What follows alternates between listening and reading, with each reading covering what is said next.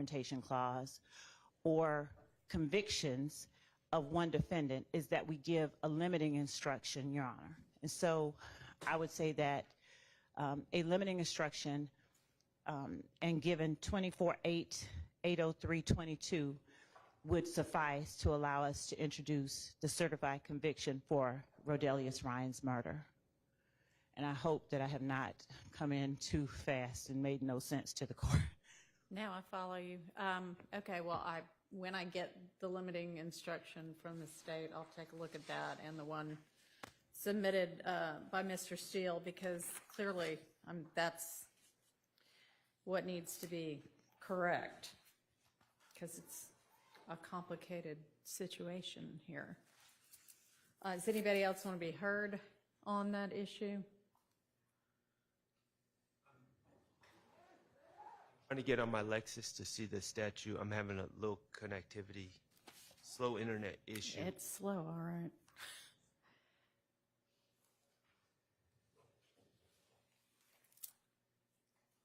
I'm having the same issue.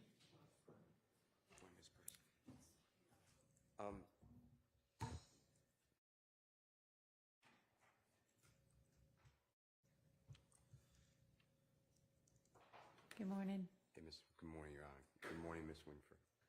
How you doing, sir? Thank you for that stuff.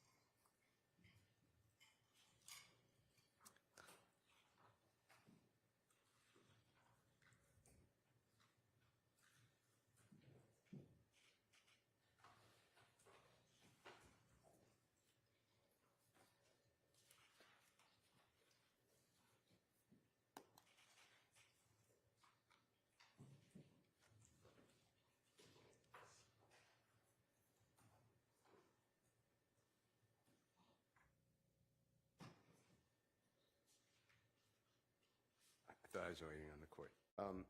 Your Honor, and I did as you ordered, requested, or suggested, whatever. And I worked on it a lot, and I hope it's helpful to the court. But I'd also like the court to take note. I think that everyone agrees on the law, so I'm not going into there's a confrontation clause violation if there's no way that this court is convinced that the jurors will limit the use against the person who tendered the plea or the verdict was reached. But I ask you to consider also Henderson, Henderson versus State. It's 317 Georgia 66. Your Honor, it's in Division 4A as in Elisa. That's 891 Southeast 2D 884. It's 2023 case. And what it talks about, it's a Bruton issue. Mm-hmm. And it's the U.S. Supreme Court just came out with the newest Bruton case last year. And the issue in Bruton is what used to happen as a court, and I'm very familiar with the court's background. The court probably knows all this, but it used to be a limiting instruction. So a person gives a statement, there's a limiting instruction. And then the court said, yes, jurors are presumed to follow the court's instruction, and jurors under oath are deemed and presumed to follow the rules. But the court said, sometimes it's just too much. So what happened then is Bruton became the rule that now we're going to redact any mention, direct mention, it could be influential, but any direct mention of another person on trial from the non-testifying co-indictee on trial's statement. So, testimonial statement. And here, that was my struggle the whole time. It's not as simple as this statement can only be used against a person, because this is deliberation time. And it's an overt act. Mr. Ryan's case that the court is entertaining right now and permitting to go forward is an overt act. And what you're going to say, I believe, is that if the state proves beyond a reasonable doubt that an individual, I'll just use Mr. Williams, willfully and knowingly joined a conspiracy with others, one or more, then all of the conduct of anyone in that conspiracy can be used against Mr. Williams. But here, you're going to have to, and that was my struggle, say, but not this overt act. So this overt act gets separated. And I know I've asked, and I believe the court is entertaining separate verdict forms for everyone. So that will assist. I say you could remove that overt act from a verdict form. But it's the deliberation. So the jurors presumably go back and deliberate. I'm just using Mr. Ryan's name because it's on the issue here. And they're talking about what's going on now in these several days of testimony. And then they're going to hear potentially the jury verdict. And then the jurors will be deliberating Mr. Williams and say, God forbid, he's part of the conspiracy. And then somebody's going to have to say, but now we can't use that verdict of that other jury, so let's erase that from our blackboard or our notes or deliberations. And I think that gets complicated. Then you're going to have the same issue with Mr. Kendrick. And, Your Honor, the predecessor judge denied our objections to this evidence, gave no limiting instruction, said he would deal with that later. He understood it was an issue, but deal with it later. And Mr. Stillwell's guilty plea, or pleas, I believe that there's several, have come in without any type of instruction yet. So that is going to have to be dealt with. And Mr. Nichols has at least one guilty plea, maybe more, but I believe one guilty plea. That has come in the same way over the objection of timely objection, and the predecessor court stated that it would be dealt with later. So I don't believe at this point in time where we are, I tried my best. I did this several times. I gave you what I think is fair to everyone. I tried to be fair to Mr. Ryan and Mr. Kendrick in the instruction, but I don't believe, like in Bruton, I believe at some point it's just asking too much. So my objection is to admit the evidence since we're in a joint trial. Now, typically it's a severance. Severance would do it away, but, you know, that's in the breast of this honorable court, but I'm not looking for a severance. I mean, personally, I'm just telling, I don't want to leave this jury right now. That's my issue. Okay, so what you sent me, and I appreciate that, is about Mr. Kendrick's guilty, oh, I see, I merged them, and I the understand it's now same. Mr. Ryan, so you're going to have to, if you like it or use any part of it, you're going to have to flip it. Okay. But I just gave both. All right, and when do we expect, if it comes in, the trial conviction of Mr. Ryan to come in? Your Honor, it may come in today, but if the court will permit, I'd like to also address something that I just heard said that I think is important with respect to the use of these overt acts against the other defendants. There's nothing in the law that supports the proscription on the use of those overt acts. In other words, like I said earlier, if it's an overt act that has been committed by someone else, there's nothing, even if it's a co-defendant who's not testifying. But, I mean, I think the problem there is our confrontation clause problem. How do you get around that? Your Honor, the same way, and we did also submit to the court a brief. Well, I haven't gotten any of what you submitted. I don't know where it is in the ether, but maybe y'all could send that again. Okay, we submitted a brief on overt acts. And That I do have, yes. okay, and that partially is addressed here, but previously with respect to the confrontation clause, in the same way that when we dealt with a statement given to the police by a non-testifying co-defendant, Your Honor, the courts have been clear that a limiting instruction is what is necessary. So if we are proving... That's a whole lot different, though, than, I mean, I hear you saying that the fact of Mr. Ryan's conviction of murder is something that can be introduced against and used against as an overt act all of these co-defendants, despite the fact that as to them, they weren't parties at that trial and so never got to cross-examine any of the evidence that is what resulted in Mr. Ryan's conviction. So how do you get around, that's a clear confrontation clause issue. How do you get around that and just be able to say, oh yeah, no, that can be considered against them as well in this trial? Your Honor, I guess I would analogize it to, say, for instance, the posting by, I'll use, for instance, Diamante Kendrick of his picture saying Maniac is back on January 10th after Donovan Thomas is killed, right? So no one can cross-examine can cross-examine Diamante Kendrick. But that's a statement by a co-conspirator. Or the statement that Diamante Kendrick gave the police, or the statement that Shannon Stillwell gave the police, or any other piece of evidence. The point that I'm making is that evidence that is used to prove an overt act, which does not even have to be a crime. So I understand that. Let's not go down that. Let's focus on the issues at hand. evidence that is used to prove an overt act can be used against, in this case, under 803.22 or 24.803.22 can be used against Mr. Ryan, can be attributed to him. Sure. Nobody, I don't think, disputes that. Right. That it can be used against Mr. Ryan. Right.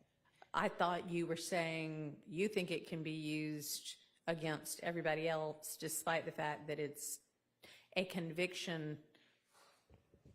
If used to prove anything against anybody other than the person convicted, is testimonial, and therefore presents us with a confrontation clause issue.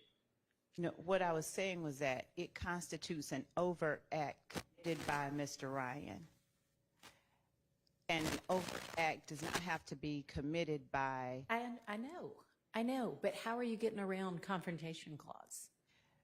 Because it's not, there's nothing for either of them to confront. It's an act that was committed by, if we use nothing else... No. Okay, so if you just, in this trial, reprove that he committed murder, although then the jury has to make that determination, then sure, that evidence, everybody gets to confront whatever evidence you present here. It can be used against everybody. If you say, here's a certified copy of Mr. Ryan's jury trial conviction for murder, none of the other co-defendants got to confront the evidence that resulted in that conviction. So that's what makes it testimonial. It's here's the conviction. Here is this fact. It is established. And no one got to confront that other than Mr. Ryan, of course. So it's not, it's the conviction. It's here's another jury saying this is a fact. So if you don't use that, then whatever you use to prove it here, sure, that can be used against everybody because they all get to confront your evidence here in this trial where they are parties. Do you see the difference? Your Honor, I do. Okay. To a very large extent, and I'm in line with the court for the most part. I'm having a problem, and I hope that the court forgives me for that. With that last portion, the idea that it's a piece of evidence that they can't confront, and therefore the whole act can't be used against. It's a finding by another jury of fact that they haven't been able to confront.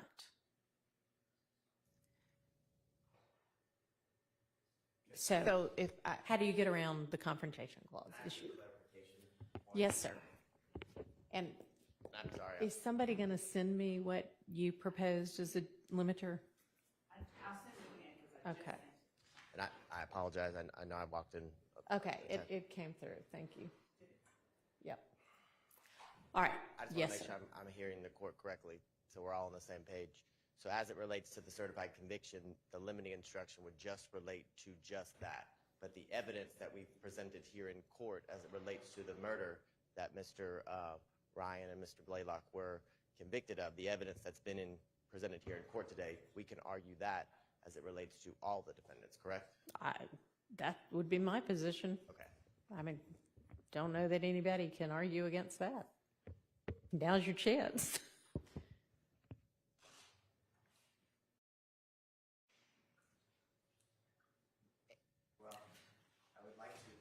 But yeah, I mean, yeah, so yes, that is, everybody accepts that as the law, even if they don't like it. And so, Your Honor, if much in the same way that there is a piece, for instance, someone admitted that they committed a crime, like Mr. Kendrick admitted that he and Mr. Arnold were going to go retaliate against a rival gang member. Say that piece, that fact is something that they cannot confront, but the overt act that they actually were going to go commit it, that we show evidence of, all of that evidence is admissible against everyone.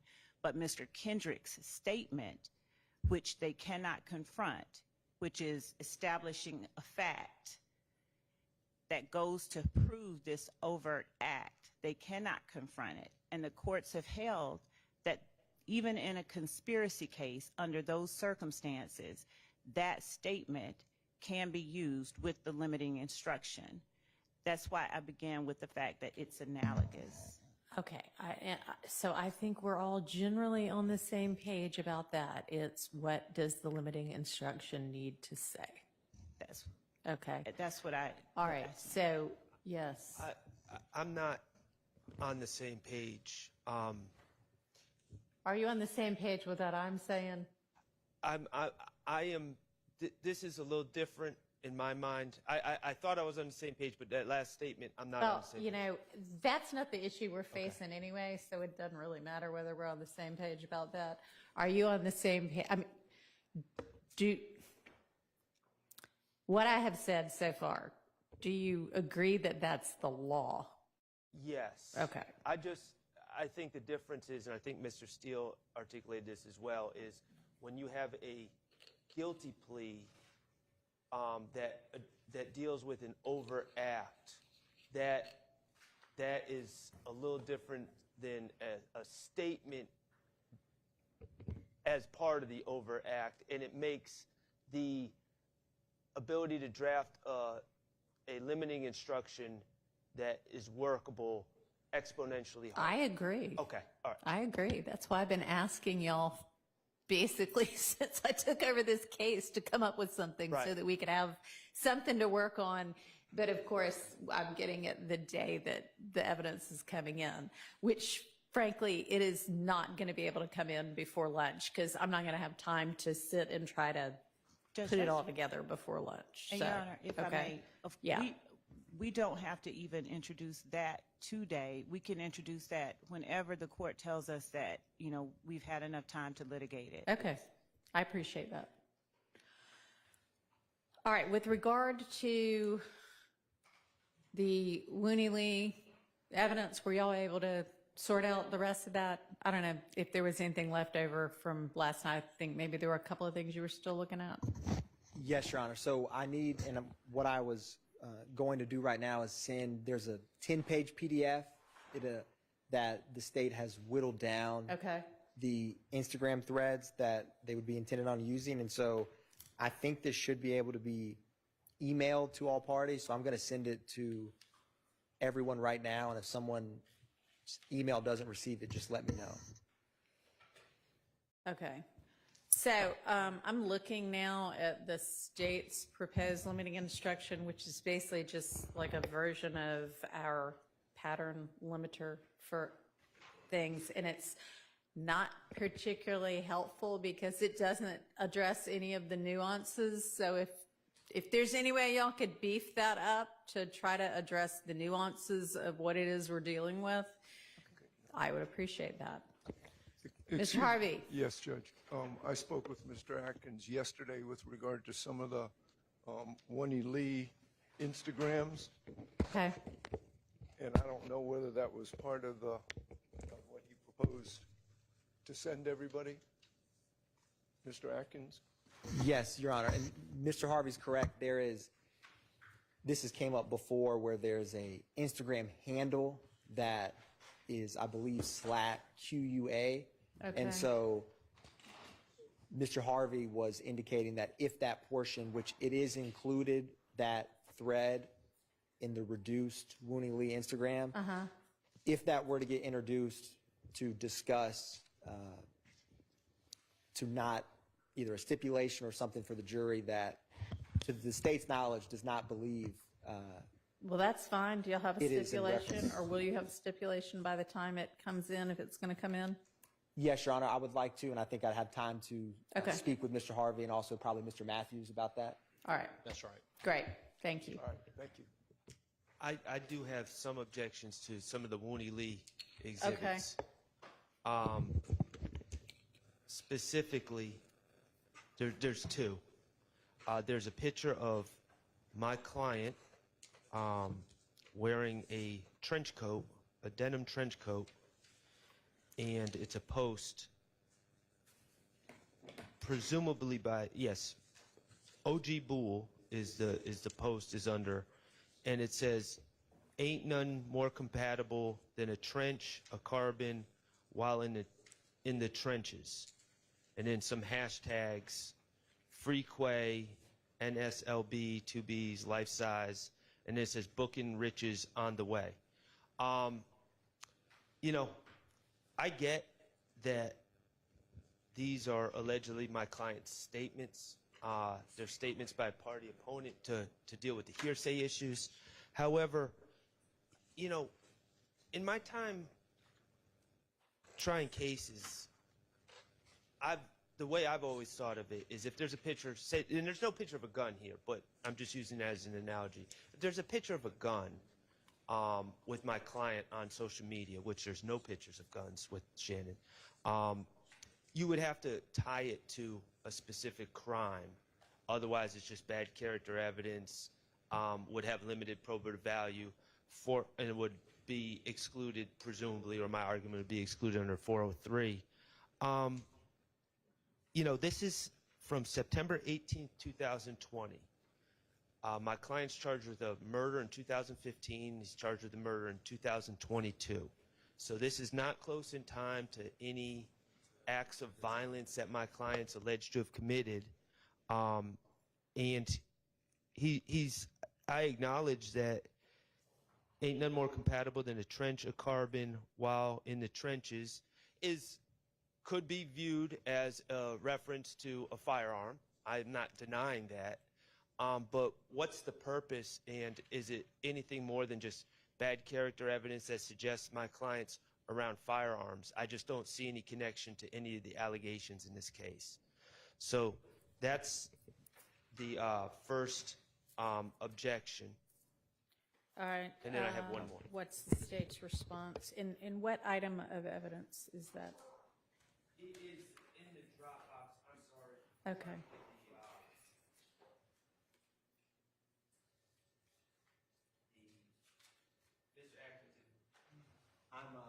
If you could help me out on that, what folder it's in. I am pulling that up right now, Your Honor, to orient both defense counsel in the court. It should be in the two drop boxes where evidence for Winnie Lee was sent was the co-conspirator larger drop box and also the witnesses 31 through 60. One that says Winnie Lee social media. Is this Instagram or what is this? I believe it's under. I believe it's in the Viverito folder, perhaps in the Jamari Holmes case. Does somebody want to just put it on Zoom for me? That might be easier. Yes, Your Honor. I will log into Zoom. Okay, and then I'll need to hear the state's response. I need to log into Zoom also. Yes, Your Honor. Or no, I'm already I'm there. gonna, if the court permits, pull it up first and then. Sure.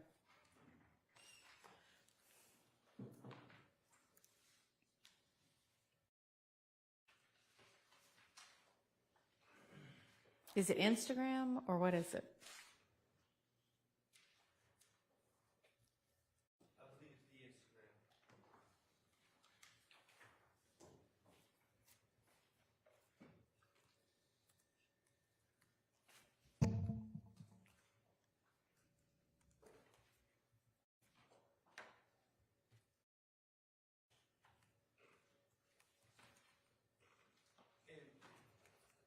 I should be clear, Your Honor. This is, it is an overact listed in indictment, but from my perspective, that doesn't change the analysis. Just because the state alleges is an overact, if they allege an overact, a post that would fail 403 analysis, I don't believe that automatically makes it admissible, just because they chose to plead it that way.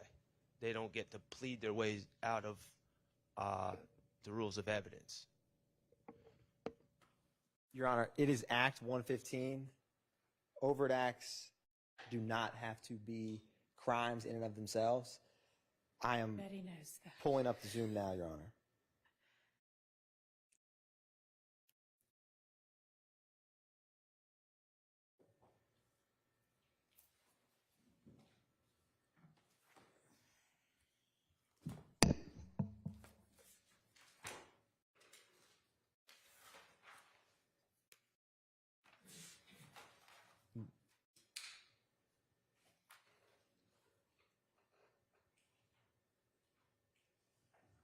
So, Your Honor, if the court likes, the state can make argument, but the state feels that, you know, whether this is an overt act or not an overt act. Oh, Hang on. sorry, Your Honor.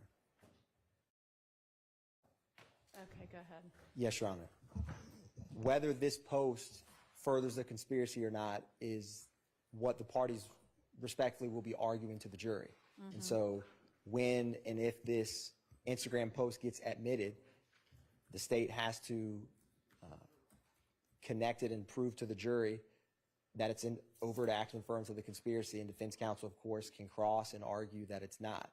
And so the state doesn't feel that the state at this time, unless this court wants more argument, feels that overt acts do not have to be crimes. This is Act 115. The state is alleging that this public Instagram post referencing firearms, he says in the trenches, but having firearms is something that is an overt act of the conspiracy. All right, I'm going to overrule the 403 objection on that. What's the next one? Make sure that I preserve the 801D2E with regard, an 801D2E objection with regard to that particular statement. All right, well, that's overruled as well, but preserved. Thank you. The other one, Your Honor, is it's a verse from a song performed, a very good song by my client, and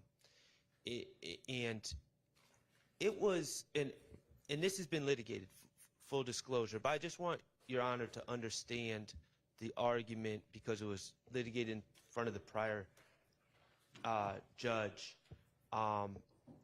Mr. Stillwell in his song says, "I beat a murder rap."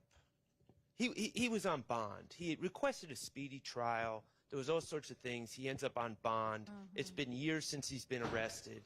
He says, "I beat a murder rap, paid my lawyer $30 for that." I don't know how much he paid. It wasn't me.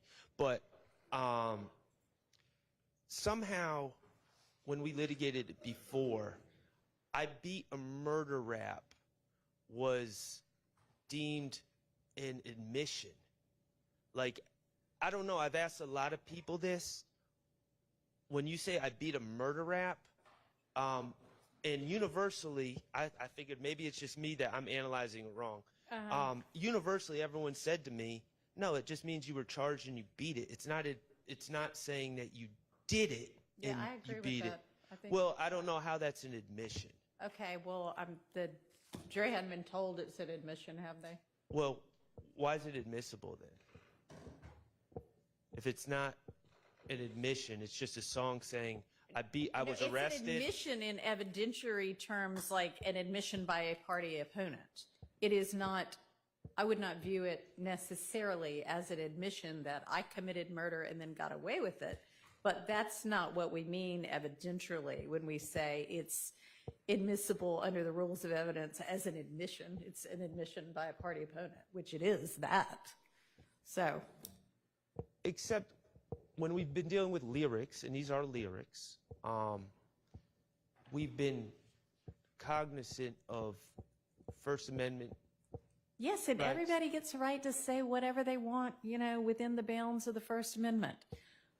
But if that is also something that might be able to incriminate them in some manner, then, that's the choice they made. Okay. Well, I would just like to reiterate my objection under relevance in 403 because All right, historically saying I was arrested and I beat it, I just don't see the relevance of that. But I understand the court's ruling. Okay. What else? Okay. So was there a second Wooney Lee item? Your Honor, I think we just addressed at least the two that Mr. Sharp. Okay, there weren't any that Mr. Ryan had well, issue with. I will not speak for, they may have issue with the reduced, I just sent to the parties He just sent it. the, 5 that, minutes ago. it's the, so that they may have objections to what the state wants to. All right, when are in we going to Sunday. be getting to it? I personally think he would come up tomorrow. He could technically come up today, Your Honor. Okay, so look at it over the lunch hour. Yes, Your Honor. Or now, if you can, but, all right, let's just make sure that we circle back on that before. And yes, we will have objections. Okay, It's only 10 pages though, so it shouldn't take too long. all right. Are we ready for the jury then? No?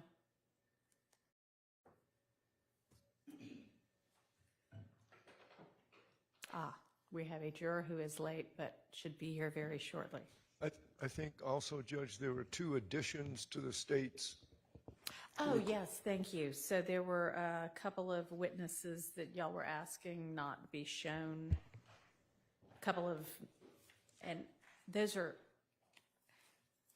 additional witnesses, right? Let me find my. Your Honor, we addressed the court, we addressed, Mr. Harvey and myself were at the bench, the 3 witnesses the state had requested. Right. And so I believe that in terms of who should be shown, Y'all sent an email, last night? Asking, this was Ms. Hilton, about last name Coppage and last name Henderson, That's correct, Judge. not be filmed? That was sent.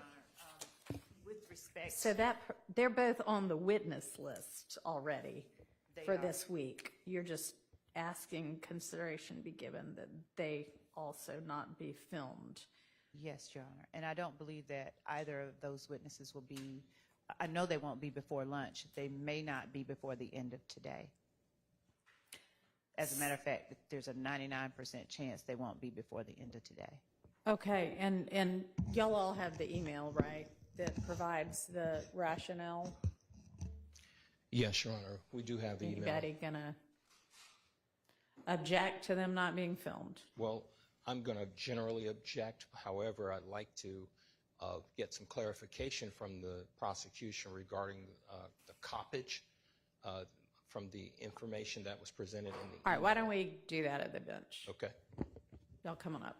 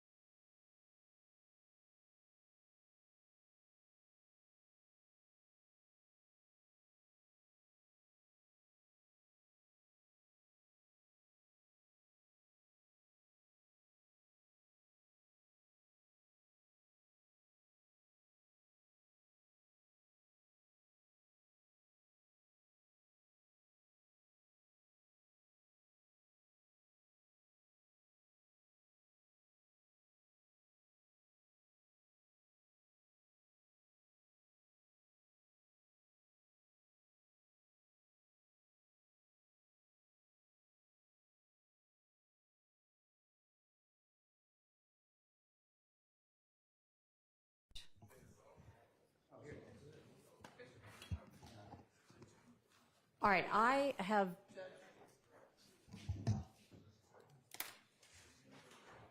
Who are we waiting on?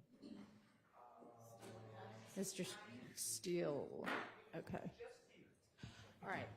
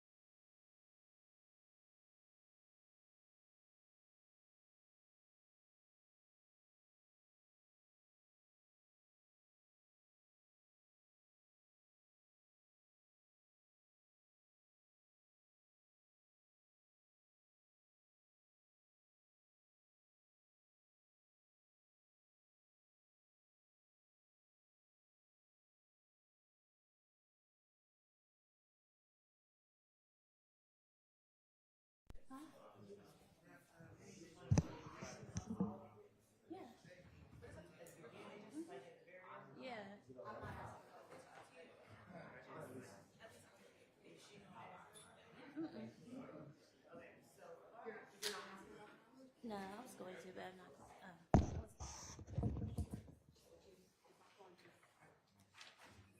She said she's not going to. Okay.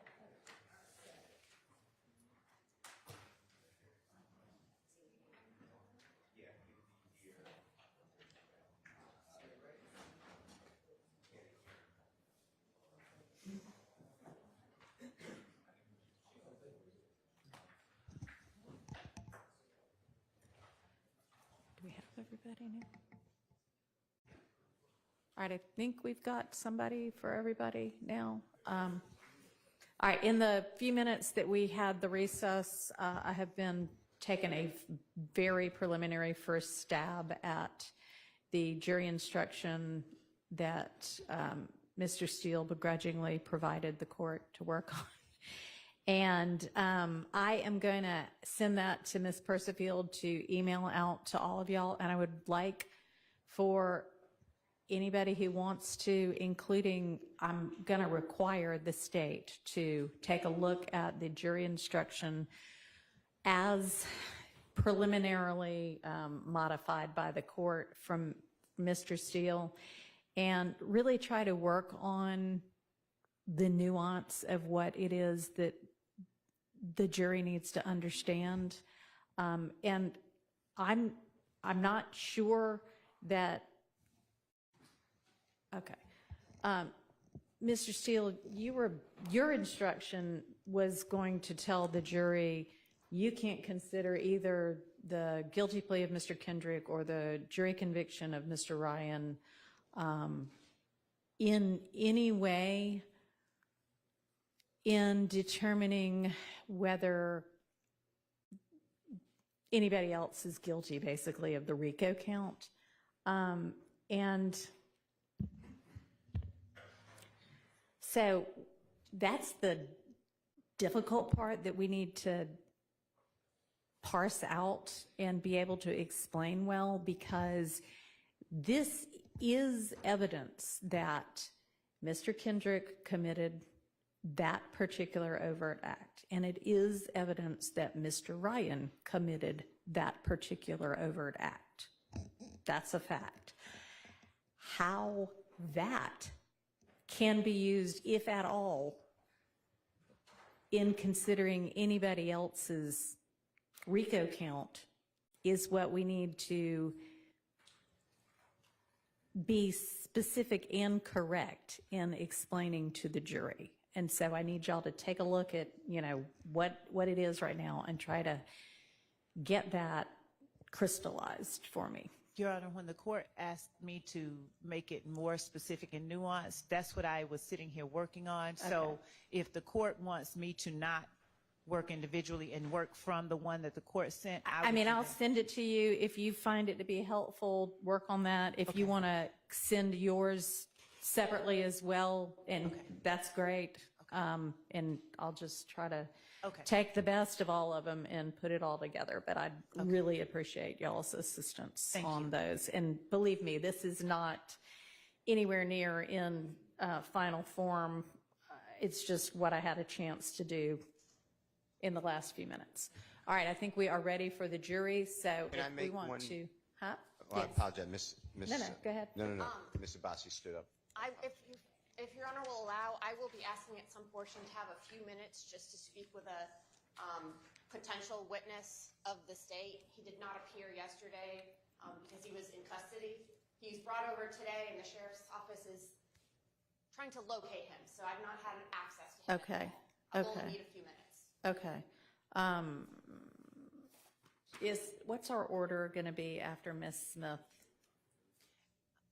Your Honor, I think that it would be about the third witness down Okay. that Ms. All right, Abbasi just- wants to speak to. Kind of let me know, and hopefully that'll align with one of our breaks anyway. Okay, so reminder that this next witness, Ms. Smith, is not to be filmed, and y'all be careful when you focus on the video boards too. So let's get her in, and then we'll get the jury in. Your Honor, can I I'm just make sorry, one wait, more? I'm sorry, Mr. Steele, you had something also. Just for your hopeful put on your thought process, I also believe, though, that Mr. Kendrick's guilty plea to the gang involvement, he Right. pled to a gang count, that's what we're dealing with now. Mr. Kendrick and Mr. Williams are indicted in counts, I'm going to tell you 56, 57, 58. Right. I may be wrong on the numbers.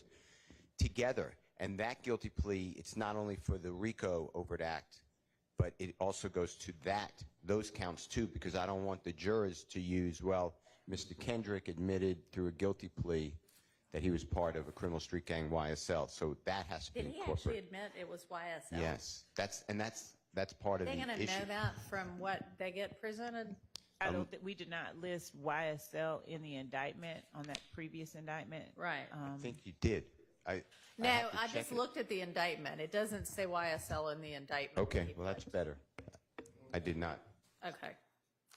Memory's different, but if you looked, then I'm wrong, I'm sure. Yeah, I just looked like 2 seconds ago, so it's not. It may be in the guilty plea transcript, but that's not going to them anyway. Okay, let's get the witness and then the jury. We can be doing both at the same time.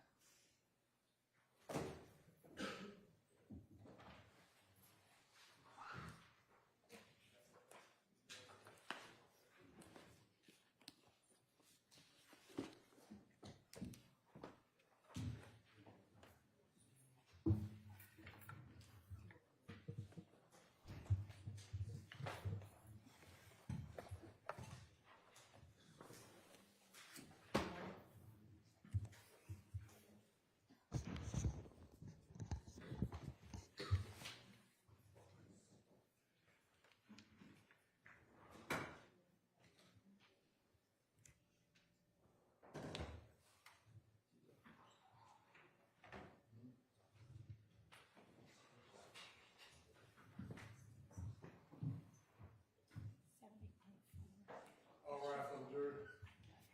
Or if it does both.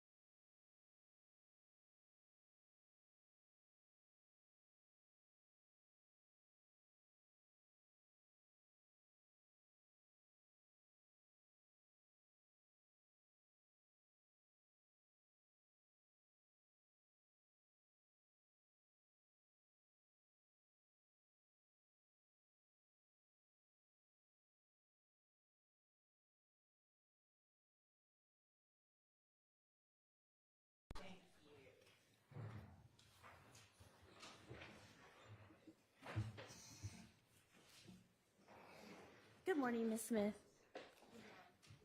Okay. So yesterday on Direct, you said that you used to hang out at Bolly's house? Excuse me? Yesterday on Direct, you said you used to hang out at Bolly's house? Correct. And you used to hang out on the 3rd floor? It I was think you- everywhere, all over the house. Okay, so you used to hang out on the bottom floor, the main All house? over the house. And so it's a 3-story house? I'm not sure. You're not sure? Okay. And there's a door on the 3rd floor, right? I'm not sure. I really don't remember. Okay. The mom walked out of the door when she was on the 3rd floor? I'm not sure. I don't remember. Okay.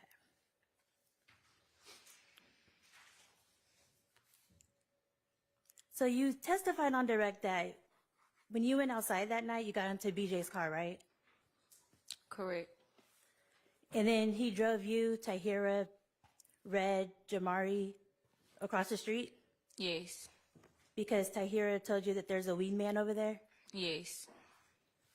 And then when the car stopped, Tahira got out the car to go buy some weed? Yes.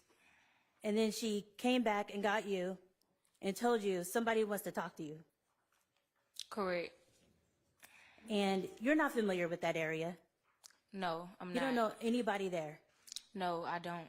So you got out the car to go talk to somebody who you don't know in an unfamiliar area? Yes, because I was scared. I didn't know what was finna go on. And then that's when you say you saw Lil Rod and Bali running and shooting, right? Yes. Okay. I'm going to approach you with what was previously marked as State's Exhibit 11, November.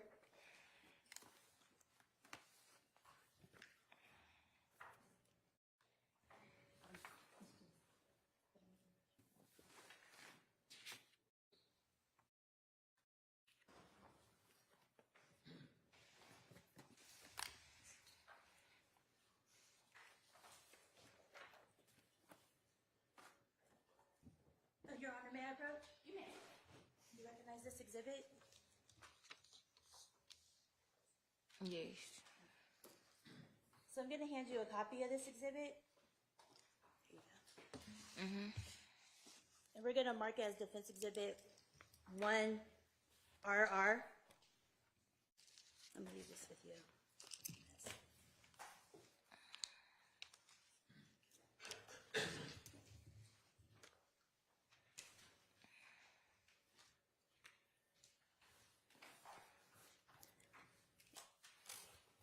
And I want you to mark where you saw Lil Rod with an R. Use the sticker and write an R and put it on the blue copy.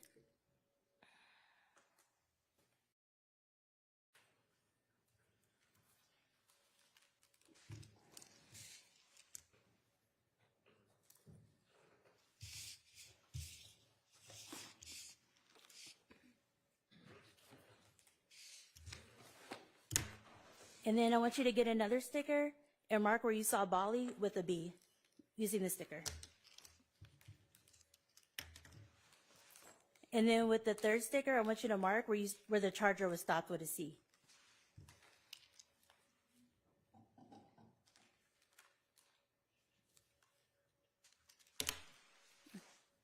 I'm going to get that from you, okay?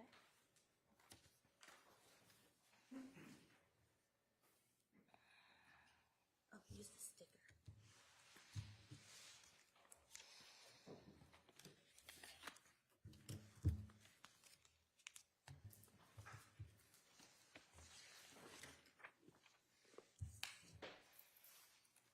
Write it on there. Right, write the letters on the sticker.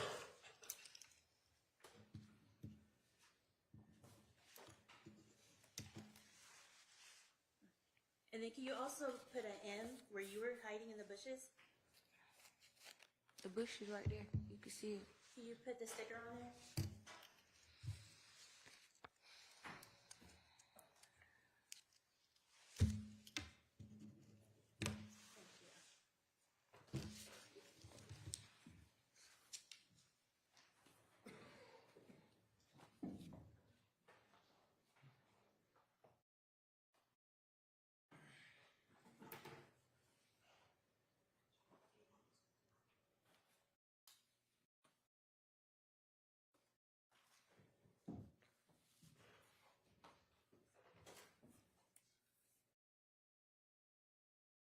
And I'll move to admit this as Defense Exhibit 1, Romeo into evidence.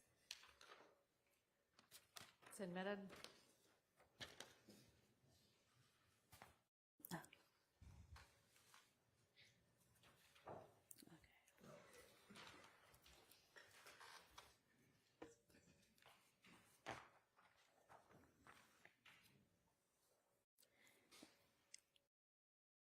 So now we're going to move on to your police interview after you were picked up, okay? Now, on direct yesterday, you said that you and BJ were friends, right? I knew him, yeah. Since 5th grade? Yeah. And you also told the detective that BJ put a gun to your head that night, correct? Yes. And you told so many other stories that the detective asked you if you knew the difference between a truth and a lie. Yes. In the first couple of hours of that interview, you kept saying that there was one shooter, true? Yes, I did. You said BJ was shooting, correct? Yes, I did. I said a couple stuff. I was shook up. I was scared. I didn't know what to say. I never been in no situation like that before. Okay. And then towards the end of the police interview, Detective Hogan told you what he thought happened, right? Correct.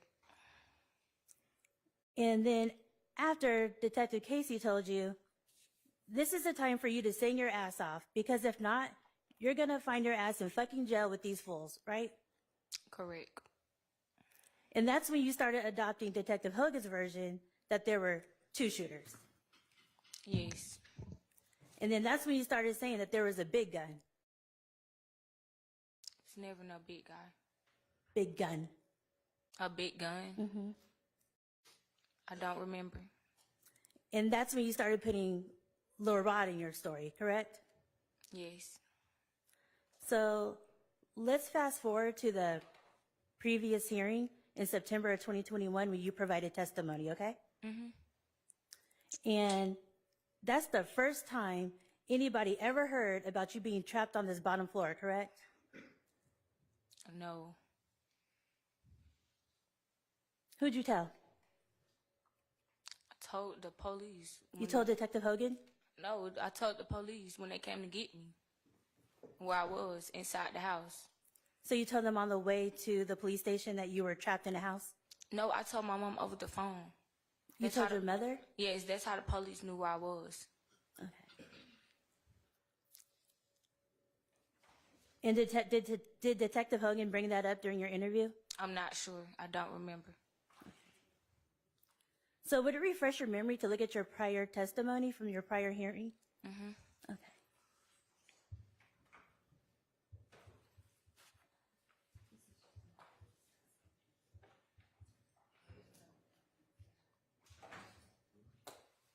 Your Honor, may I approach? You may. That looks like a pretty big binder. Are you going to point her to something in particular? Okay. Yes. All right. I'm not going to have her flipping around. Yeah. No. That's good. No. Okay. Would you go to page 866?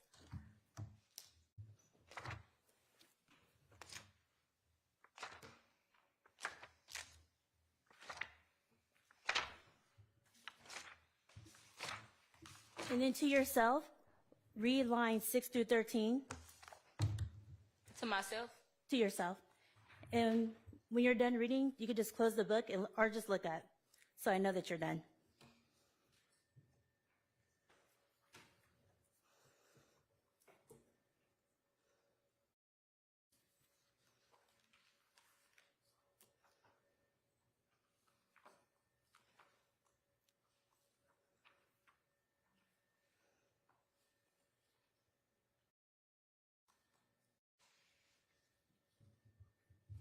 I looked at it. Did that refresh your memory? Yes, it do. So you never told anybody that you were trapped in that basement? Yes, I did. I told you I told my mom. Okay. And yesterday was the first time anybody heard about Bali attacking you, correct? Correct. You kept that secret for about, what, 2019, 20, 21, 22, like 5, 6 years? Correct.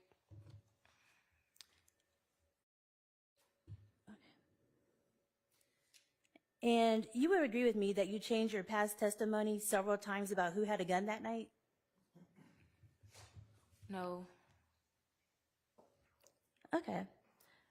Would it refresh your memory to look at the transcript? I mean, if you want to put it up, that's cool. I'll look at it and refresh my memory if that's what you want to do. Okay. So let's start with where you said Lil Rod had a gun. Go to page 809.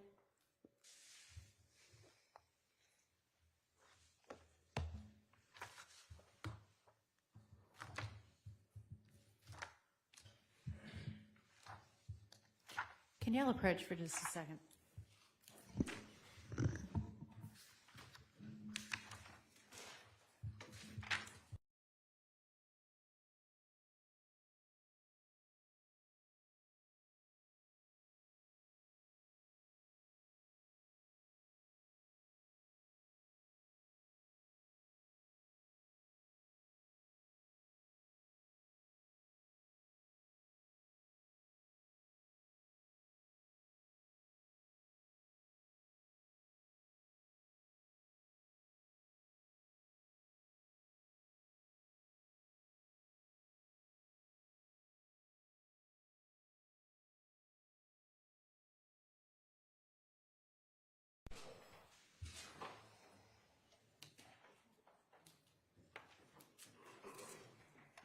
Did that refresh your memory? Mm-hmm. Okay. So you said Lil Rod had a gun, right? Yes. Okay. Then let's go to, sorry. And you said that several times that he had a gun, right? Both of them had guns. Okay. But then you also testified you didn't see anybody shooting that night, correct? You have to say it for the record. Yes. Okay. And you also testified that you didn't see any guns that night, correct? Mm-hmm. Okay. And then also, while you were on that bottom floor, you just found a random phone? Yeah, it was a phone at the house. And there wasn't a passcode to get in the phone? I don't remember, but I could call somebody, so apparently it wasn't. But you didn't call 911 to let them know that you were trapped in this basement? Nope, I called my grandma and my mom first. And by the time I called my mom, 911 was at her house. And when you were on the phone with your grandmother and your mother, you told them, I just saw a shooting? No, when I called my mama was yelling and screaming, telling me homicide at her door. Okay. Court's indulgence.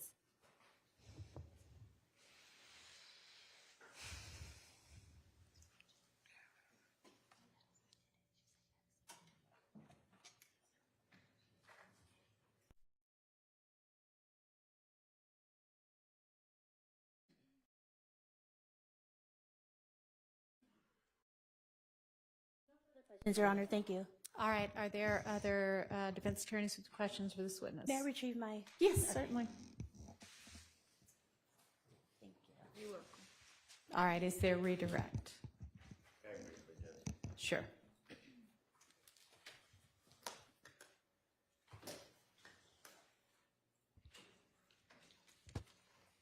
Good morning, Ms. Smith. Good morning. So, on cross, do you remember the defense counsel asking you about when you told the detectives at the beginning, when you started your interview, that you didn't see any guns or anybody shooting? You remember asking that question? Yes, I lied a couple times. Can you tell the jury? I'm sorry. Sorry, is that better? Not really. You may either have to pick it up or use the lapel mic. All right, so let me start over. So do you remember defense counsel asking you on cross a few seconds ago, a few minutes ago, about at the beginning of your interview with the detectives, that you said that you didn't see anybody shooting and you didn't see any guns. Do you remember her asking you that? Yes. Okay. Can you tell the jurors why you said that at the beginning part of your interview when you were speaking with Detective Hogan and Detective Casey? The reason I lied a couple of times was because I was shook up. I never been in no situation like that. And can you tell the jurors or explain to them, when you say you were shook up, why were you so shook up? Because, like, I was still around him. Like, during the situation, after they did what they did, I was still with them. I couldn't go nowhere until the police came. When you say them, are you talking about Lil Rod, Bally, or Blaylock? Yes, And your friend, Ms. Brazy? yes. And were you shook up because Ms. Brazy had set you and Jamari? Objection, leading. Overruled. Were you shook up because Ms. Brazy had set you and the people in the blue Charger up? Yes. And did you know anything about the fact that she was going to do that? No, I didn't. Hold that mic closer to you, Mr. Body. Sorry. Thanks. Now, Ms. Williams asked you, or she phrased her question after Detective Hogan told you something that you just adopted it. Is that what you did when you were speaking with the detective and you decided to tell the truth? Yes. Okay. And were you telling the truth, or were you just telling the detective exactly what he said? I mean, I was telling some bit of the truth, but I was still lying. Okay. And when you told the detective that you saw Little Rod and Bally run up and start shooting at the Charger, were you telling the truth? Yes.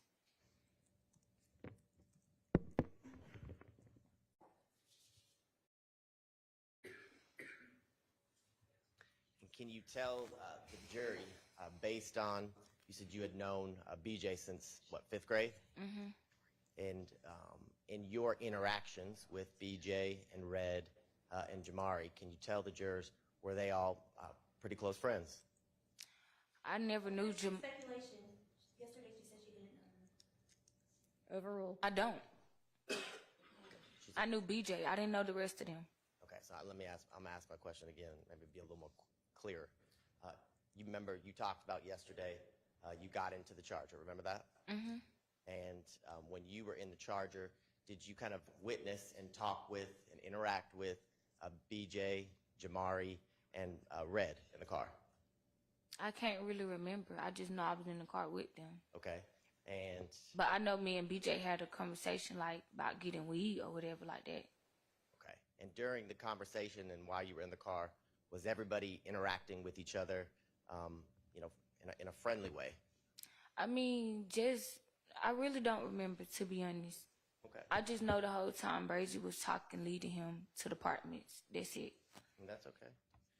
Do you remember also during your interview with Detective Hogan, he asked you, we talked about yesterday, but he asked you about BJ's Instagram handle or user ID. Do you remember that? Yes. And do you remember what you told Detective Hogan BJ's Instagram user ID was? Yes. Okay, can you tell the jury? I don't remember like exactly the name I told him, but I told him a name. Okay, you remember telling him a name? I do, but I don't. Okay. Do you remember telling him that his Instagram handle was for Lil Joker? Yes. Okay.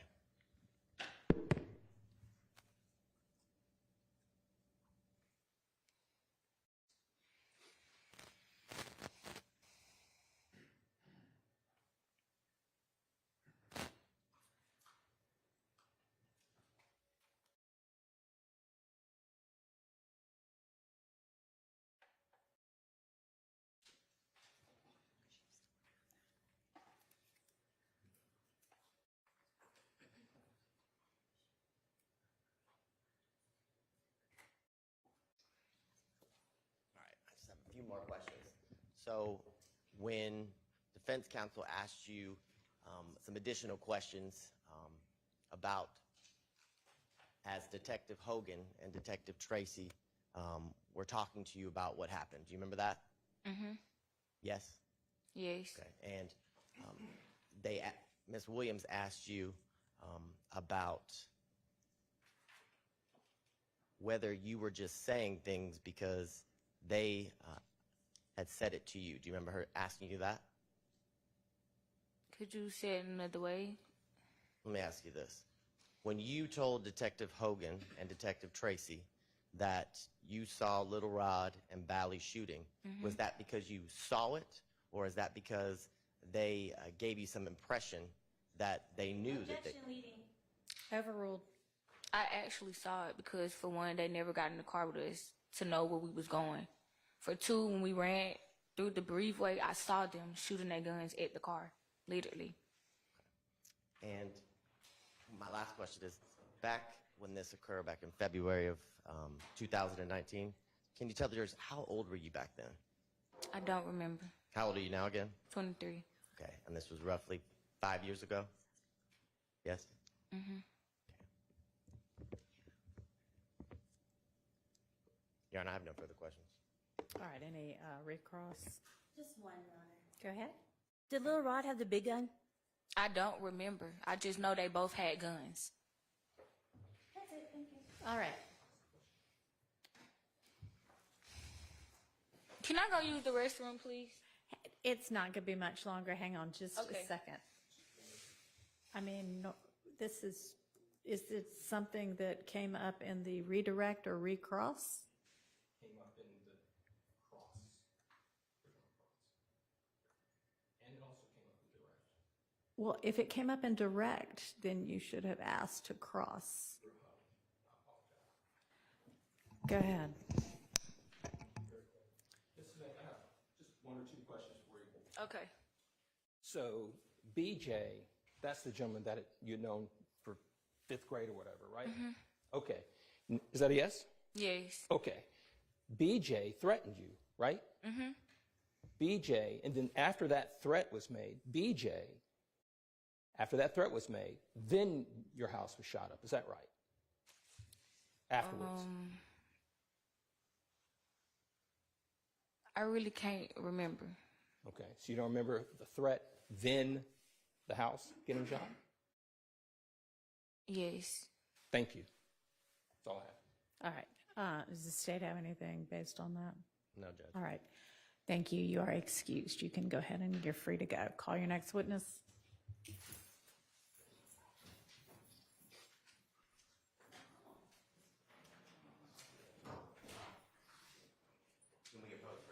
Yes.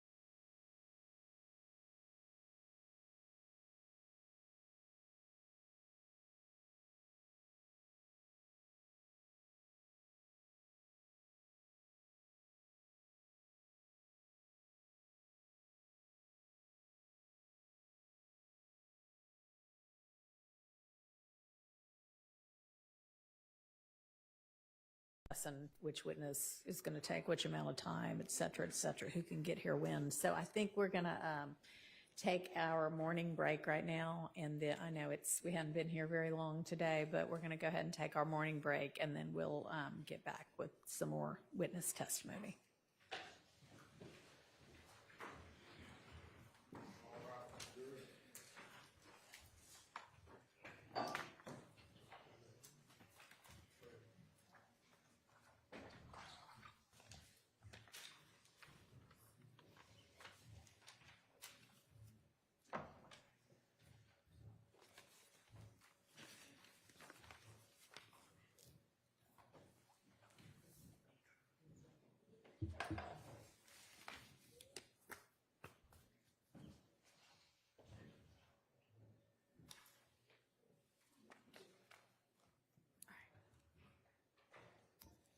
All right, we'll take our recess, and Misty Williams and Miss Abbasi, they'll arrange for you to be able to speak with that witness or witnesses, and obviously anybody else that needs to as well. And just so everybody knows, so the court is aware, that was a great suggestion by the court. We're going to get Mr. Hiles down here. Mr. Hiles will be next, and that will allow the Sheriff's Department to get everyone they need situated for the two people who are staying with them, and then we can move forward that way. Okay. But I'd like for them to be able to go ahead and, if they can, talk to those two witnesses during this break. Yeah, I think they Okay, great.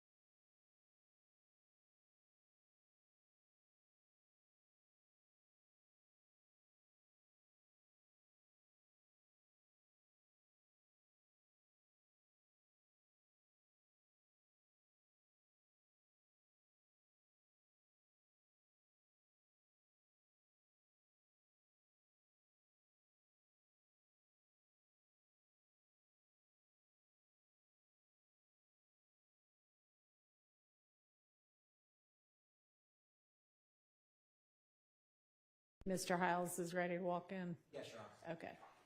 All right, let's go ahead and get the jury out.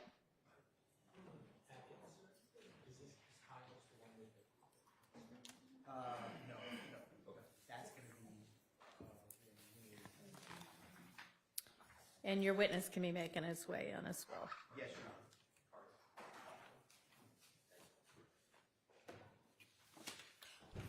Oh, what was the answer about whether y'all were going to be calling anybody on the 1 through 50 list besides Arnold? Do you know? Your Honor, It may be that Mr. Abadi looked at that. may I, or can we give the court an answer? Sure. Like After that? lunch? Yeah. Thank you.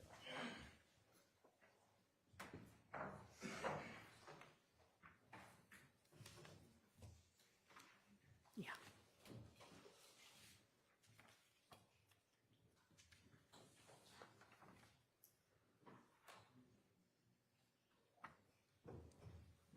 And Mr. Hiles, you can be making your way to the witness stand while they get situated. Thank you.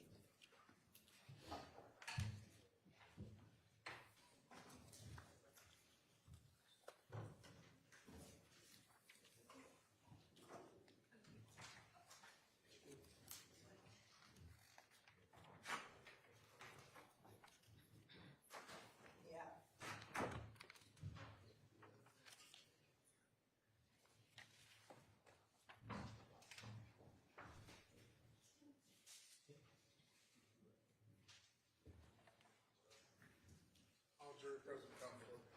Thank you. Can you swear our next witness? Right hand, you swear affirm testimony to give the truth, the whole truth, nothing but the truth. I do. Absolutely. You state and spell your first and last name. My first name is Reeves, R-I-V-E-S. My last name is Hiles, H-I-L-E-S. Good morning, Mr. Hiles. How are you doing? Fine, thank you. How are you? Doing well. Can you tell the jury where you work? So I am currently employed as a Chief Senior Assistant DA at the Fulton County District Attorney's Office, and I am currently assigned to the gang unit. Can you give the jury a brief overview of when you came to work for the DA's office? Yes, so I started working at the DA's office in August of 2017, and then in November of 2018, I was moved to the gang unit. I have more or less been in the gang unit since then, outside of an 8-month window where I was assigned to some special projects and some courtroom coverage in the domestic violence unit. And briefly, what do you do currently in the gang unit? I'm assigned 4 different courtrooms, and so I handle the gang cases that are randomly assigned to those particular courtrooms after indictment. But I also work closely with the local law enforcement agencies to maintain current knowledge on criminal street gangs that we prosecute. I assist with investigations, reviewing social media records, reviewing phone extractions, really both participating in the investigation and also making prosecutorial decisions whether or not to proceed with certain cases. You had mentioned social media. Can you tell the jury what experience you've had working with social media records? Yes. So,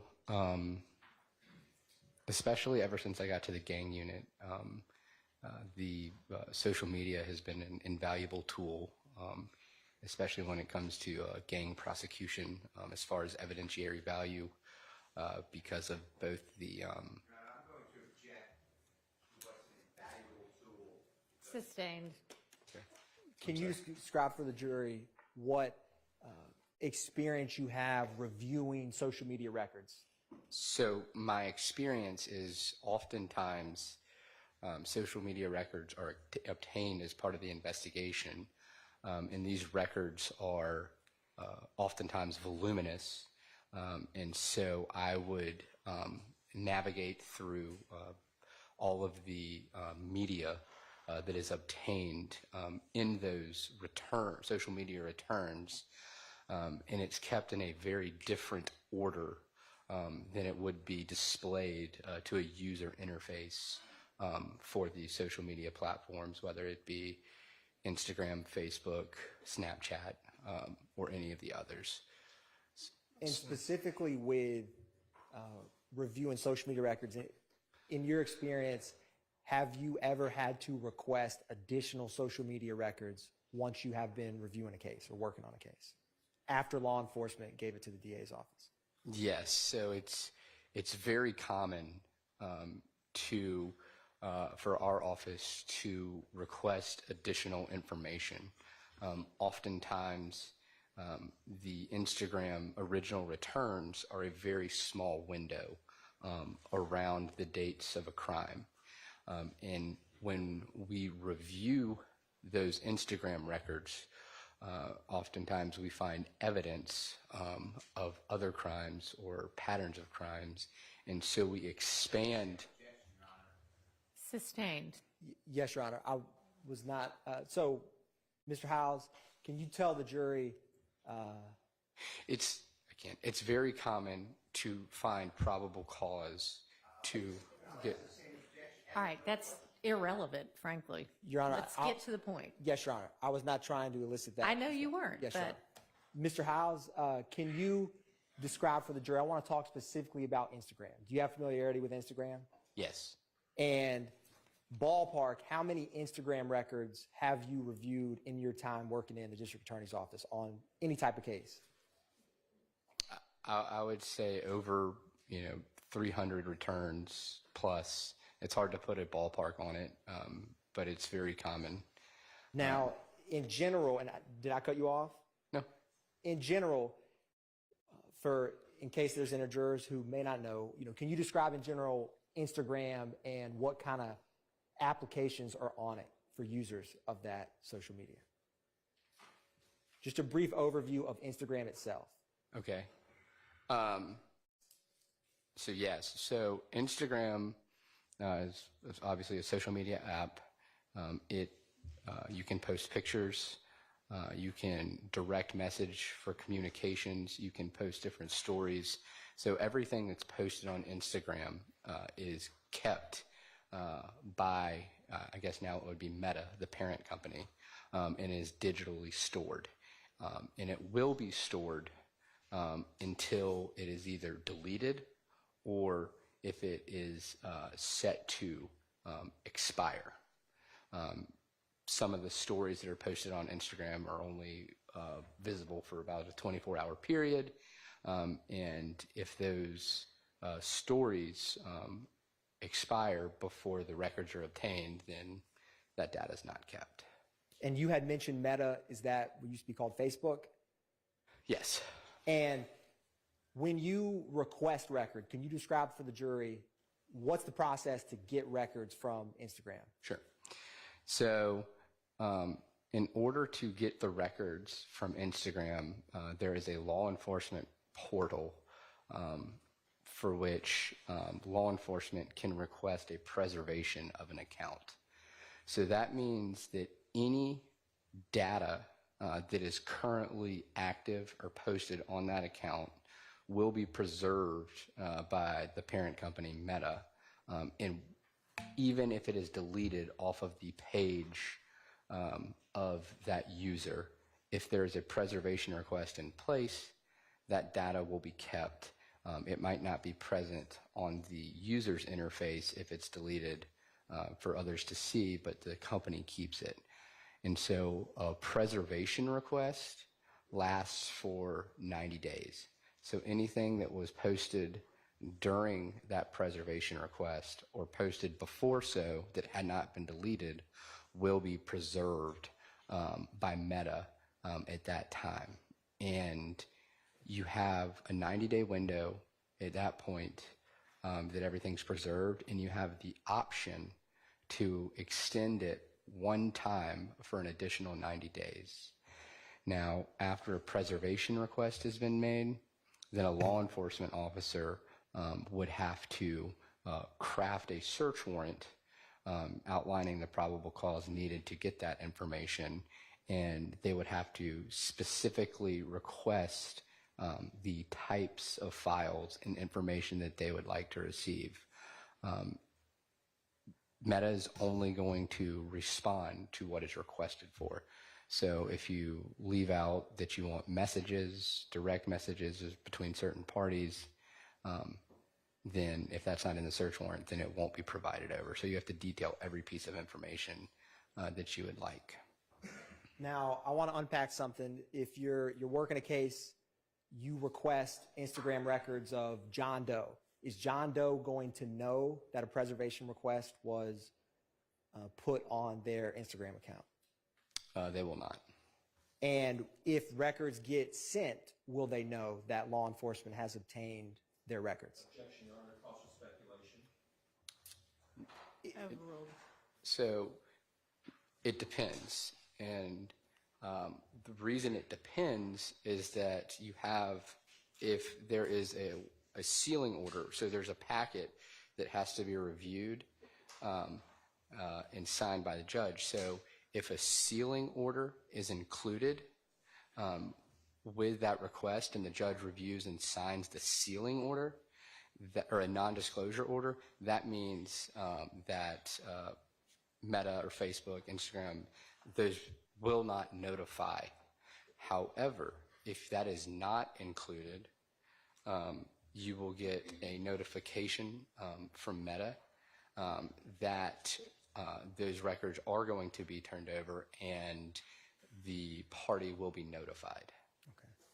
Now, I want to ask you a couple questions about Instagram itself.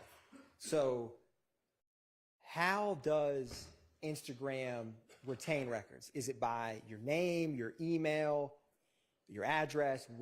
How are those records kept?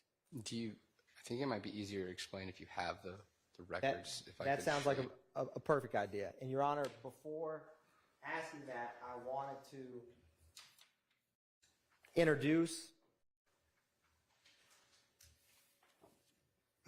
the following records pursuant to the certified business record exception. So, Your Honor, for the record, going to be introducing 2 November, and Your Honor, all of the business record certs are the preceding number and an R as in Romeo. All right. So 2 November, 2 November Alpha, 3 November, 3 November Alpha, 3 November Bravo, 4 and 5 November, 5 November Alpha, 6 November at this time, Your Honor. All right. And Your Honor, this would be admitted with objections as previously discussed. All right, those are admitted, and the objections preserved. I need you to be on the mic, Mr. Harvey, so everybody can hear you.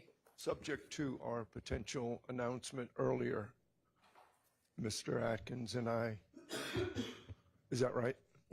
I do not believe that will arise, or that will not arise at this current stage, Mr. Okay, All right, thank you. Judge will submit also a written stipulation, just great. clarifying. Thank you. All right. I'm going to set these up at the witness stand, Your Honor. And Mr. Howes, I want to ask you too, were you ever asked to review Instagram records related to the February 23rd, 2019 murder of Jamari Holmes? Yes, I was. And how did that come about? Who requested you to look through those? I can't remember who exactly requested me to look through those. I believe it was the deputy of the gang unit at that time, who would have been Miss Kara Convery. At that time, I was on a special project where I was only reviewing Instagram records for unindicted murders, and they were prepping this case, and they asked me to review specifically some Instagram records that were returned as a part of this investigation.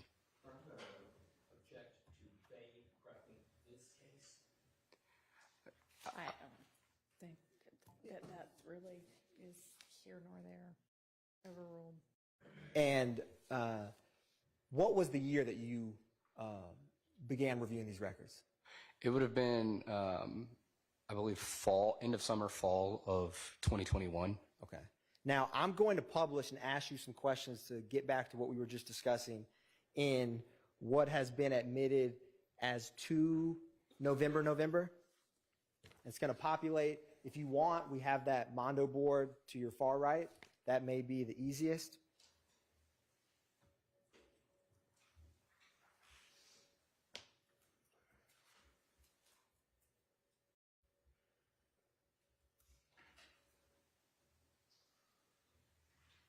So you request records from Instagram, you get some records back.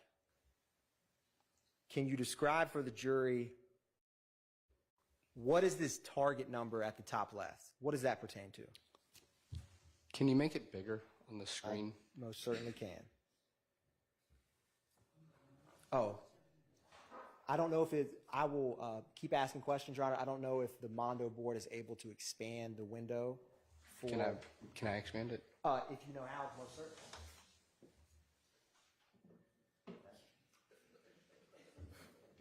Thank you. So now that we can see it a lot better, thank you, Mr. Howes, can you describe what that target number indicates in Instagram records? Sure.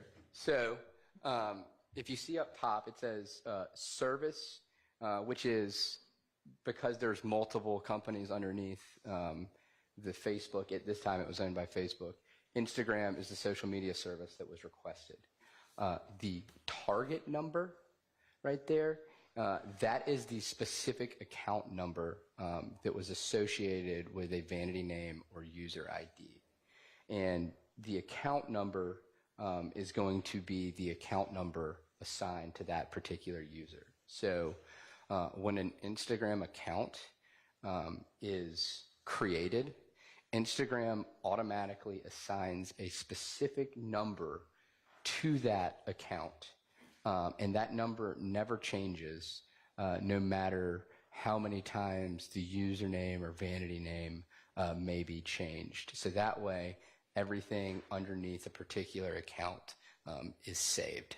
And Mr. Howes, do you see a old school wooden pointer near your feet up there? If you can keep that handy, we may use it momentarily. So going down this date range, what does that indicate in Instagram records? So the 7/2/2019, that's the date that Instagram actually generated these documents that were reported. So generated, that's the date essentially that they made these records and then provided them sometimes after they had been sought. And you can see the exact time, which would have been 11:19 and 40 seconds, and that is UTC, which is Uniform Time Coordinated or Universal Coordinated Time, which is essentially the ground zero of world time. It's sometimes referred to as Greenwich Mean Time, because it's on the Greenwich Meridian, which is in London, which is where world banks all keep the zero time. So it never changes. If we are in Eastern Standard Time, then Eastern Standard Time is going to be 5 hours behind. If we're in Eastern Daylight Time, it's going to be 4 hours behind. So with the time, if we were in February of 2019, would it be 5 hours or 4 hours? In February, it would be 5 hours behind because February you're in daylight, or you're in Eastern Standard Time. Give me 1 second. I'm going to scroll down a little bit and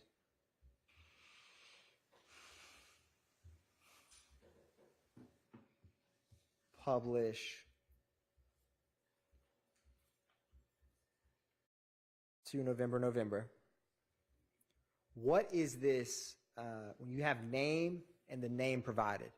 So is this, can you explain for the jury what this is, and is this verified by Instagram, or what can the name reflect? So it might be easier if I explain vanity name first. If Okay. you could scroll down to vanity name.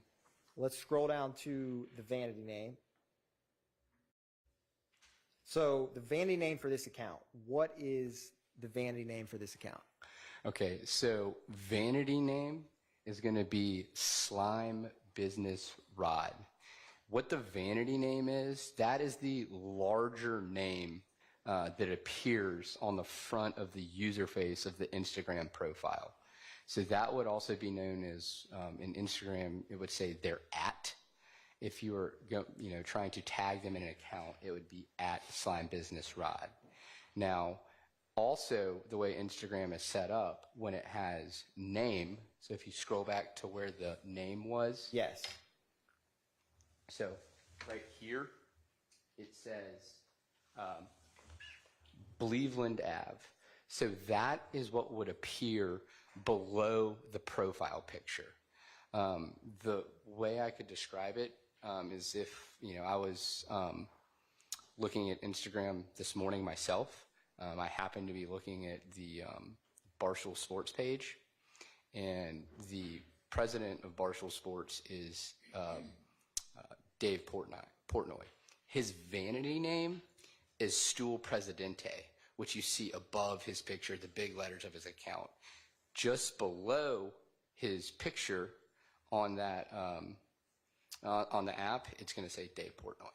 And for this case, when you reviewed it, who was associated with the vanity name Slime Business Rod? Slime Business Rod, the account associated with that would have been the account belonging to Rodelius Ryan. Okay. Now, when you first got the case, was there any records from Slime Business Rod's account, that Instagram account? What do you mean? Was there ever any additional records requested from that Instagram handle? Okay, so when I got the case, I reviewed two sets of Instagram records that were obtained during the course of this investigation. One of the records was obtained by the lead investigator who was investigating the homicide of Jamari Holmes, which was for a smaller window of time surrounding that particular investigation or homicide, what they knew based off of information they, I guess, discovered directly around the beginning times of the investigation. And then the second set of records that were obtained for Slime Business Rod were obtained by investigators in the district attorney's office that expanded the date ranges of the search warrant. So they contained, they did not contain exactly the same information, but the newer records have a more expanded set of data.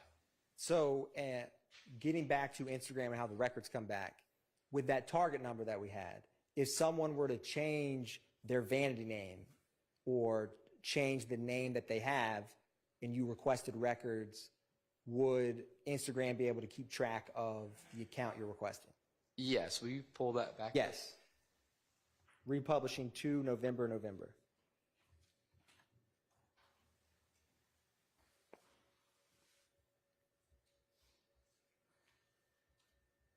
So no matter how many, where it says vanity name Slime Business Rod, that can be changed by any owner of the account whenever they want, and it would appear different to all the followers or whoever was able to view that Instagram profile. However, if you scroll to the top, Yes. the account number, that 294-6121951, that'll never change. Everything that is associated with that particular account will be saved under that number, regardless of how many times the vanity name or username is changed. Now, I wanted to also ask you about, and let me show you one brief second. When you request records, I'm going to publish from 2 November, the index.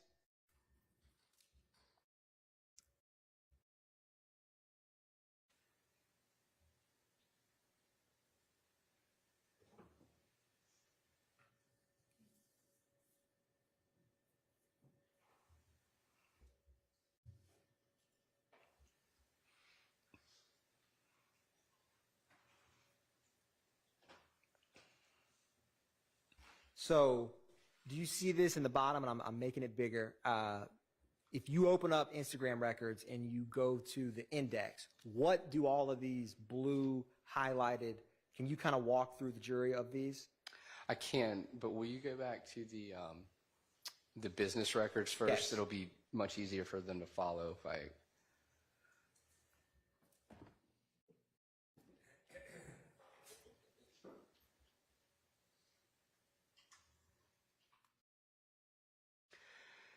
So this is a PDF that is generated every time the records are returned over. Every photo, every message, every group chat is going to be assigned a specific number. And in these business records, you're not always going to, because it's a PDF, you're not going to be able to have all of the actual media, like the larger picture files, the video files. And so it will have that associated picture number that is kept in the index in PDF format, but that's so you know exactly when that information was posted, and it can't be altered because of the way it's sent over in a PDF that is unable to be altered. When you go to the index, that is a digital file. So if you switch over to the index.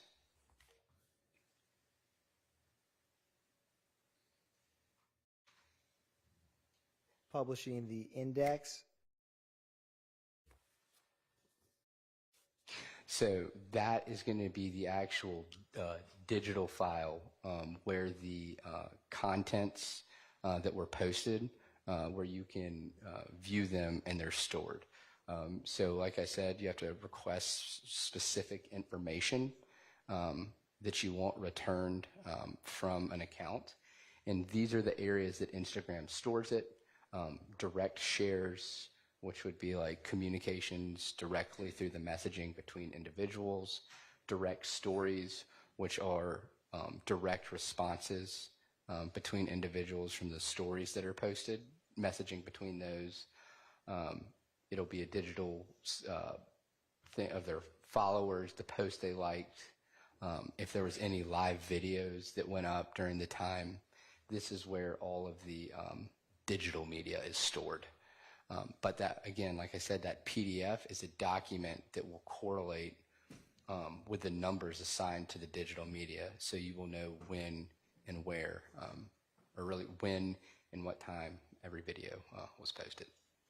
And in this index, are these, or are they not like hyperlinks where if you click them, it will take you to a separate page? It will. Now, turning back a little bit to Instagram records in general, can you tell the jury if Instagram ever captures, or can you video call an Instagram first? Can two Instagram users video one another through the app? Oh, yeah. So, yes. Instagram can also be used as a direct communication platform where you can place telephone calls or video calls over the platform. And if you were looking at records where someone used or received a video call, are you able to tell how long they spoke? So these records were returned in 2019. Things have changed, the way Instagram stores and formats the return. But at the time, any sort of video calls between two individuals would only show up as a video call event. And you wouldn't be able to look at the length of the call as to the way Instagram was storing those records. What you got to keep in mind, though, is it's different from what you see on the interface of your phone or your account. But it would display as a date, time, video call event, and the two or more parties that were a part of that video call event. Are you able to determine if that call was answered or not in these 2019 Instagram records? No, not in those 2019 records. And I wanted to ask you too, with Instagram records, do they keep any location data in 2019 of where someone was when they sent a message? I don't know about location data. I do know that they maintained the IP address that was used the IP address for when the account was logged on and the message sent. That is saved, but I don't know about specific location data. Now, in this specific case, other than the Instagram associated with Rodelius Ryan, what other Instagrams did you review? I reviewed Instagram returns for Damone Blaylock, Tahiria Hartfield, Bernard Mitchell, and I believe Mariah. I can't remember Mariah's last name off the top of my head. And when you reviewed these records, was there a specific time frame you were reviewing them for? So yeah, when I was asked to review these records, I was asked to look at the time frame, the days before and right after the murder of Jamari Holmes. So really, during my initial review of these records, I kind of knew the names of the accounts that I was looking for, as well as the general dates. So I kind of focused from February 22nd, 2019 through about February 24th of 2019, just before and after the homicide of Jamari Holmes. Now, I'm going to publish 3 November Alpha. It's going to come up on the screen.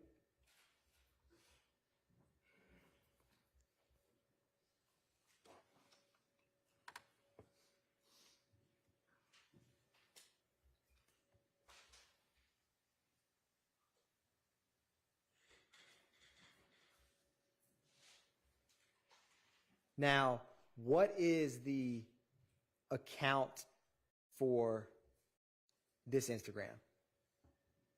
At the time, it was, you see the account name or the target number that's assigned to it. It's going to be that 383-818-7897. Account name is One Lil Bali. Who was associated with the account One Little Bali? That would have been Damone Blaylock.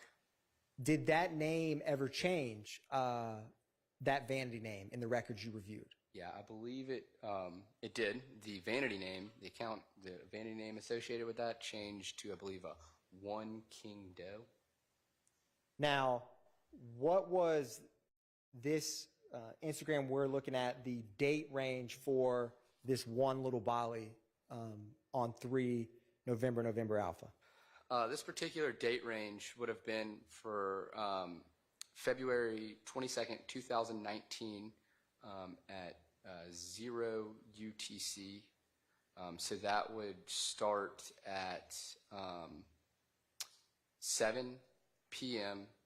on the 21st of February 2019, and it went through, can you scroll over? Yes.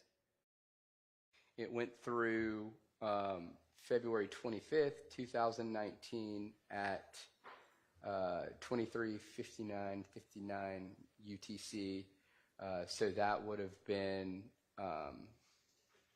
6:59 p.m. and 59 seconds Eastern Standard Time on the 25th of February, 2019. And scrolling down, well, give me 1 second. I'm going to also publish now 3 November.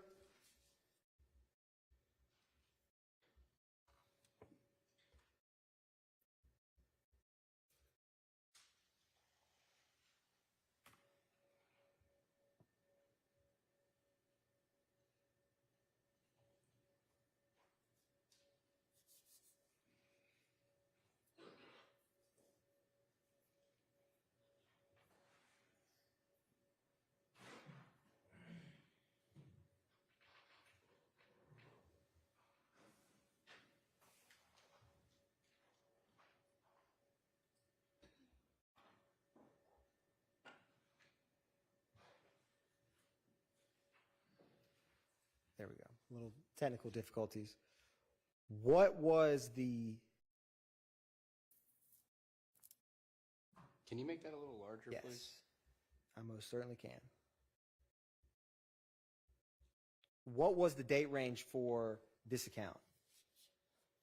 That'd be October 10th, 2018, at 0 hours UTC through February 28th, 2019 at 23:59 hours. Now, when you got this case to review, what was the date range of the initial Instagram that the lead detective had requested that you reviewed in general?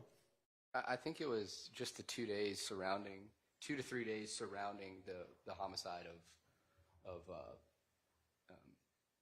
Jamari Holmes. I'd have to, you can pull the records up and I can see the exact range. I think it's the first one that I went over that you asked me about. And when you, the additional records were requested by the DA's office, in general, what were the date ranges for those? It would appear to be October 1st, 2018 through February 28th, 2019.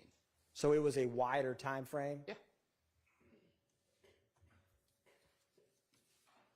Now, what was the Instagram handle and associated with Bernard Mitchell? I believe it was 4L Little Joker. I'm going to publish for you what's been marked or admitted as 4 November.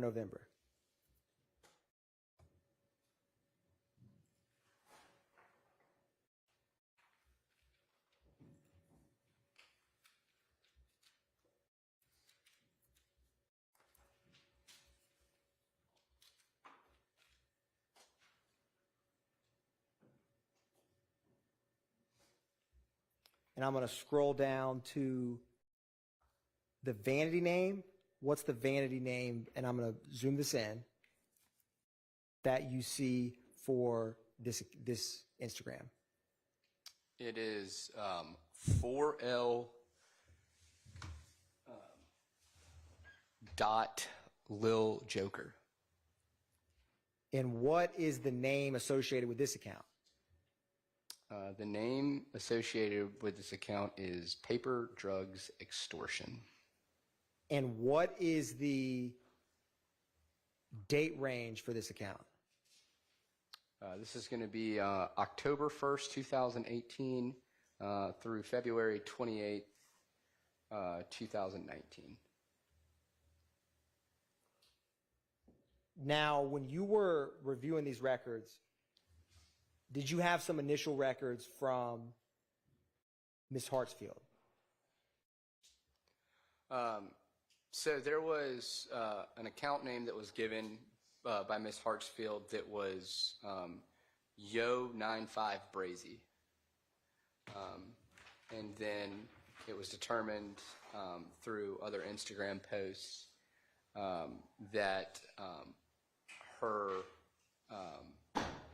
she had a separate account by the name of What's Goin' One. It was, I think there was a one that was in there that was used in place of an I. I'm going to publish what's been marked as State's Exhibit 5, November Alpha. It's going to come up on the screen here.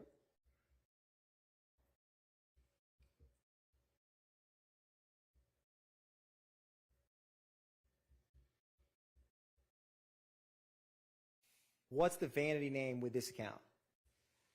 It is What's Going One. Is this the account you were just discussing that's associated with Ms. Hartsfield? Yes.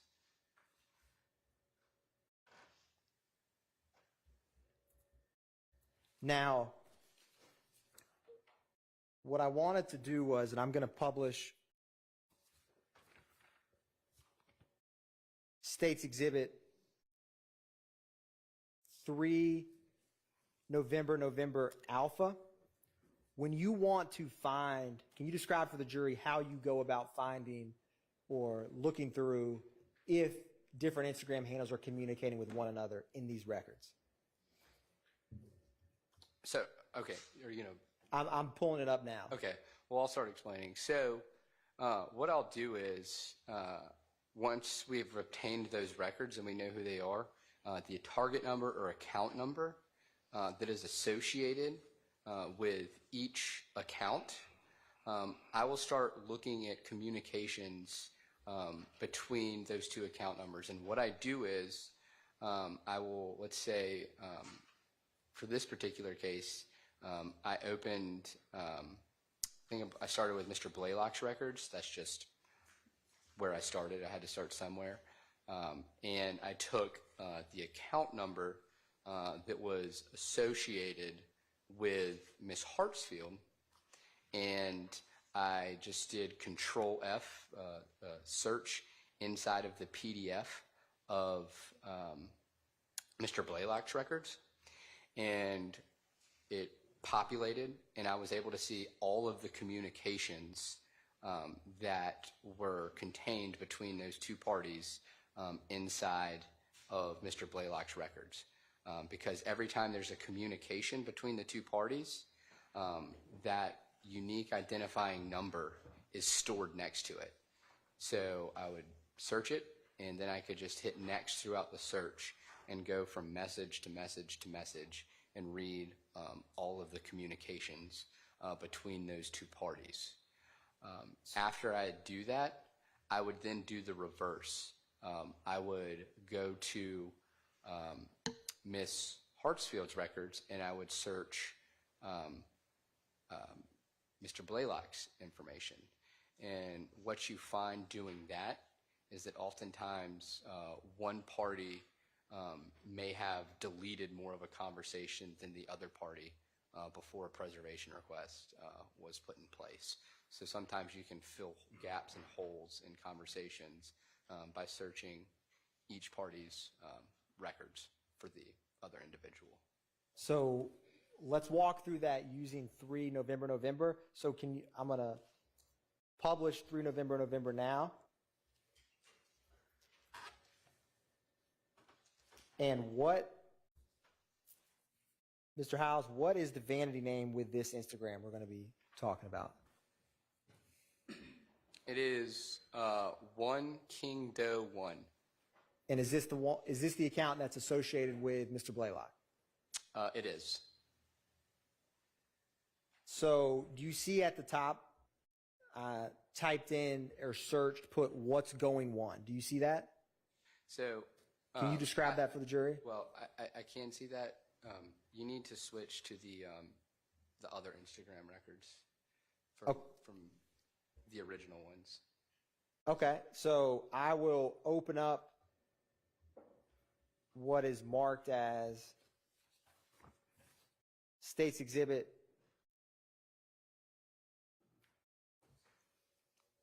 3 November Alpha.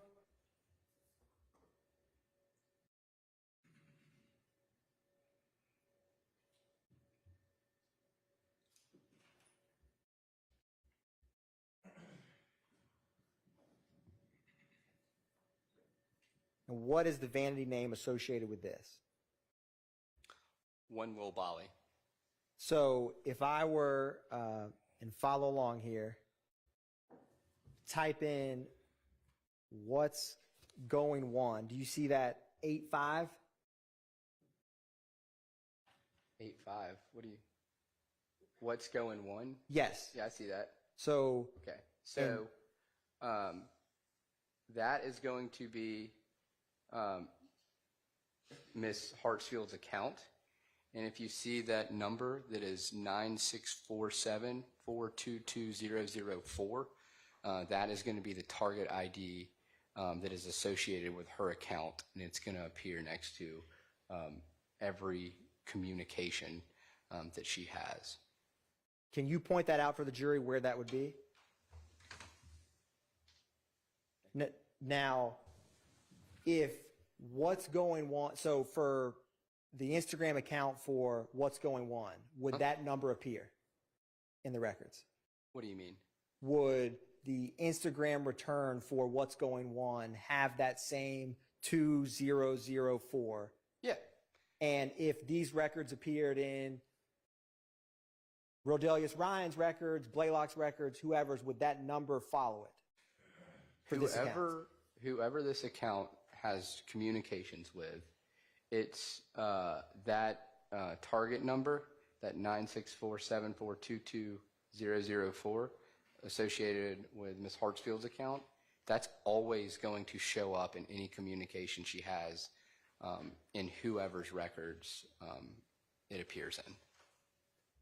Now, one brief, I'm going to go to, I'm publishing now page 155 of 3 November Alpha. So you get these records and you start looking through them. Can you describe for the jury, do you see at the top it says what's going on? Mm-hmm. Yes, I do. And that one King Doe, is that associated with Blaylock's account? Yes.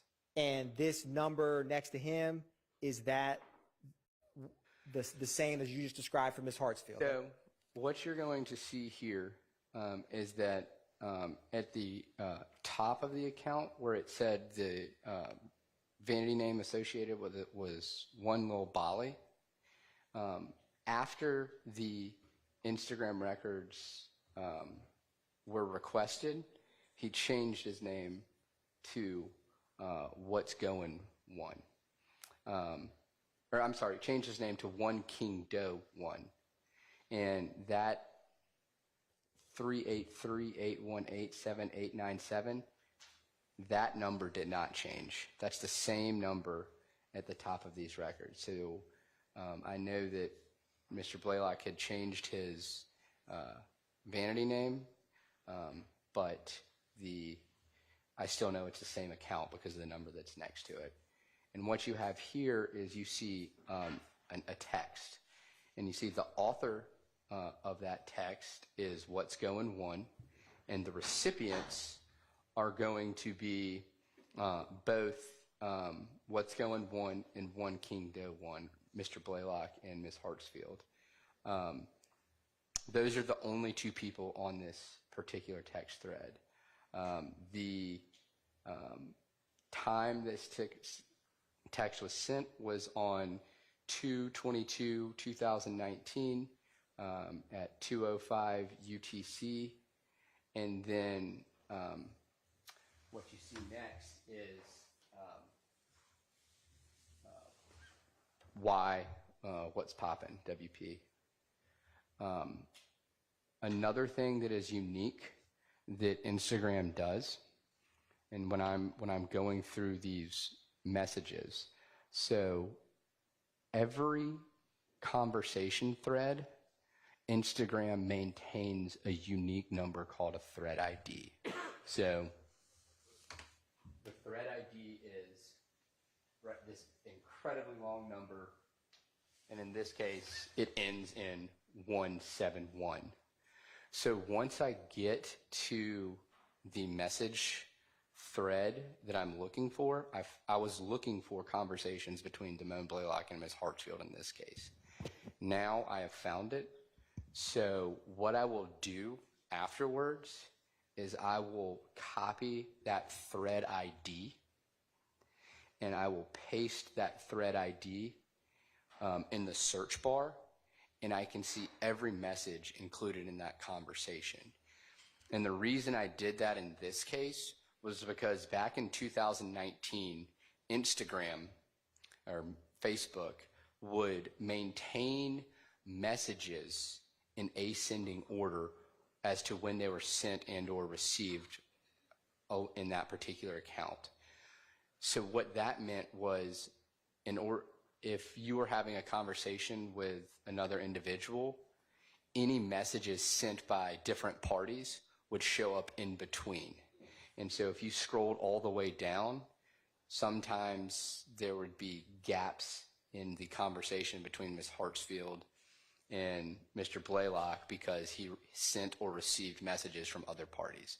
So once I have this thread ID, I could just search next and follow the entirety of their conversation without any interruption.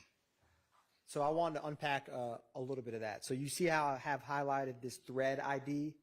Yes. So if I copy this and then search this document, do you see where it... I see. And if I were to click these arrows, and I'm going to click it once, would this be, can you describe for the jury, is this how, or let me ask you this, is this how you track conversations looking at Instagram records from 2019 between two individuals? Yes. And if I were to keep scrolling through using this thread ID, would I eventually have all of the conversations between these two Instagram accounts in the records? Yes, you would. Now, if you and me have a Instagram thread and can you add or take away people from a thread? How would that impact the thread ID? So if a new thread, let's say there's a new thread started that adds a third party onto here, so there's 3 people now involved in this messaging thread, there would be a unique thread ID number that was assigned to it. And so it's like a completely separate conversation. So this thread ID number is unique to the messages that only include Mr. Blaylock and Ms. Hartsfield on the account. And when you looked at this case, other than the interactions between the account associated with Blaylock and Ms. Hartsfield, did you look at any other associations with the names you had provided? So I looked for any communications between the accounts of Mr. Blaylock and Ms. Hartsfield. I looked for communications between the accounts of Ms. Hartsfield and Mr. Ryan. I looked for communications in the account between Ms. Hartsfield and Mr. Mitchell. And I also looked for communications between Mr. Blaylock and Mr. Ryan directly to see if any of those parties were communicating with each other in and around the times before and after the murder of Mr. Holmes. Now, did you ever find any connections in general between what you just described for the jury? Yes, so there was Ms. Hartsfield and Mr. Ryan maintained a line of communication with each other. Ms. Hartsfield and Mr. Blaylock maintained a line of communication with each other, and Mr. Blaylock and Mr. Ryan maintained a line of communication with each other, and there was also a line of communication between Ms. Hartsfield as well as Ms. Hartsfield and Mr. Mitchell. And Mr. Howes, is Instagram records, when you were reviewing this, are they voluminous records? So basically, to get to what I was tasked with doing, trying to follow a conversation in these massive amounts of records is very difficult. So what I did in this whole process was find the conversations between the parties that I was interested in, pulled those out of the Instagram records, and made a summary of those records in a format that was easily readable to myself and whoever would have been using that for the purpose of prosecuting this case. Your Honor, may I approach? You may. And Mr. Howes, I'm approaching you with what's been marked as 7 November, November, and 7 November, November, Alpha through Charlie. Let me know if you recognize these.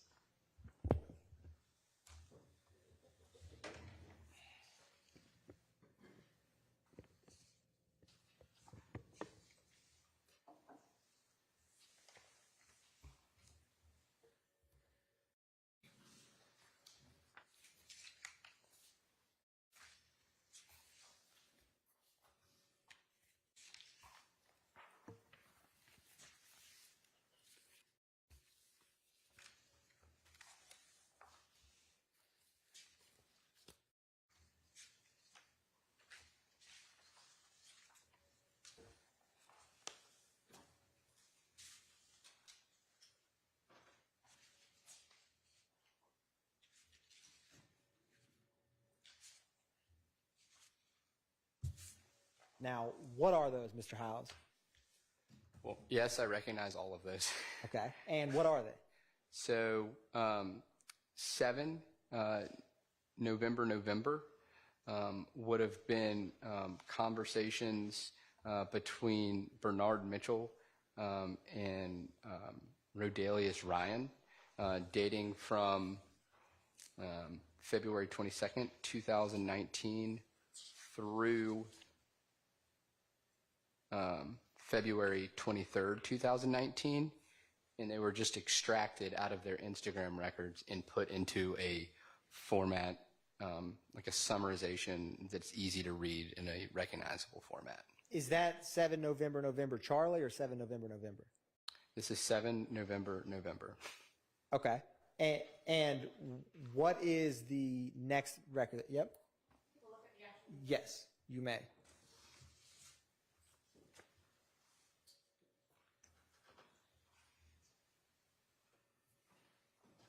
Thank you.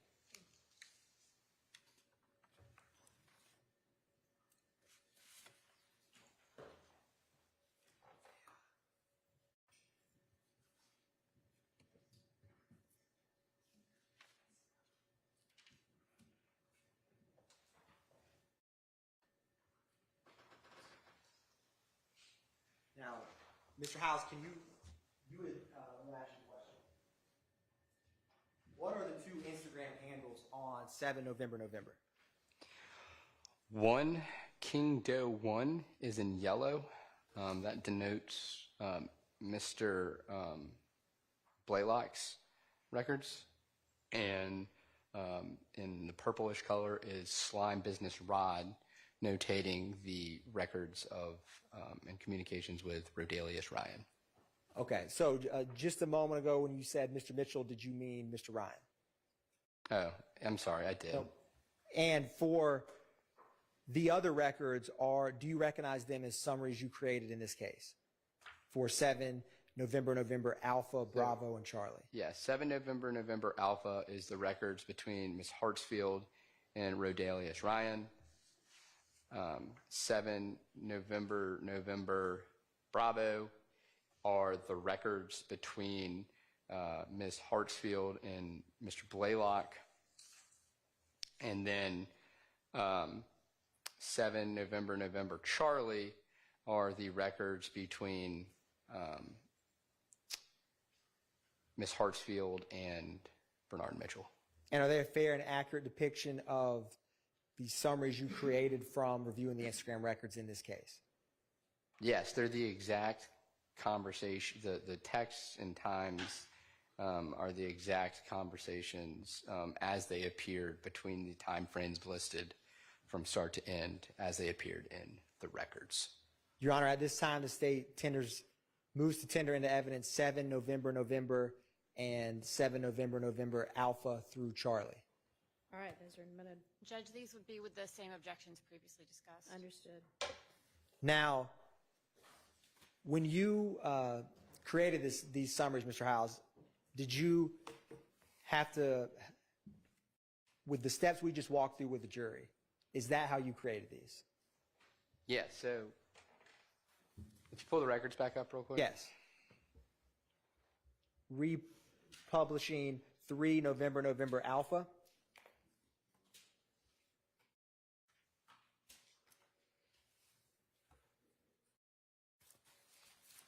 So once I discovered the unique thread IDs between each of the two parties that I was looking for, I then took all the messages, more or less starting on February 22nd, 2019 through February 23rd of 2019, and extracted those and put them in a much more easily accessible summary. So I'm going to publish for you 7 November.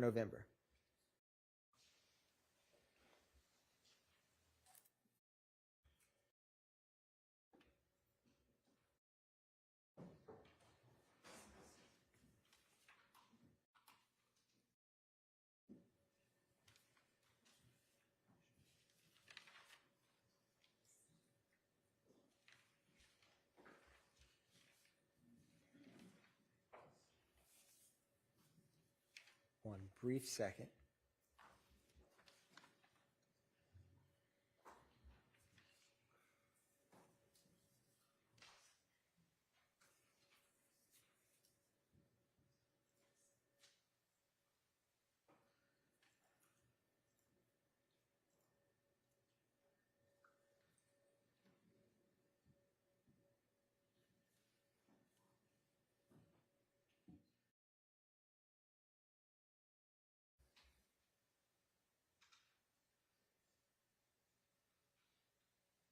Publishing 7 November now.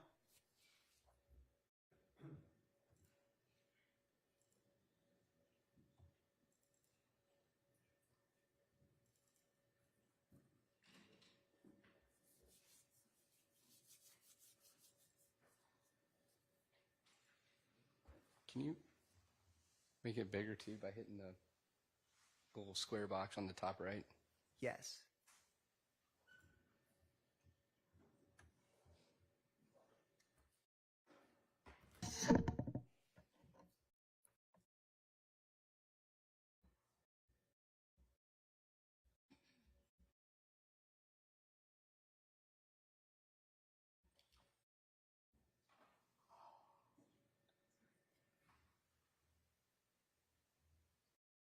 Yeah, we expand the whole screen.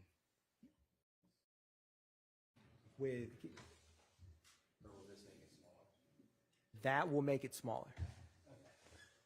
Now, with this, is yellow the account associated with Blaylock, and the purple Slime Business Rod the account associated with Ryan? That is correct. Okay. One.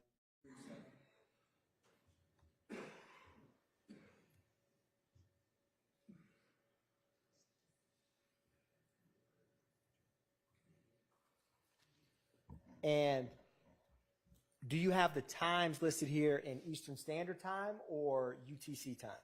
No, I wanted to make it an exact as it appeared in the Instagram records. So I maintained the times in UTC. Okay. So I wanted to walk through some of these with you. And if you can use that pointer. So when you start here, it has February 22nd, 2019. What is the first time and message in this time frame you looked at between the account associated with Blaylock and the account associated with Ryan? So this would have been at 1:39 and 38 seconds p.m. Eastern Standard Time, and it just said, yo. And after some back and forth, do you get to February 23rd, 2019? I do, and I will say that I just chose February 22nd as a date that I was going to start for all of the communications between the parties I was looking at. So I wanted to include everything. And with the messages that was the murder on February 23rd, 2019? Yes. And with that day, is this the first message on that day, February 23rd, 2019? Yes. So it would have been coming from Blaylock to Ryan at 6:07:40 UTC, which is 1:07:40 a.m. Eastern Standard Time. And what's the response back? Ryan says, Blaylock says yo. A, and Ryan says yo. And then Blaylock asks, "Where you at?" And when Ryan, have you ever heard of anywhere in Atlanta called the Ville? Yes, I believe that's Mechanicsville. And so what time is it that the account associated with Rodelius Ryan says to Blaylock he's at the Ville? 6:38:25 UTC, which is going to be 1:38 in the morning. Now, what is Blaylock's next message after that? Blaylock asks, "Are you going to pick them up?" Object to the characterization of what Blaylock says for handset. Sustained. And Your Honor, I'm going to object to just simply reading all the messages. The jury is able to read them. We don't need them read out loud. If there's a specific question about what's being said, I think that's appropriate. We don't need them read out Your loud. Honor, speaking of, okay. So Mr. Howes, let's walk through this for the jury, all right? So when you got these records, did you review any of the evidence in the case beforehand? Without saying what it is, but did you review the case So yeah, file? I reviewed the case file, and what I was looking to do was establish a timeline based off of these messages and associate it with the parties that I was looking into and get as close to the timeline leading up to the murder and afterwards as possible. And that's why the timestamps are on everything. Okay. And Blaylock, he says you're going to pick them up to Ryan. Correct. What time does he send that message in Eastern Standard Time? In Eastern Standard Time, it would have been 1:38 and 37 seconds a.m. Now, scrolling to this next page, what is the message and time of the account associated with Rodelius Ryan respond? Mr. Ryan says, I believe he meant to say hell no, but I think it was auto-corrected or to heal no. And what does he say after that? TXT them. So at 6:40, 34, it says text them. Oh, sorry, it's 6:40:21, which would have been 1:40 a.m. It says text them, tell them I'm Going to object to the interpretations of the words. It has to be restricted to what's on the exhibit. Your Honor, I can lay a little bit of foundation. All right. So, Mr. Howes, how many Instagram records did you say you've reviewed in your time in the DA's office? over 300. Have you ever seen TXT before in those records you've reviewed? In those records I've reviewed, as well as shorthand for other texts that I've personally received. And have you ever seen TXT used for a shorthand for text? I have. Okay. Now, with any of these, you don't know what any of the senders intended in their minds, right? No. Okay. So, what is after the account associated with Ryan text Blaylock text them? What does he say right after that? Tell them I'm outside. And does Blaylock give any kind of confirmation? Yes. At about 1:40, 59 seconds, Blaylock responds, "Aye." Now, okay, I'm going to go to 4 minutes later at 6:44:26. What does the account with Ryan respond back? It says what they say. And 20 or so seconds after that, what does the account associated with Blaylock say back? Let me call them now. And then after this, after let me call them now, what is Ryan's response? At 6:44:26 UTC, which is again is 1:44 a.m., Ryan responds, "Aight." Okay. Now, and then is there a video call event after that? I believe there's at least 2 video call events. Yes. And for these video call events, if they're on the left-hand side, does this mean that the account associated with Blaylock is calling Mr. Ryan or the reverse? So it means it would have been Blaylock the way because it's yellow, associated with the yellow account. That bubble, it would have been Mr. Blaylock attempting to call Mr. Well, I don't know if it was an attempted call or a successful call. I just know that there was a video call event. I can't tell you if they spoke, how long they spoke, or what. But there was 2 of them in short succession. So turning to the next page, is there a sequence of video call events initiated from the account associated with Mr. Ryan to Blaylock? Yes, between 7:04:07 and 7:05:28, there's video call events. And after that last video call by the account associated with Blaylock, what is this back and forth response? It says, Blaylock says, "What's up?" And then Ryan's response to Blaylock is, "Open the door," which would have been at 7:06:21 UTC, which is 2:06 a.m. and 21 seconds. So that was, Ryan asking Blaylock to open the door, and he says, "All right." Okay. Now, after that message at 2:06:21 Eastern Time, or 2:06:26, where Blaylock says, "All right," where my cursor, that bottom left on the screen, when is the next communication between the Instagram accounts associated with Blaylock and Ryan?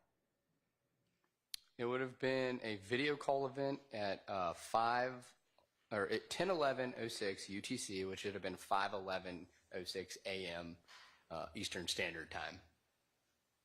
Roughly speaking, how long is that gap? Between, it would have been, sorry.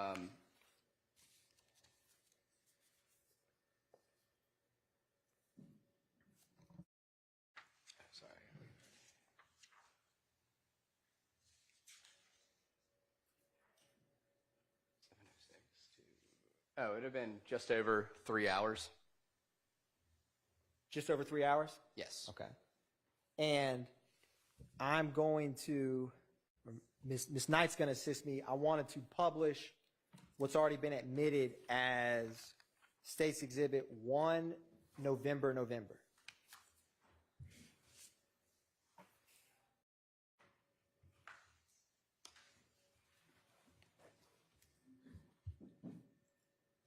if you scroll down just a little.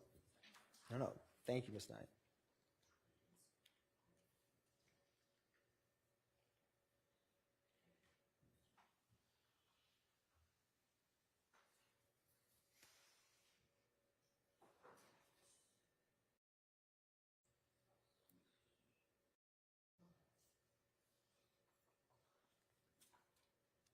What time was this 1 November received? Mr. Howes.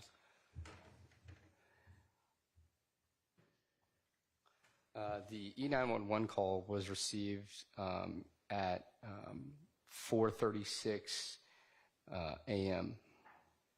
Thank you, Ms. Knight. So after you look through the Instagram messages between the account associated with Ryan and Blaylock, did you turn to any other of the Instagrams that you looked at in that same time frame? So I went through this process, yes, and I extracted all the conversations between the parties we talked about, these 4 different conversations, for the same time frame. And the other one that I went to next, after digesting what this conversation said, Yes. was the conversation between Mr. Mr. Ryan and Ms. Hartsfield. Okay.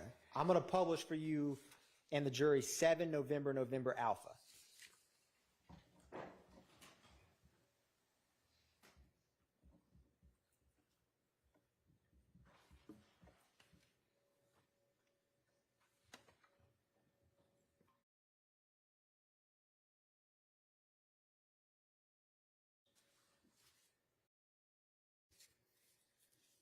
And this is between the accounts associated with Rodelius Ryan and Ms. Hartsfield?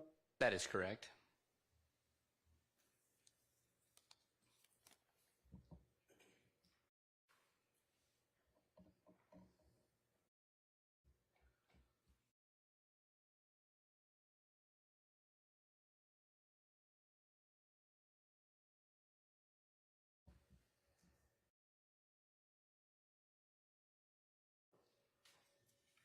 So, as we zoom in here, I wanted to walk through this, starting with, so this first conversation, did you look back a little bit before February 23rd, 2019 when you started? So again, my intent was to start at, I just picked February 22nd as the date that I was going to extract all these conversations out to summarize. That was the day before the murder. And so I started anything that was in UTC time, any UTC time on February 22nd, 2019 in those Instagram records, I extracted as part of this summary. And for this summary, is the light pink what's going on the account associated with Ms. Hartsfield? Yes, that would be Ms. Hartsfield. And is it the same purple color for the account Slime Business Rod associated with Ryan? That is correct. Okay. So can you break down for the jury where you started, what's the first message from the account associated with Ms. Hartsfield? First message was at 6:29:46 UTC on February 22nd, 2019, which would have been 1:29:46 a.m. And she asked, "Where you at?" And the response shortly thereafter at 6:30:20 UTC was, "Believeland, what's up? Where you at?" And what did she respond back to? She responds, "The Ville," and then what that mean.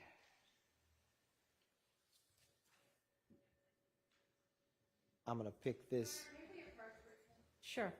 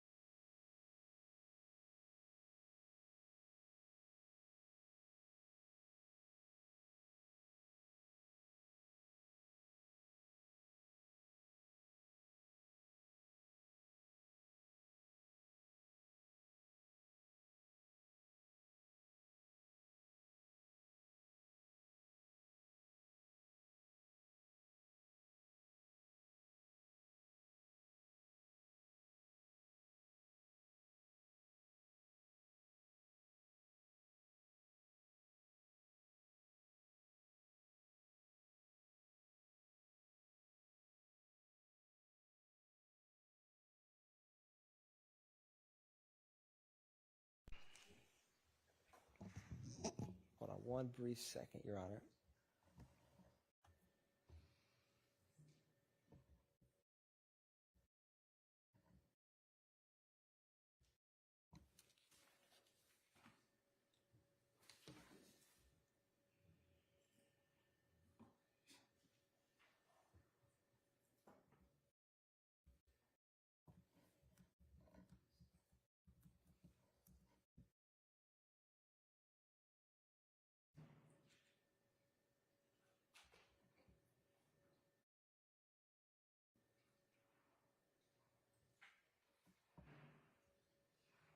Republishing 7 November Alpha.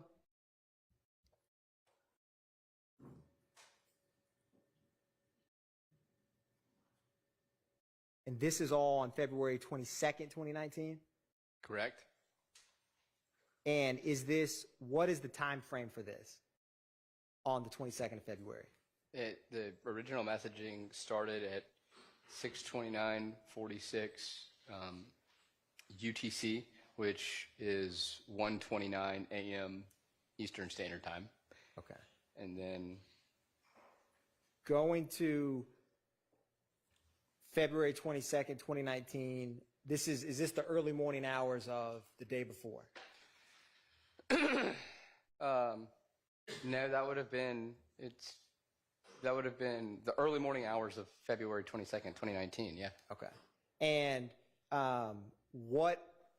how does this start here with the message associated with Ryan? This message that you have highlighted says, "For what?" And the response from Ms. Hartsfield is, Bali said, "Come, take him to the store," and Ms. Hartsfield has replaced the C and come with a K. And one of the vanity names for the account associated with Blaylock was Little Bali 1, is that right? That is correct. And then what is the next sequence of responses between the account associated with Ms. Hartsfield and the account associated with Mr. Ryan? Will you highlight where you want me to? I mean, Yes, starting right here. So it says, "In what you mean?" ? And then the response from Mr. Ryan is, "Bali in the bill." And the response from Ms. Hartsfield is, "No, he at home." And there is a laughing emoji sent by Mr. Ryan.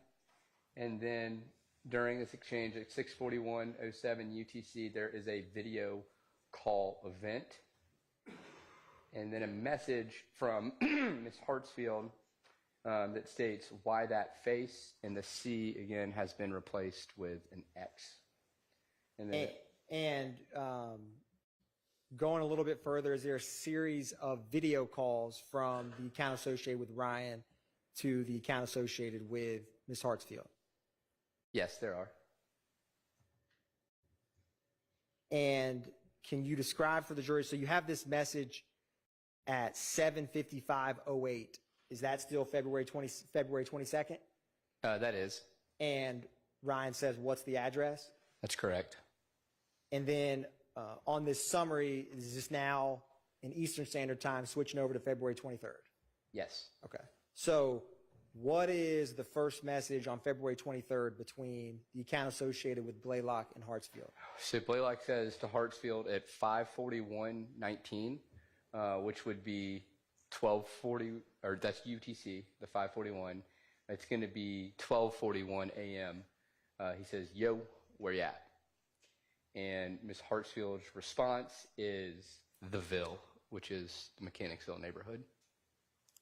And then is there a series of 2 video calls initiated from the account associated with Hartsfield to the account associated with Blaylock? I mean with Ryan. I believe it's actually a series of 4 video calls. If you continue scrolling to the next page, you'll see 2 more. And what's the time of this last video call initiated between the Hartsfield and Ryan? At 5:51:57 UTC, which is 12:51 a.m., Ms. Hartsfield initiates a video call event, and then about 5 minutes later at 5:56:07 UTC or 12:56 a.m. Eastern Standard Time, Mr. Ryan initiates 2 video call events in short succession. And then there are 2 more video call events initiated by Ms. Hartsfield. And then at 6:01,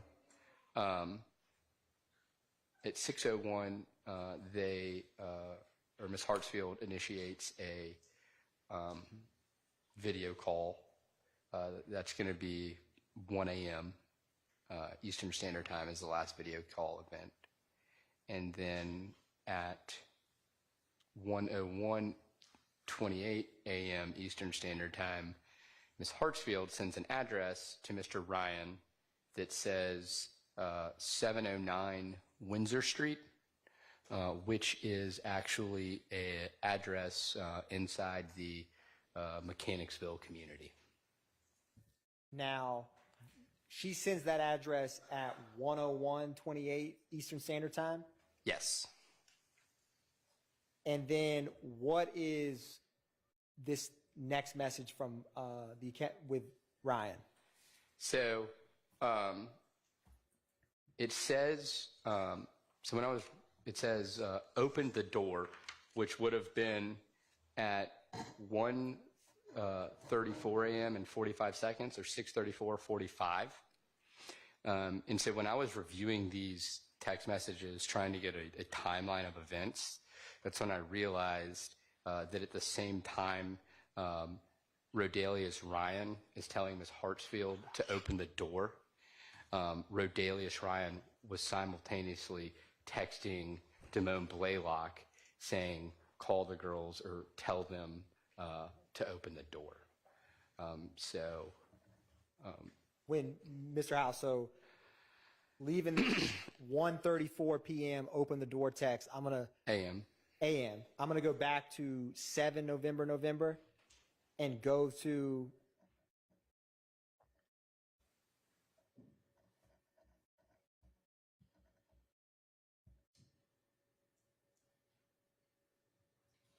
There you go. See? this 1:40:34. Yeah. And can you describe for the jury how these two So correlate with one this another? is the conversation between Rodelius Ryan and Damone Blaylock, and Rodelius Ryan is texting Damone Blaylock saying, tell him I'm outside.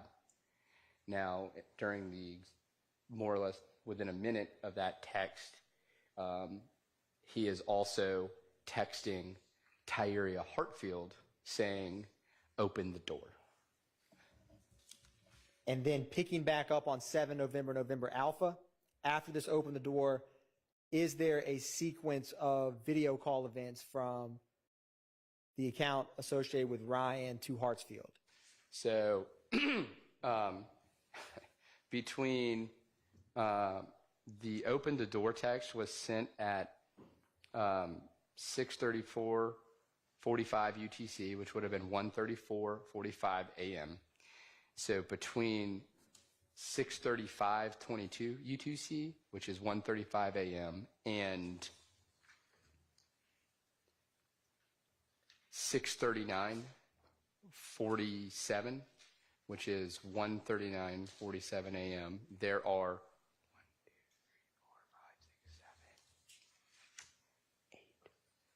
9 video call events that appear to be initiated by Mr. Ryan trying to call Ms. Hartsfield. And after the 9th call, Mr. Rodelius Ryan sends another message to Ms. Hartsfield that says, open the door. At 6:17 UTC or 1:40 a.m., another video call event is initiated, and about 30 seconds later at 6:40:51, Mr. Ryan sends a message to Ms. Hartsfield that says, "So you ain't gonna open the door?" And then at 6:46:45 UTC, or 1:46:45 a.m., Ms. Hartsfield responds, "Where ya at?" And then at 6:49:08 UTC, which is 1:49:08 a.m., the response from Mr. Ryan is "outside." And that was the last communication between Rodelius Ryan and Ms. Hartsfield for the date of February 23rd, 2019. That was the last communication between those two parties. And what's this last message? What's the date and time of that? On February 24th, 2019? Correct. The last message on February 24th, 2019, it says, "What you doing, love?" And it has a, I think it's a laughing face emoji. Now, after looking at this Instagram in this time frame from Hartsfield's account and Ryan's account, was there any communication between Blaylock's account and Hartsfield? Yes, there was. I'm going to publish what's already been admitted as State's Exhibit 7 November Bravo.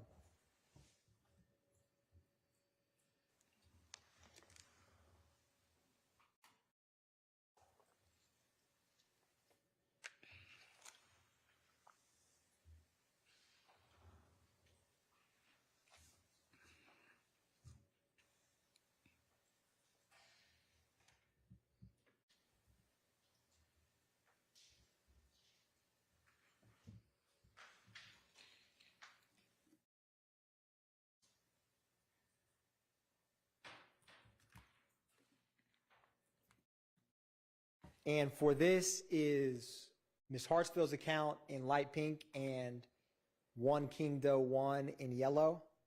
Yes, so light pink, Let's Go in 1, Ms. Hartsfield. Yellow, 1 King Doe 1. That would be Mr. Blaylock. And this first back and forth, is this February 22nd, 2019? So it is. Keep in mind, though, that I just was using UTC time, and so the 1:59:07 UTC on February 22nd, 2019 is actually going to be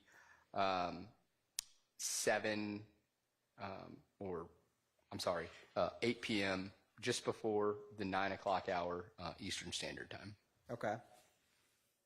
And they have some back and forth on February 22nd, 2019, right? Correct. Okay. Getting to February 23rd, 2019, what is this message, or what time is this message WYA in Eastern Standard Time at the top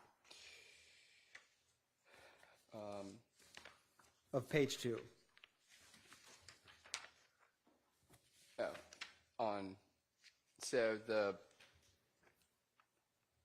On February 23rd or 22nd? February 22nd.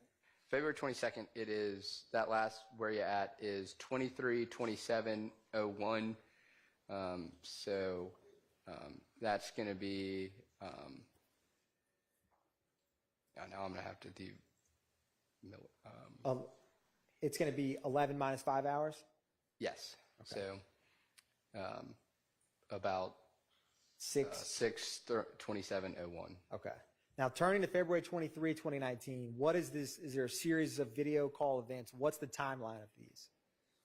So on February 23rd, 2019, Ms. Hartsfield initiates a video call event at 5:52:08 UTC, which would have been 12:52 a.m. Eastern Standard Time. And there are between 5:52:08 UTC and 6:09:58, so that's going to be 12:52 a.m. till 1:09 a.m. There are 6 different video call events initiated by Ms. Hartsfield directed towards Mr. Blaylock. And after that, is there some video calls initiated? What's the time of this first video call that Blaylock initiates to Hartsfield's account? So at 6:41:03 and again at 6:41:07, which is 1:41 a.m. Eastern Standard Time, Mr. Blaylock initiates 2 video call events going to towards Miss Hartsfield, sorry.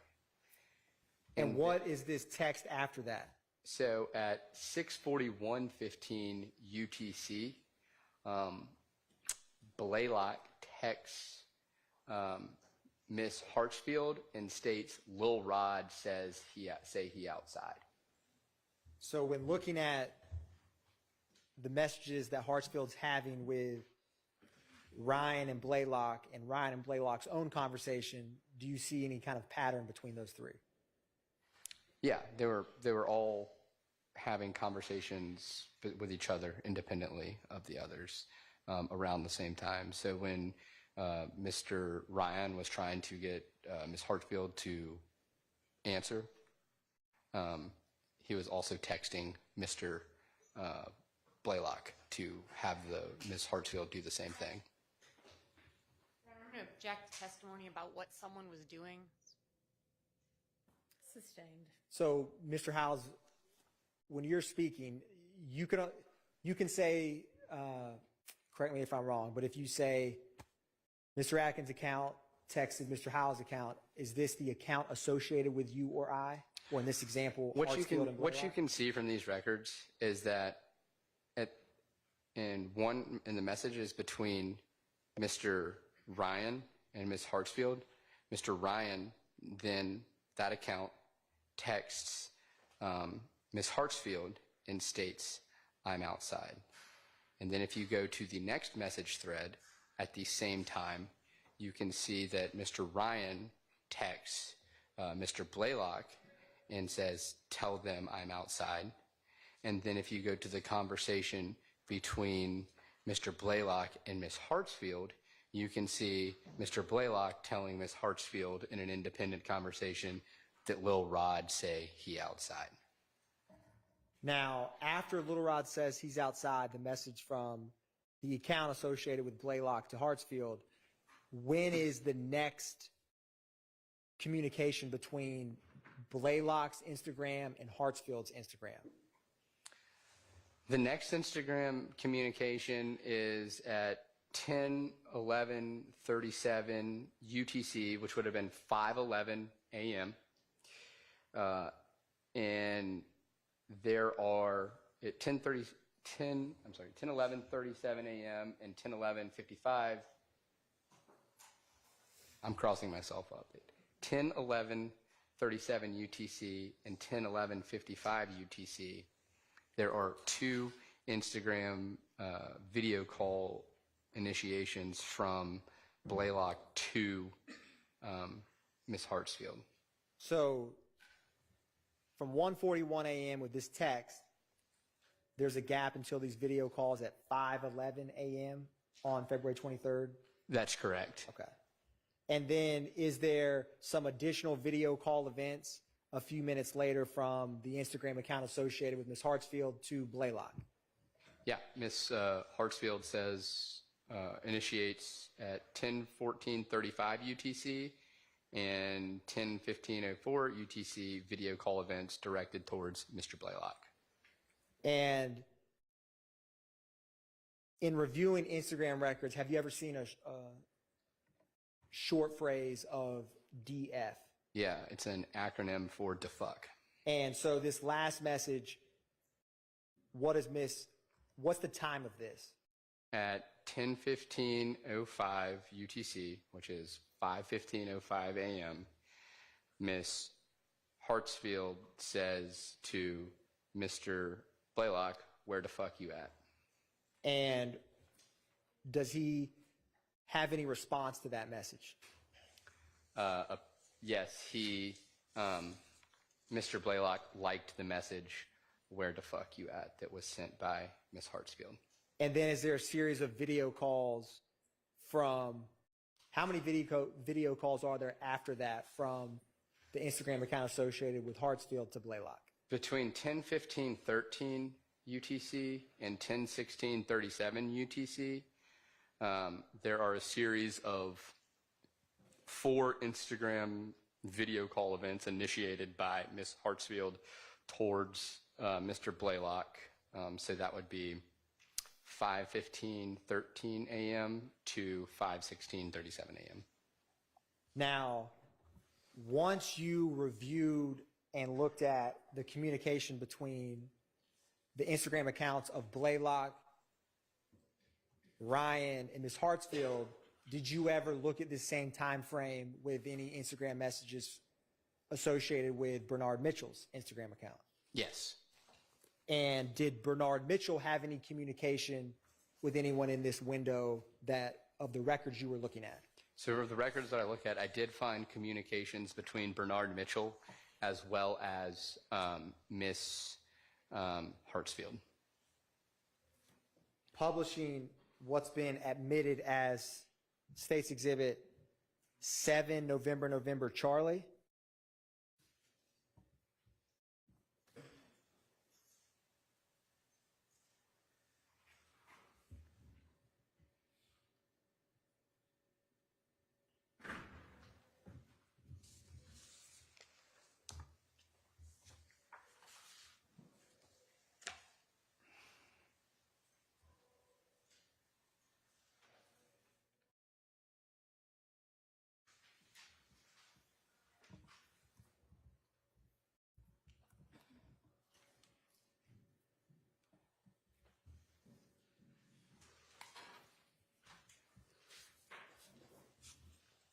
So, did you pull some messages before February 23rd? Yeah, so there was not quite as many messages between Miss Hartsfield and Mr. Mitchell as there were between her and the other individuals. So I included a little bit longer of a date range for the messages between Bernard Mitchell and Tyria Hartsfield. And 4L1 Joker in blue is the account associated with Bernard Mitchell? Yeah, I believe it's 4L.Lil Joker. And this is the same What's Going On associated with Miss Hartsfield? That is correct. And in terms of February 23rd, what is the first message that you have? 8:40:27 UTC, which would have been 3:40:27 a.m. Eastern Standard Time. Miss Hartsfield sends a message to Mr. Mitchell that says, "Pull up for real." So these first 3 summaries we walked through was around 1:40 a.m., a time we were just talking about, between Blaylock, Ryan, and Hartsfield's Instagram accounts. Correct. Is this roughly 2 hours after that? Yes. And what does the account from Mr. Mitchell respond back to from this message that Hartsfield's account sends around 3:40 on February 23rd a.m.? Response is, "Where you at?" And then is this showing video call events after that from Hartsfield's account to Mitchell's? Yes, it shows that Ms. Hartsfield at 8:54:30 UTC and 8:54:31 UTC, which would be 3:54 a.m. Eastern Standard Time, there are 2 back-to-back video call events initiated from Ms. Hartsfield to Bernard Mitchell. And then what's these 2 messages here that you see? At 8:54:35, which is again 3:54 a.m., Ms. Hartsfield says, "Where you at? On the way." And then at 8:59:28, which would be 3:59 a.m., Ms. Hartsfield says to Mr. Mitchell, "Where you at to fuck?" And what is Mr. Mitchell's response? His response is he sends 2 messages within 13 seconds just after 9 o'clock UTC or 4 a.m. Eastern Standard Time. And those 2 messages are, "Bye, Crystal, send Addie." And Ms. Hartsfield responds at 9:03 UTC, which is 4:03 a.m. Okay, I'm getting it. Okay, hold on 1 second. So did you know where the incident location was for the February 23rd, 2019 Jamari Holmes murder? The homicide? Yes. Yeah, it's at 50 Mount Zion. And what part of the city is that address? What do you mean? What area of Atlanta is 50 Mount Zion? It's like the south side. It's over like by Cleveland Ave. Do you have some familiarity with that location, that area? Some. Do you know if there is a Crystals in that near 50 Mount Zion Road? I don't. Okay. And have you ever seen a short term, when someone says send ADDY, what have you seen that mean in other contexts? Send Addie, address. Okay. And then what is Miss Hartsfield's response? 85 Mount Zion. And I do have the familiarity with, that is a apartment complex that is diagonal from 50 Mount Zion, just on the other side of the street. Can you walk between those 2 apartment complexes in a short span of time? If you wanted to. I couldn't tell you how long it would take, but yeah, they're kind of catty corner to each other. And so what time is this message sent of 85 Mount Zion by the account associated with Hartsfield to Mitchell? 9:05:26 UTC, which would have been 4:05 a.m. and 26 seconds Eastern Standard Time. And in this time where Hartsfield's account, where we're at, 4:05 a.m., is there any communication in the Instagram records between the accounts of Blaylock, Ryan, or Hartsfield with each other? At the 4 a.m. marker? Correct. Right there? I don't believe so. Okay. Let me ask you, just to interrupt, scheduling wise, how much longer do you expect the direct with this witness to be? Your Honor, I would say about an hour or a Okay, little let's bit break for past lunch. that. Yes, Your Honor. And I will have y'all come back at 1:30, please.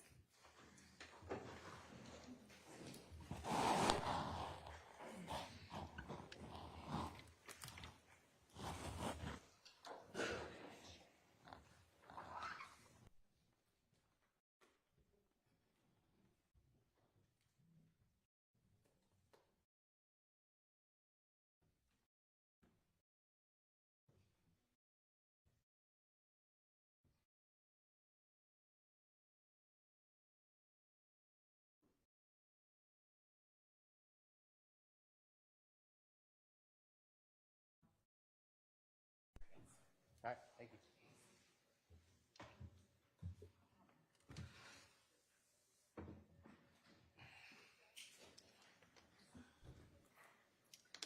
Where do you want these exhibits? You can leave them up there for right now. Thank you.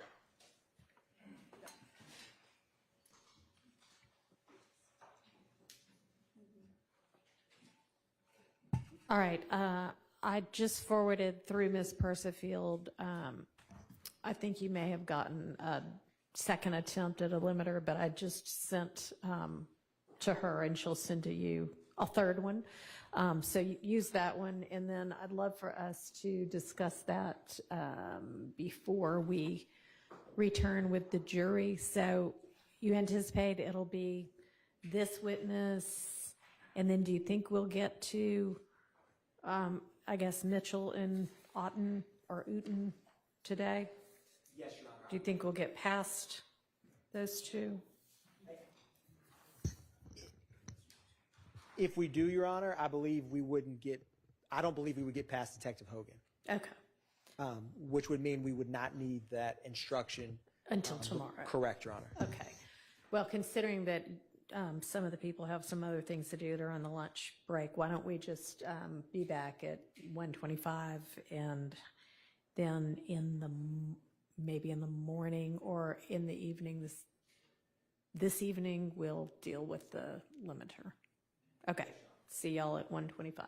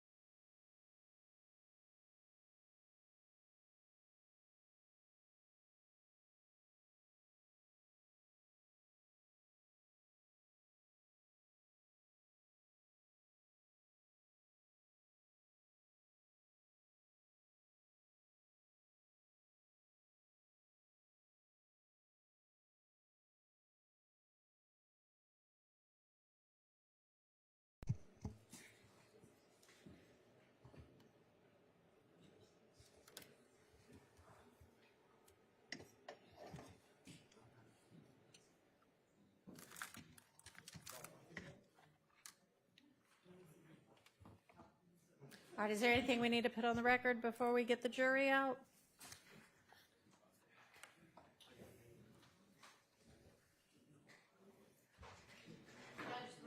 One thing we're trying to figure out. Okay, go ahead.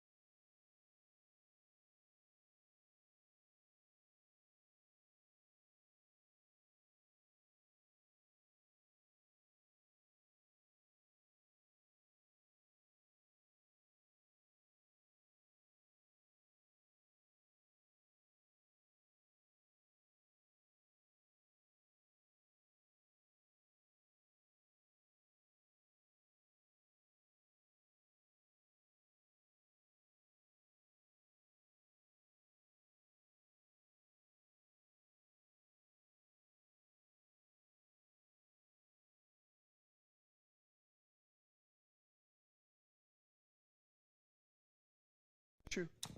Sure, well, maybe, I don't know, I can't promise clarity in advance. Well, so these latest phone summaries that we've been going over. Right. I know that they were admitted, but can I get some clarity on under what theory they were admitted? I understand that they admitted as summaries of already admitted evidence. And under 1006, if the evidence is already admitted, they are admitted as demonstrative evidence only. So the clarity that I want is whether they are pedagogical devices or admitted as evidence. If the evidence is already in, these are just Which ones are these? demonstrative aids. Summaries, which ones Your are Honor. the summaries and which ones? 7, November, and then subsection Alpha, Bravo, and Charlie. And the state believes that these summaries are summaries of voluminous records. As in- So, and can you, because I haven't seen any of them. Yes, Your Is Honor. this, I know the witness was talking about, once you figure out how to do something, then you can see just the conversation threads that you care about, not the others. Is that all this is the conversation threads that he was looking into without the rest of it? Correct, Your Honor. Okay, so they're not really summaries, they're a version of the evidence that has the extraneous material excluded. Understood, Your Honor. Okay, so I would not consider this to be a summary exhibit in the way that we would normally talk about a summary exhibit that's then demonstrative. This is just, it's not a summary, it's just without the extraneous information, so Right, it's but admitted. it's not admitted as evidence that goes out. I'm not sure about that. Well, that's what I'm trying to get clarity about, and maybe we can do that at some other point. Yeah, but I my think we can do that at some other time, but if you're making like a continuing witness inquiry, Yes, I would think that this would not be continuing witness. This would be Well- actual evidence, substantive evidence. Well, But that's- you can argue it later, okay. I because just, we won't be sending anything to the jury anytime soon, I want to preserve, unfortunately. I wanted to preserve the point, that's all. Thank you. Maybe sooner than we think. Here's hoping, okay. All right, so we're ready for the jury? Let's get the jury in.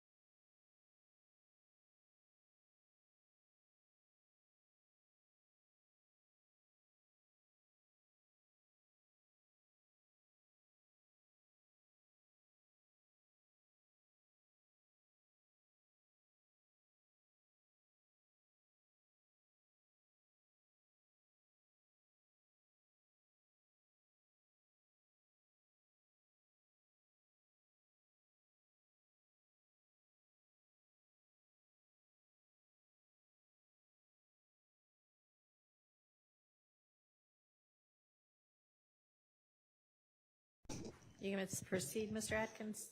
Thank you, Your Honor. The state is going to publish 7 November, Charlie.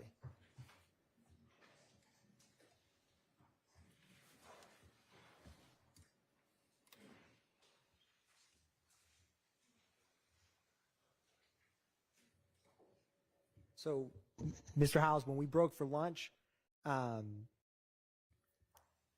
believe we were discussing, I'll go just a little bit back. So at to reorient the jury, this demonstrative before us is Hartsfield's Instagram and the Instagram associated with Bernard Mitchell in blue. Is that correct? Yes, this is a summary of the conversation of Ms. Hartsfield and Bernard Mitchell, yeah. And I'm going to zoom in a little bit here. And so, timeline-wise, again, can you help orient, and I'm going to make this just a little bit bigger, this top video call event from Hartsfield's Instagram? What time is that in Eastern Standard Time? So it would be 4:05 and 44 seconds Eastern Standard Time. Okay. And then is there one roughly a little bit under a minute later at 4:06:21? Yes. Okay. Now, these next three on the right, the light blue, can you walk through how many video calls Bernard Mitchell has, Instagram has back to Ms. Hartsfield's Instagram?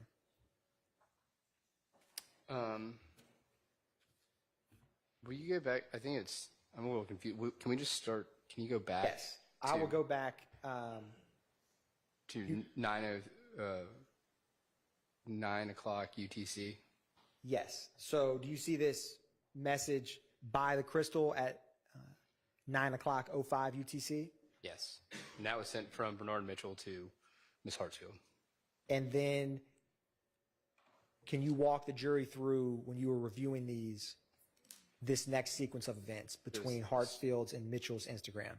Mr. Mitchell at 9 o'clock UTC, which would be 4 a.m., sent a message that said, "Send Daddy."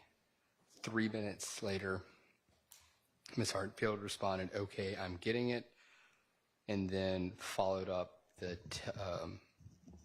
message with 85 Mount Zion.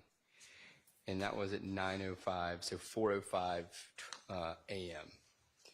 Then at 4:05 a.m. and 44 seconds and 4:06 a.m. and 21 seconds, 2 video call events were initiated by Ms. Hartsfield towards Mr. Mitchell.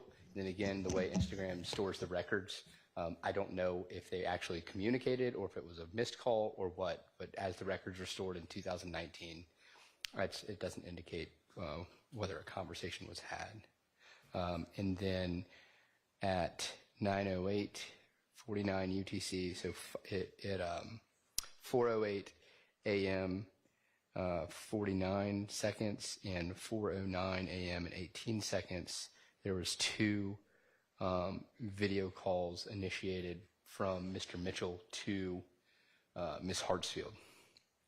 And then at 9:09:31 UTC, which is 4:09 a.m. and 31 seconds, Mr. Mitchell sent a message to Ms. Hartsfield stating, "Where you at, bruh? We at the gate." Then, Mr. Howes, so going back just a little bit, at 4 o'clock, Mr. Mitchell asked, "Send your Addy," and then after the 85 Mount Zion by Hartsfield's Instagram, how many minutes later after this 4:05 a.m. message from, in Eastern Time, from Ms. Hartsfield's account of 85 Mount Zion is the message you just stated of, "WYA, bro, we're at the gate"? approximately 4 minutes. Okay. What happens after the Instagram account with Mr. Mitchell states he at the gate? So at 9:09:54 UTC, which is 4:09, and then at 4:10 a.m. Eastern Time, respectively, there was video events, call events initiated by Mr. Mitchell to Ms. Hartsfield. And then at 4:10 a.m. and 21 seconds, Mr. Mitchell sent a message to Ms. Hartsfield that said, "We finna dip." After that message of at 4:10:21, what does Ms. Hartsfield's Instagram in relation to Mr. Mitchell's do next?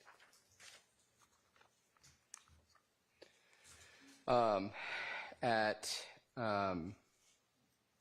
So then at 4:10:49 and 4:11:31 a.m. Eastern Standard Time, there's video call events initiated by Ms. Hartsfield to Mr. Mitchell, and then at 4:13:51 a.m. and 4:14:19 a.m.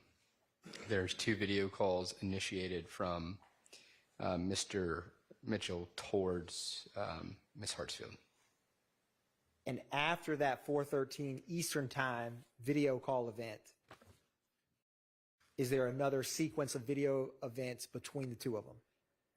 Yeah. So at 1, 2, 3, 4.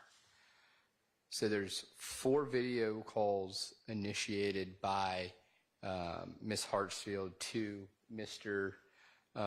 Mitchell in between those, and those started at so let's see, it was 5:10 a.m. and 20 seconds, 5:10 a.m. and 37 seconds, 5:18 a.m. and 49 seconds, and then at 5:19 a.m. and 17 seconds. There's a video call sequence initiated by Ms. Hartsfield to Mr. Mitchell. And Mr. Howes, do you still have that pointer nearby you? I do. Can you orient the jury to the 9:14 a.m. or excuse me, the 9:14 UTC call on this exhibit? So this is where you would see that at 9:14:19 UTC, which is 5:14 a.m., Mr. Mitchell initiated a video call to Ms. Hartsfield. And Mr. Howes, in UTC for February of 2019, is it 5 hours or 4 hours? It's 5 hours. So it would have been 4:14. And after that 4:14 video call, how much time elapses between the next interaction between Hartsfield's Instagram and Mitchell's? There is almost an hour in between those at 10:10 and 20 seconds UTC, which is 5:10 a.m. and 20 seconds Eastern Standard Time. You can see that Ms. Hartsfield initiates a video call to Mr. Mitchell. And Mr. Howes, is what we had published as 1 November, the CAD report for this incident, did that CAD report, was that generated in this gap of time? Yes, it was. And after that 5:10 Eastern Time, depicted in the far left of this screen, Hartsfield video call event to Mitchell, what is next? Are you the 5:10 Yep, the very top So pink there's what's going on video chat after that. There are 4 video calls initiated by Ms. Hartsfield.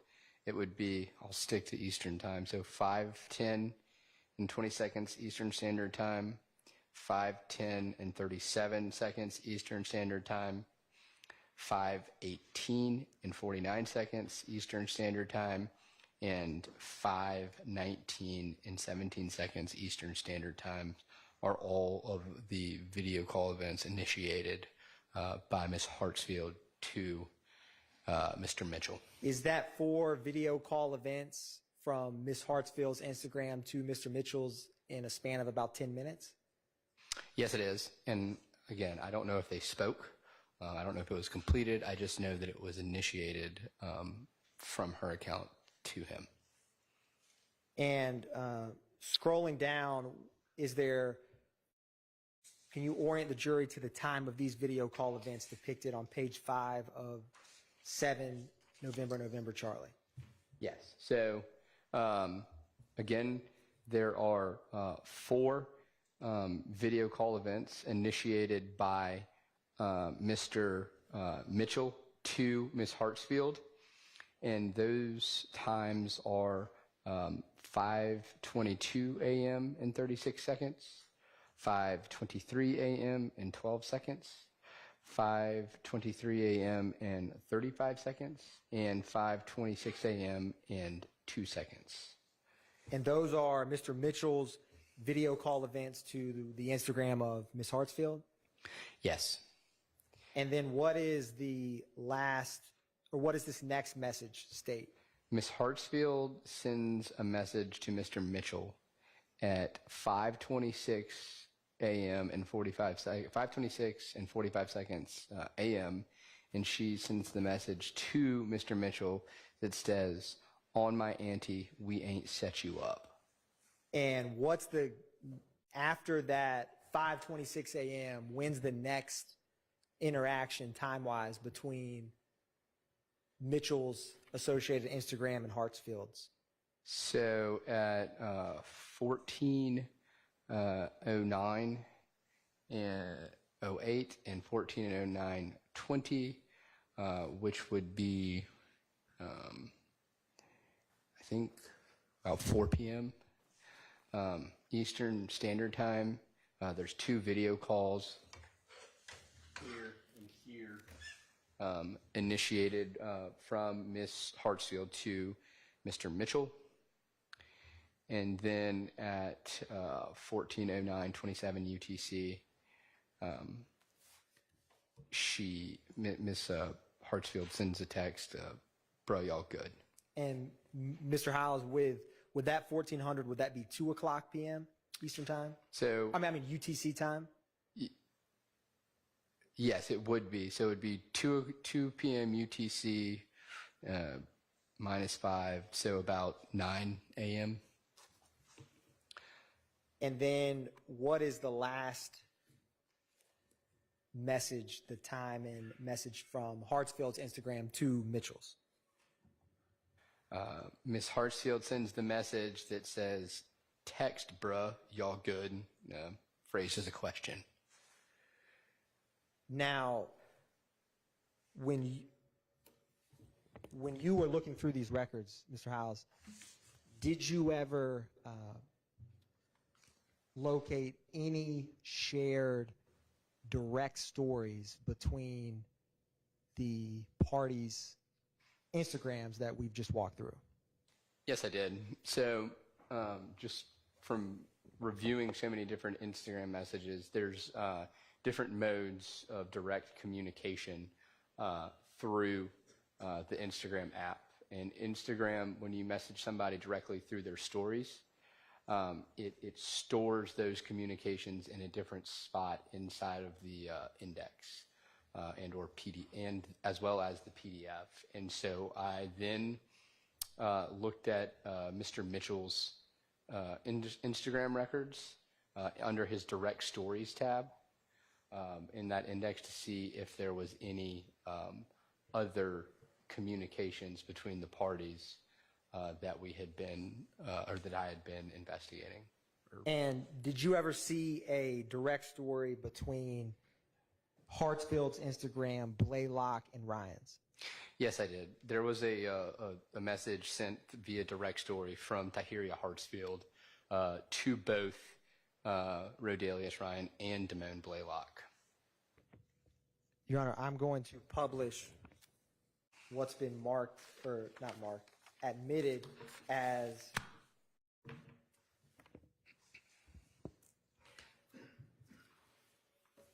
one brief moment, Your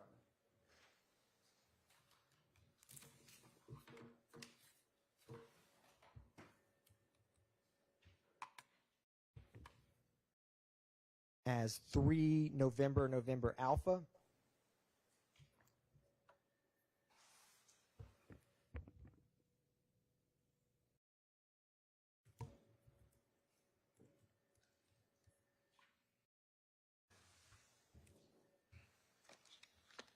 Now, as I'm, and it's page 384 of that exhibit. Mr. Howes, when you look at,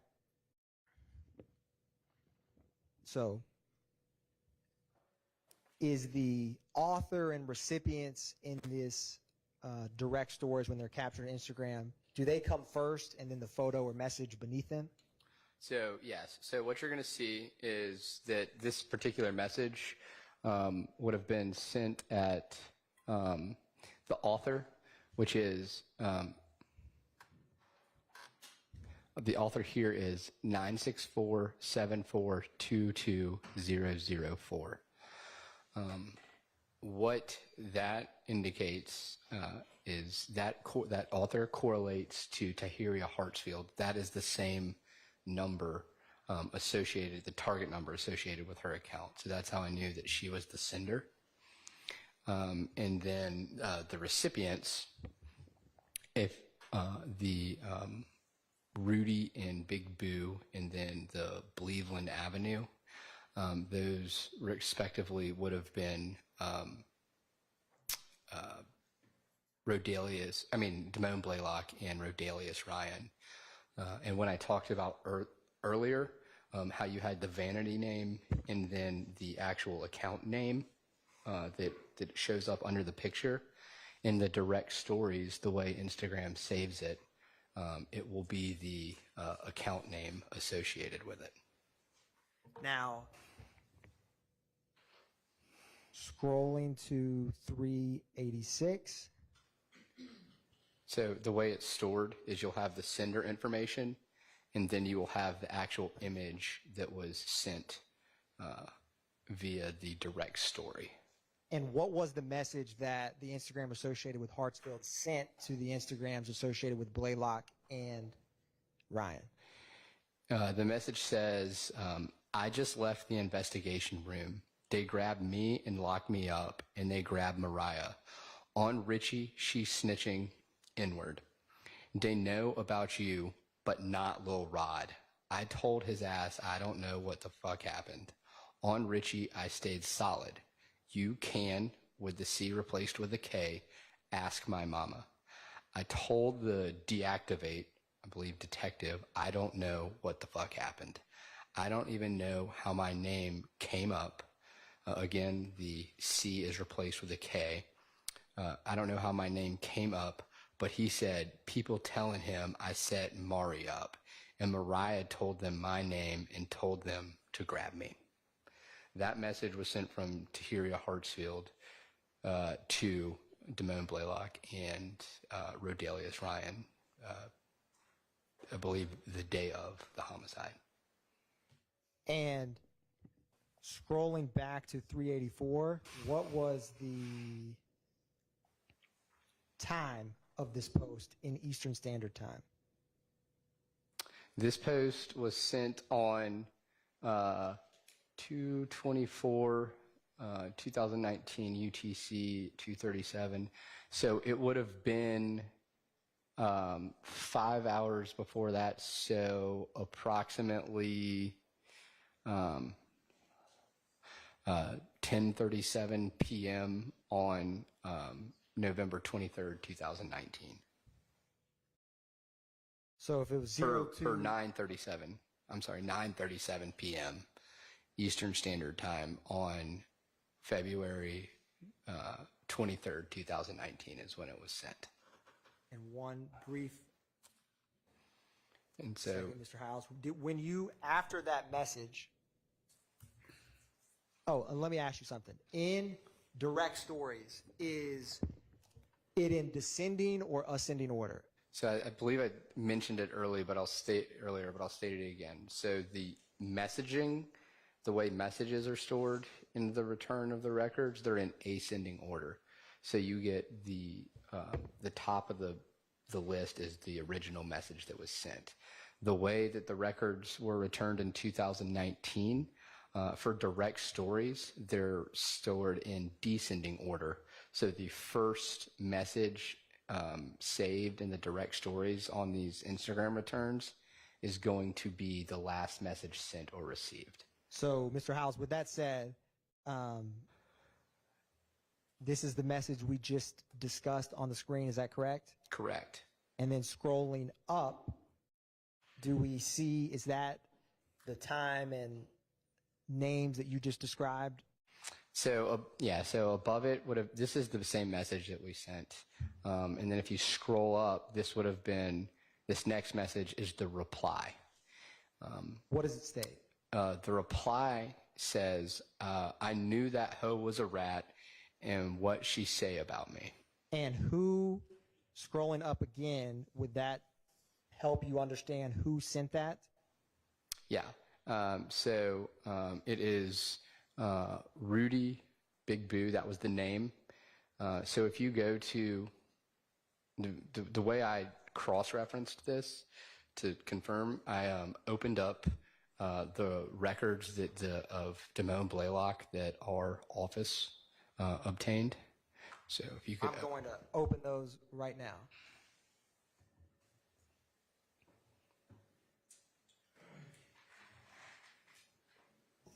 And Jairus, while we've got little pauses while they're adding new evidence up for y'all to see, if y'all need to move or stretch or anything like that, remember to feel free to.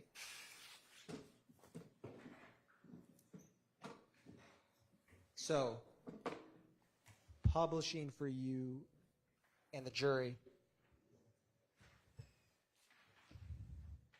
State's Exhibit 3, November, and right. So I looked at that target an account number that's associated with Damone Blaylock's records, and that was 383-818-7897. And then I scrolled down to the username, and it says the name, which would appear below the photograph on your profile, and it's Rudy Big Boo. And then I went directly back to the message that I saw.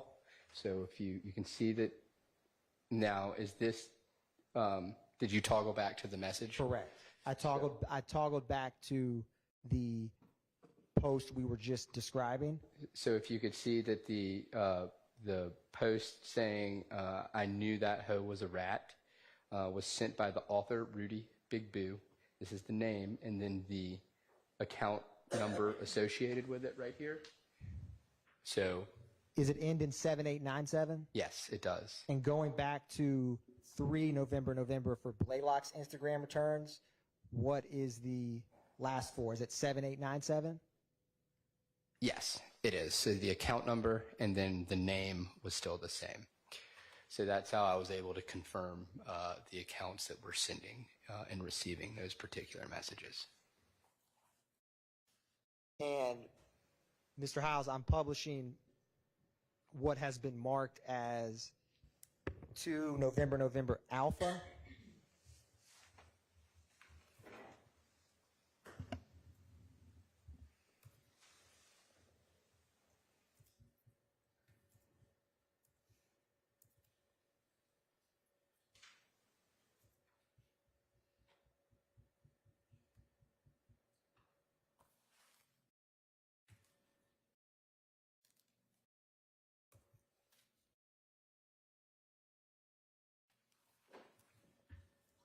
What is the target, the last four of this target number?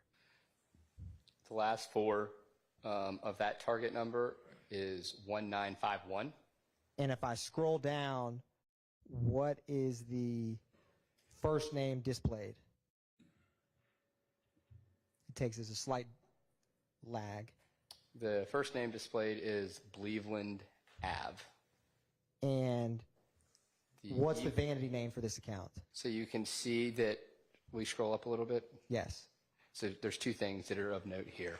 You can see that the vanity name associated with this is, scroll down, Slime Business Rod. And then if you scroll back up, you can see that, wait, please scroll down a little. Yep. You can see that there's two email addresses registered to this account. It is minutes with the C replaced with an X, .snake@gmail.com, and email slimebusinessrod23@gmail.com. And for the last four of this target are 1951, is that correct? Yes. And if you go back to the message that was sent to both from the Instagram associated with Hartsfield to the Instagram associated with Blaylock and Ryan,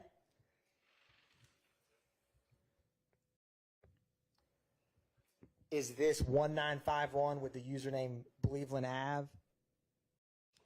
Yeah, so if you got to scroll, you got to size down just a little bit, and you will see that they are the recipients of that message of Ms. Hartsfield describing being snatched up by the detectives, and that they don't know about Lil Rod.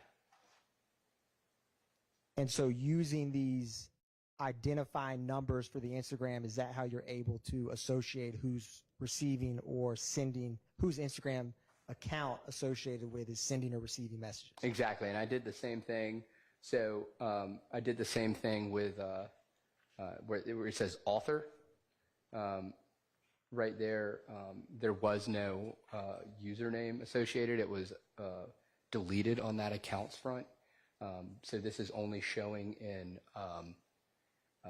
the records of Damone Blaylock at this time. Is this end in 2004? That number ending in 2004, again, just to cross-reference and make sure that I was looking at what I thought I was looking at, I then opened Tahiria Hartfield's account and confirmed that that was her, in fact, her target number, her account number, so I can make sure that it was her that was sending those messages, or her account. Publishing 5 November Alpha. And the last of that was that 2004, Mr. Hiles? Yes. And publishing, is this that same target and account number? Yes, it is, and that was the Instagram returns for associated with Miss Hartsfield. And is that the what's going on that we saw on the different formatted exhibits we walked through with the jury? Yes, it is. Now, I wanted to approach you with 2 November Alpha 1 and 3 November Bravo.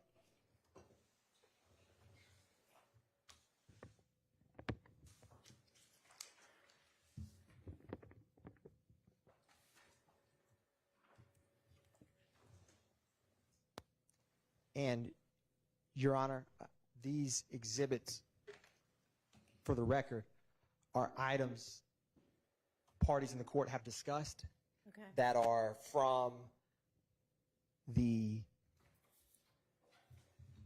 and does the court have a copy of the exhibit list? Yeah, I think so. These are what the parties in the court have discussed from 2 November Alpha and 3 November. I gave them their own exhibit number for the record. Okay, so they're a part of the larger exhibit? Correct, Your Honor. Okay.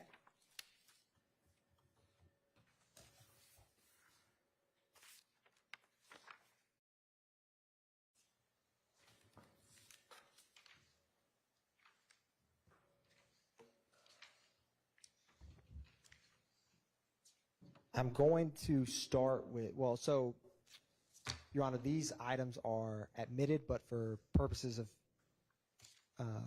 efficiency, will be the business record certs for these records have been entered. And so I wanted to tender these items for the records purposes to publish them. And I'm happy to approach if need to, but. No, that's fine. Okay. So it's 2 November Alpha 1 and 3 NN Alpha? Yes, Your Honor. Is that right? Okay. I thought I already had admitted 3 NN Alpha. Or, excuse me, Your Honor, it is 3 NN Bravo is the second one. Okay. Thought I had already admitted that one as well, but anyway. They're admitted if they weren't already separately admitted. Thank you, Your Honor. So I'm going to start, and Mr. Hiles, is that excerpts from, or what are those? So I recognize 3 November Bravo is specific pictures and other conversations that were taken from Mr. Blaylock's Instagram records. And then I recognize as 2 November Alpha 1. Those are different pictures, Instagram stories, and messages that came from Rodelius Ryan's Instagram returns. I'm going to start with the excerpts from Rodelius Ryan's Instagram returns and publish 2 November Alpha 1 up on the screen.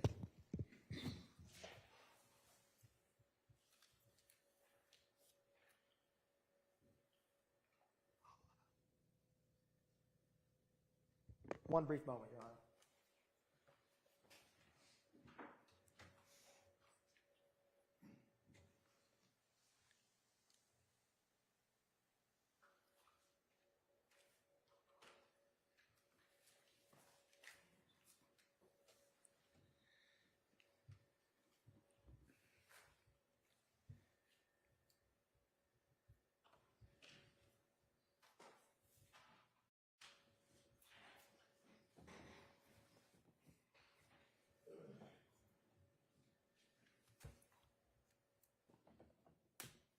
Now, Mr. Howes, we had discussed or mentioned about how Instagram returns get sent back, and so I want to walk through some of these with you. Can you tell the jury, this is from the Instagram account associated with Rodelius Ryan, Correct? and this Instagram business record and page number, is that from the larger PDF embedded in the returns from those records? Yes. So that is, you see it's titled Instagram Business Records. This would have been stored on page 125 of the PDF returned for the records with Mr. Ryan. And what does this message on page 125 state? So what you will see here is it's Instagram story post by slimelife.shawty that states, I love you, with a green heart, at Slime Business Rod, you realer than me.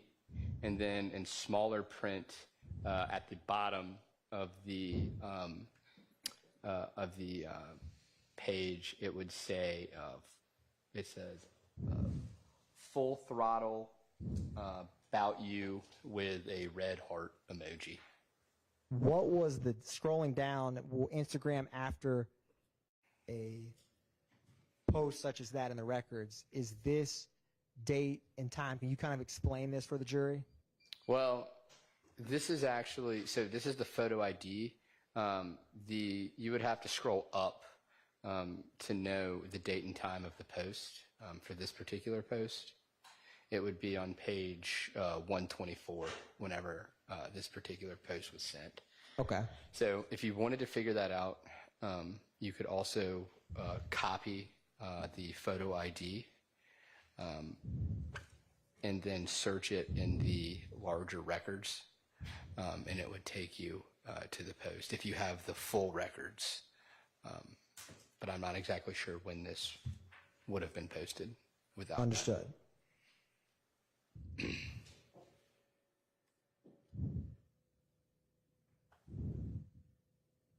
I will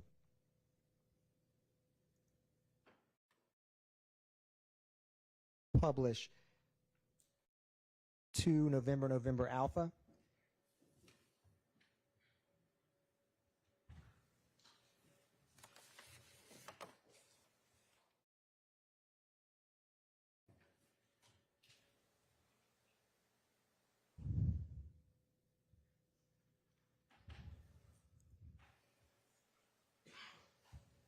So if you open up the Instagram records, from Rodelius Ryan's Instagram, if I toggle back to what we were just discussing, this photo ID number, Yes. highlighted in blue, that ends in 2262, Yes. if you search that as here and click enter, will it bring you to when it was posted? Yes. So, okay. So I was wrong. So it was below. So it has, if you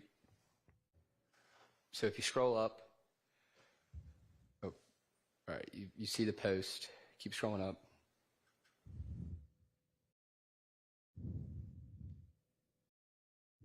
Okay. All right. So sorry, I was wrong. Scroll down again. Okay. You were correct. So you will see the photo ID. Here's the ID of the photo. It is 1986848663869412262. It says this was taken 2:25 at 5 UTC, which would be 12 a.m. And it says it expires at 2:26 at 5 a.m. Or I'm sorry, at would be 12 a.m. On 2:26. So Are these up for 24 hours? So basically, this is an Instagram story that Slime Business Rod was tagged in that he reshared, and it was posted on 2/25/2019, and then it was up for 24 hours, and it would expire, and it wouldn't be able to be viewed by the followers or whoever had access to view the Instagram account after that amount of time. going back to these excerpts from the Instagram account associated with Rodelius Ryan, I wanted to go to page 127. Yes. Now, in what's published, is it slight, is there, or what is depicted in this photograph or mentioned in the message? It says, love these in words. Oh, hold on one second. With what's on the screen? Or what's at the top? Oh, okay. At the top, it says, I'm not in the picture with a laughing face emoji. And then there's a photograph. Correct. And if you scroll to the bottom, then what does it read? So, it reads, love these in words, red heart emoji, BL, which is Block Life. And it says, at one Briss, at real life 1_FR, at Will9Life, and then it said Block Life, and it's got the no, I guess, emoji for like the no smoking sign, and then it's got no, and then it's got a cap, no cap, and then it says hashtag no IG bear. So it's denoting the people that are in this picture, and then stating this is Block Life, no cap to Block Life, and then stating that bear does not have an IG. So scrolling down to what was the date that this is posted? So you're going to see that the photo ID just below the photo, and then again, let me do it this way. Just below the photo, you're going to have that photo ID, and then that matching ID. It says taken on. It was this Instagram story was posted on 2/24/2019 at 23:24 UTC, which would be, I believe, 6:24 p.m. And then it expired on February 25th, 2019, and exactly 24 hours later. So it would have been the 24th of February when it was posted, and then was taken down. And going to the next in this excerpt, what does this on page 129 of this Instagram, what's the top state? So again, it states this is going to be another Instagram story that was posted on Rodelius Ryan's account. It states burnt bitch, and it's a picture with Rodelius Ryan displaying cash and a person that I'm not familiar with. And it says in green lettering, I tried it once, now I can't leave without my gun on me. And below it, go FW it. FW is an acronym for fuck with it. When was this posted? So you'll see that that same photo ID, that was posted on, so this would have been on February 23rd, 2019. So actually, it was posted at 12:05 a.m. on February 23rd, 2019. So it would have been the same day as the homicide as Jamari Holmes. Is this 12:55 a.m. as opposed to 12:05? Yeah, I'm sorry, 12:55 a.m. It is 12:55 because it was 055 UTC. Scrolling down to page 137, what is the Instagram, or let me ask you this. So scrolling up, what does this message read, and who was the original poster's handle? So the original poster would have been "Do It for Phil _."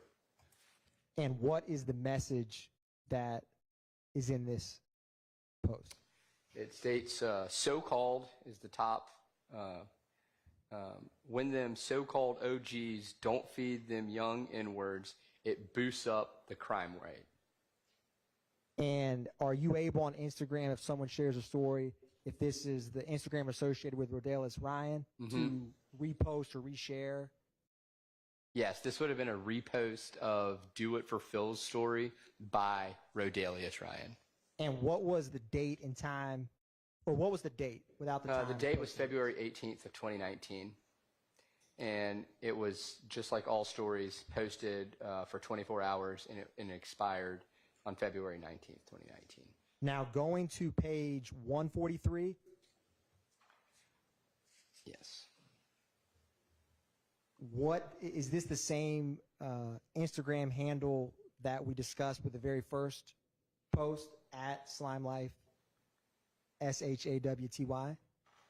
Yes, so it says, slime, all we know, we can't go out bad, at Slime Life Shoddy, red heart emoji, loyalty over love. This would have been a post by Rodelius Ryan, tagging at Slime Life Shoddy in the post. And what was the date of this post? This Instagram story would have been posted on February 12th, 2019, and expired on February 13th, 2019, again showing in the story section of Mr. Ryan for 24 hours. And going to page 145, what does this story show or state? It states, "Rest up, boo, I got you forever," or "I got you sliding forever." And what was the time, or excuse me, the date of this post? It would have been posted on February 10th, 2019. It would have been up for 24 hours on the story and expiring on February 11th, 2019. Going to PDF page 13, what does this caption read, or post read? It says, none but straighten love, you done 183 bear emoji. States, this N-word was a legend in the streets, that shit hurt my soul to know he gone. He used to like Meek Mill for some reason. I guess that's who he... Yes. May we approach briefly? You may.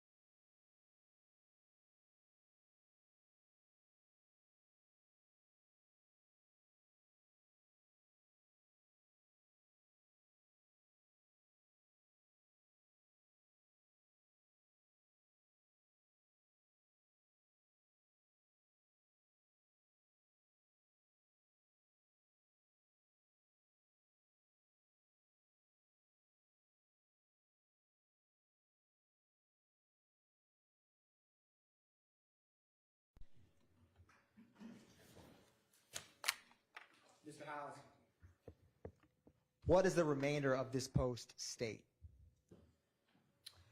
I don't know where I left off, so it said, this N-word was a legend in the streets. That shit hurt my soul to know he gone. He used to like Meek Mill for some reason. I guess that's who he thought was real in the rap game. He always told me never watch a man pocket, again, omitting the C, and think you deserve the money he got. That's why the rest of them N-words broke. And was this on January 21st of 2019? It was a story posted on January 21st, 2019, and it was up for 24 hours. Now, going past page 166, going to page 203, do you see, can you describe for the jury kind of how you have a post and you have graphics on the front? With Instagram and these stories, what is this? Is this a repost, a new post? So this looks to be like a post. It's a screenshot of a post that was then posted by Mr. Ryan's account. And what was the original Instagram handle from this post? So it's going to be Ocean Drive Slim with the S in Ocean replaced with a 5. And it states at Slime Business Rod. And it's got, it's written in lime green with a green heart, champagne bottle emoji. It's got a snake emoji, and it says, "Happy birthday, little bro, live it up." And it says hashtag slime business, and then it's got a green heart emoji and a snake. And what was the date of this post? The date would have been posted by Mr. Ryan's account on December 20th, 2018, and it remained up for 24 hours. And it states that it is a, you can see where the status of it, so it's a deleted reshare by the original media. So what does that mean? basically it means he shared a post that was deleted by its original poster. He reshared it.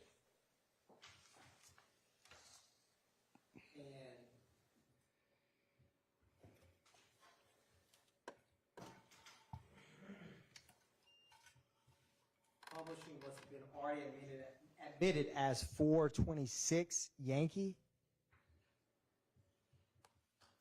What is the Instagram handle with 426 Yankee?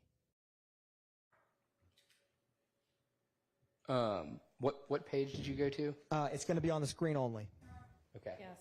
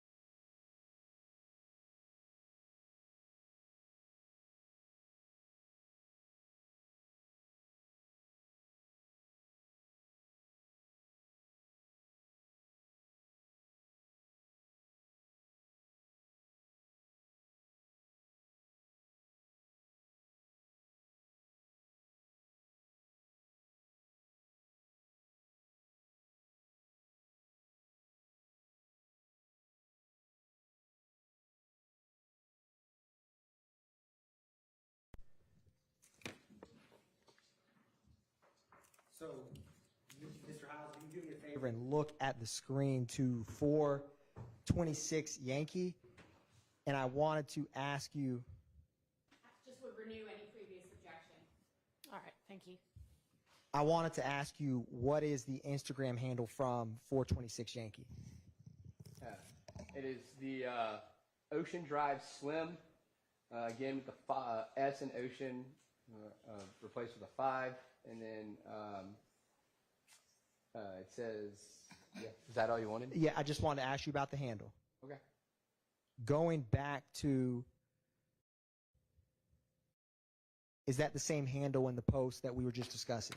Yes. So what that post was is essentially when a person is tagged by another individual, like let's say in this case, Mr. Rodelius Ryan would have been tagged in a happy birthday wish, and then you can also reshare that over the Instagram, Mr. Ryan's Instagram. So he was resharing where he was tagged on a birthday post. Going to the next in 2 November Alpha 1. So is this another reshare, as in the Instagram associated with Rodelius Ryan is resharing it, or can you describe this post where you have? Yeah, he would have been tagged, and it looks like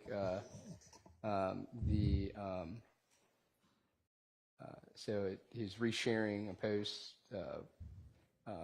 posted by Do It for Phil, where Do It for Phil tagged Slime Business Rod. It's hard to see the Do It for Phil as being the original poster because it's in white and it's like a white on white background. But you can see he was sharing a picture of Ryan, and what it says, if you scroll down, it's a picture of Rodelius Ryan. He is wearing a necklace with a YSL pendant. He has a firearm tucked into his waistband, and it says #TopShotta, happy snake emoji day young, at Slime Business Rod, with another heart emoji, and it says youngest in charge. And it has several, I guess, laughing emojis as well as a crying emoji. And is this original post where beneath that where it says Slime Business Rod? No. The original poster is Do It for Phil, and he's posting a picture. He's posting a picture of Slime Business Rod and saying this is his account. He's tagging that picture and wishing him happy Snake Day, happy birthday. And what is the last message after Slime Business Rod in this post? Oh, it says,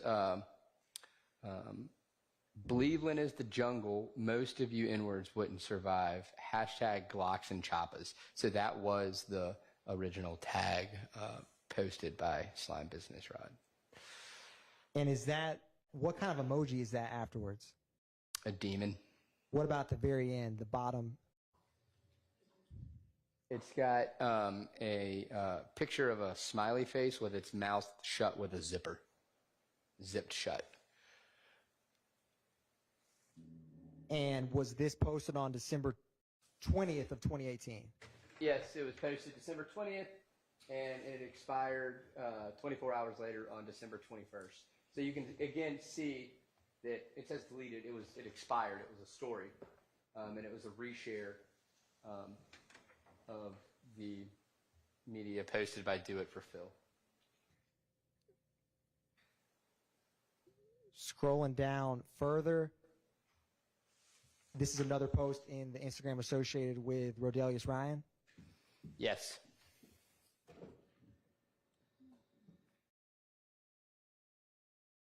And what does this one read?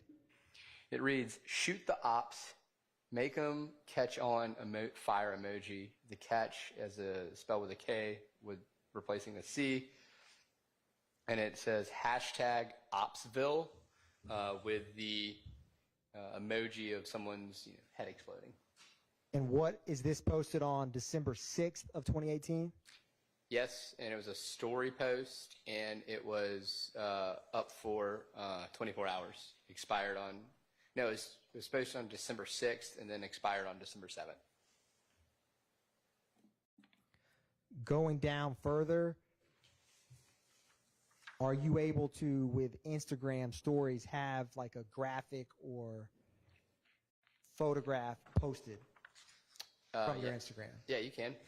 And are you able to read what this states? I'm going to object to this being omitted. This is something which was discussed previously and was subject to foundation. I don't think that foundation's been laid. All right, so it's a foundation objection. So, Your Honor, Mr. Hiles is reading what we've previously discussed. So I'm not asking Mr. Hiles. This is in evidence, and we have previously addressed this, all parties in the state. So I don't know what the foundation is of an admitted exhibit. If it's admitted, forgive me, I just may not recall exactly what the objection was, so maybe y'all want to approach again. Do y'all want to take a quick break? Okay. Yeah, absolutely. All right, for the jury.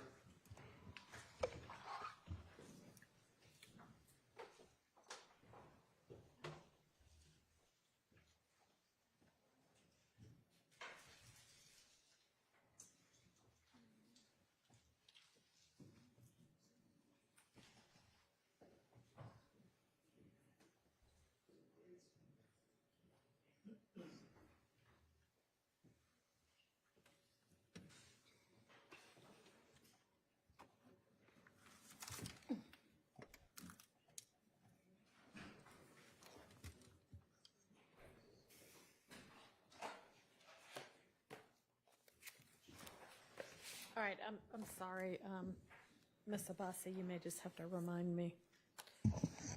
Yes, Judge. When we address these photos specifically, this is one, I believe we objected on relevance, that it didn't have any relevance at this point, and Your Honor's ruling was that it would be subject to some sort of foundation or connection, and that's not come in at this point. So it's a relevance objection. Yes. And this exhibit is already in evidence. So what we had discussed, and the state is well aware of, is that the entirety of the records were put in for the sake of completeness, but the entirety of the content is not something which... The entirety of the record is placed into evidence, so there is the entire record. The part which is evidence in this case, that if the jury said, we'd like to see what the evidence was, we've already discussed that, and this is within that category. Meaning the two of you amongst yourselves have discussed that? Your Honor, if I may briefly, I rewatched the hearing that we had on these because I always want to be transparent. I don't want to publish something that the court said was subject to foundation. I'm trying to pull up my notes on this. And so this exhibit has been, the state has twice or three times, and by the state, I've personally been redacting either names or the photographs in that exhibit we posted in line with conversations with defense counsel and rulings by this honorable court. And everything that ADA Hiles is publishing, which is why I did it this way, is what has been shared with all defense counsel, and I've had ample conversations, and there's nothing new in what's being published. And so I'm trying to pull up my notes from the hearing because I would have not included if it was subject to foundation with Hiles. I'm not perfect, but the hearing was? Yes, Your Honor, it was October 9th, and I have time hacks in my notes from the YouTube of when rulings were made, so I'm trying to find that so that the court can refresh to find that. To the extent that the state intends on calling someone to lay this foundation later, I think this is cumulative now to have him simply reading them out when at this point there's no context, but someone else is going to come and do that later. So, Your Honor, and any defense counsel, correct me if I'm wrong, I believe through Detective Belknap, Rudy Gang and the individual who was deceased and is referenced and is tattooed on some of the co-defendants in this case with Rudy Gang has been discussed through either a witness or a gang detective. And if I'm wrong on that, correct me, but that has been referenced in this trial writ large. I was not physically present for Detective Belknap, who was the first witness, but my understanding from even since when I have been is there has been some discussion of that. And number two, this is an admitted exhibit that I intentionally kept within the four corners of what defense counsel, this court, we've all discussed. So there shouldn't be any surprises in what I'm walking through, because I wanted to avoid any kind of hiccup with publication. I'm not saying that this is a surprise. This is just not the appropriate time or the appropriate witness to be bringing it in. Your Honor, if there's a rule of evidence objection, which was foundation, this is an admitted exhibit. So I don't know how to address a foundational objection with an admitted exhibit. That is a pre-admitted objection. I agree. Okay.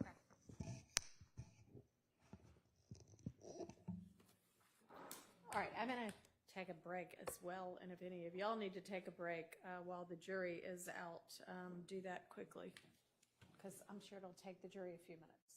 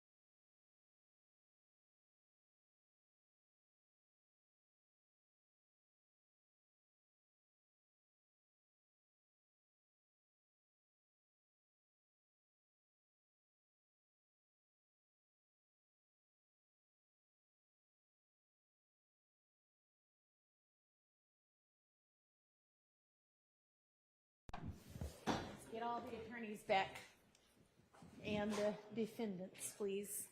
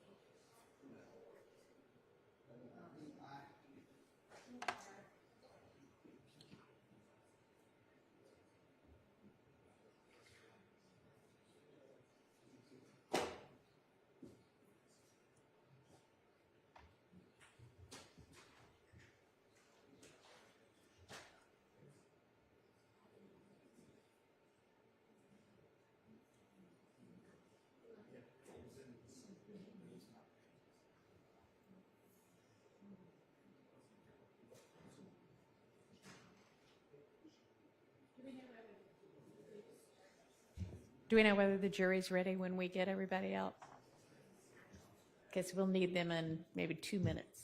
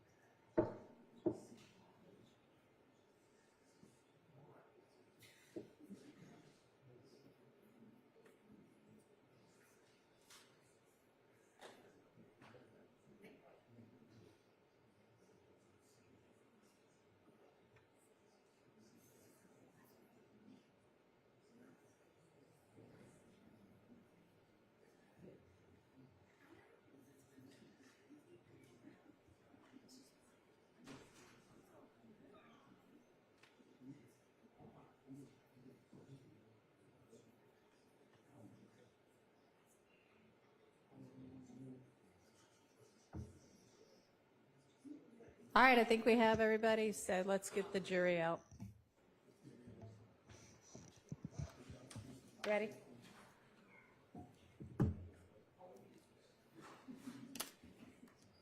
All right, we're getting the jury out. Everybody please rise.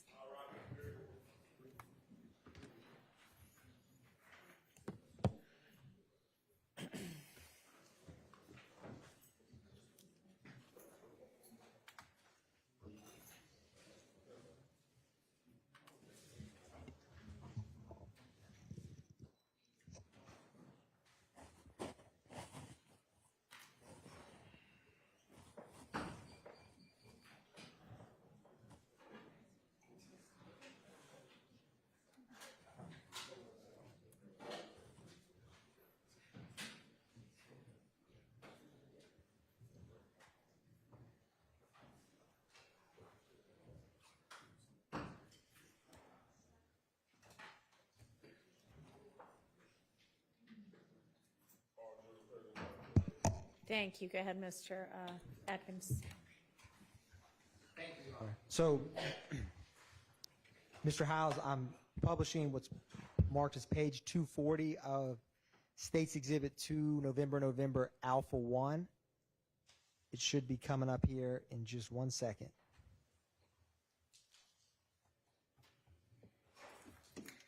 And how does this read? Rudy 4L Gang. And what was the date of this post? 12/2/2018. It was a story and it was up for 24 hours. Now, for these stories, are they public or private in terms of are they shared to specific people, or can anyone on Instagram view these? So I don't know how his account settings were. If his account settings were private, then only his followers could view them.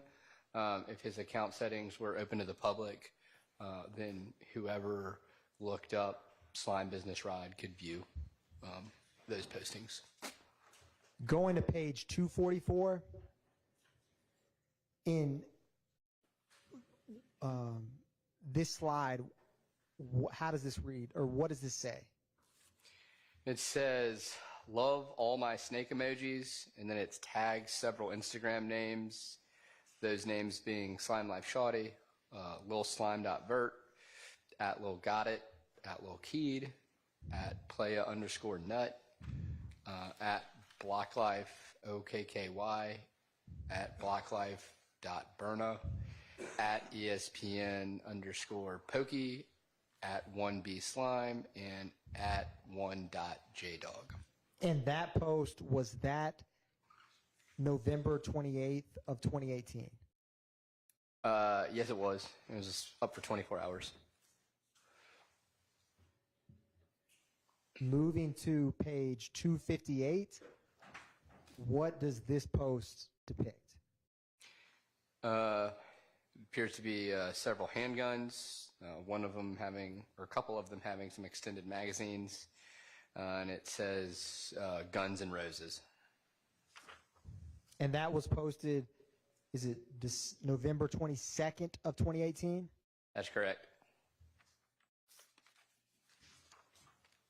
Going to the next post on PDF page 260, what does this post state?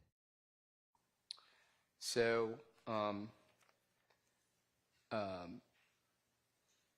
the top word, it basically makes slime, I guess, an acronym, and it spells slime at the top, and it says S, sorry, L, Lord, I is I'm, M is money, and E is educated.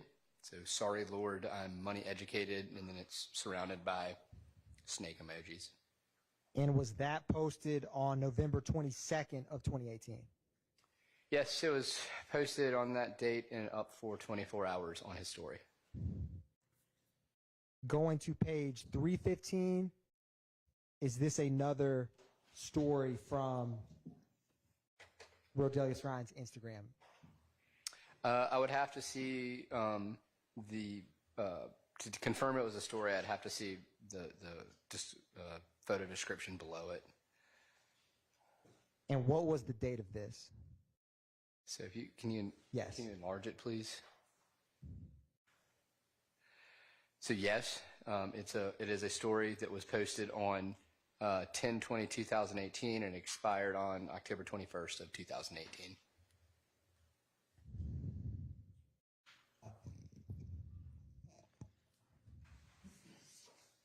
Now, I wanted to show you, or ask you, I should say, give me 1 second. Is there also, remember when we started, we discussed the Instagram index? Yes. And there was those blue hyperlinks in the bottom. Yes. Is one of those in Instagram records a linked media? Yes.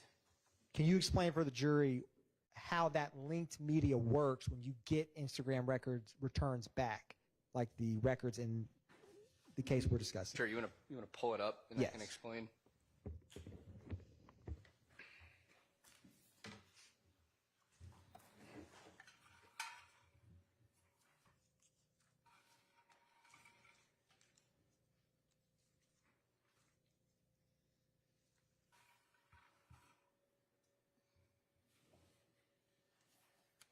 So I'm pulling up index in the same exhibit we were just discussing associated with Rodelius Ryan, which is 2 November Alpha.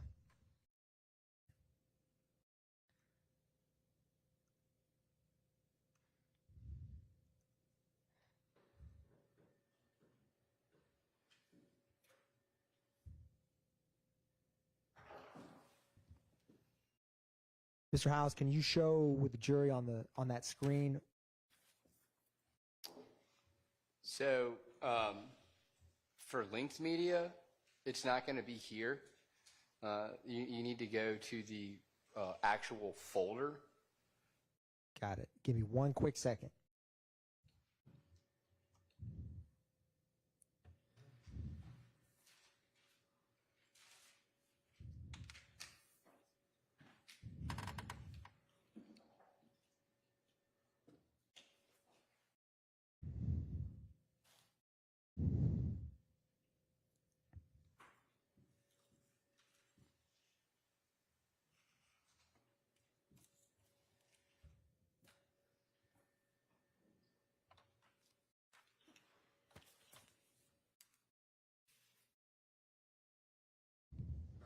Yes. Just to be sure, when something's displayed, you just make sure it's in evidence since it's not included in that exhibit, from what I understood. So, Your Honor, the disc that's in evidence, that's 2 November through 6, and there's a couple subsections. That is folders, subfolders, all the bells and whistles from the Instagram returns that Mr. Howes has been discussing. So it's not just PDFs, it is the entirety of those. All right, so whatever it is we're searching for now, or that y'all are searching for now, is a part of what's already been admitted? Correct, Your Honor. All right, thank you. Thank you, Your Honor. Sure.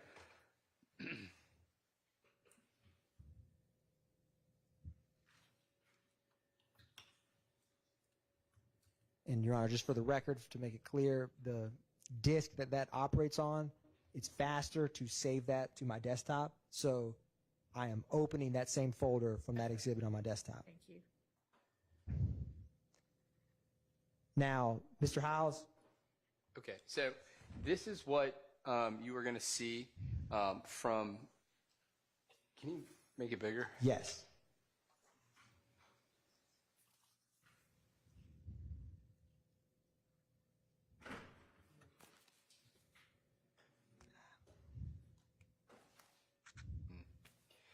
All right. Well, this is what you're going to see when you get the returns from Instagram. You're sent a zip file from Instagram. Your Honor, I'm going to object to this on relevance of going through the exact file names and the procedurally how to get to the item we're trying to reference.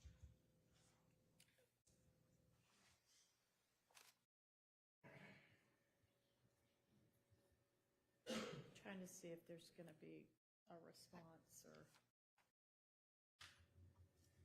So, Your Honor, I'm trying to efficiently, through Mr. Howes, just show the jury where these come from, the videos, because you have to, that's all, the state believes this is relevant for how the videos we're going to be publishing, where they came from. All right, I'm going to permit it. Okay. So what you get here in linked media is going to be every file, whether it's picture, video, or anything that is attached to a post. And so that is going to be the actual file where you can view the videos and actually view the media without having to open the full files. Every media file that's shared in the linked media is going to have that unique either photo ID or direct story number, and it's going to correlate with the PDF, the number, so you can see in the PDF file when it was published. And then this is the linked media, is the actual media that was published with that, whether it be story, direct message, or direct story. So that's where all of the files are contained. And just circling back, you had mentioned about if someone shares a story, whether it's private or public, is those stories shared, is it ever to just one person in what we were walking through, or can you explain that a little So more? a direct story is only shared with the people, they can denote who can see it. If it's like the message we spoke about earlier, it was a direct story and it was shared originally from Ms. Hartfield to Mr. Ryan and Mr. Blaylock. Those are the only people that could see that. Instagram has another option of their story where you can denote close friends. Close friends are whomever the user designates as their close friends. You can publish a story and only the people you've designated as your close friends can view it. Or if it is not designated as that, if you have a public account, then whoever comes to your page can see it. Otherwise, only your followers will be able to see that particular story. Understood. And so when you open up that linked media folder,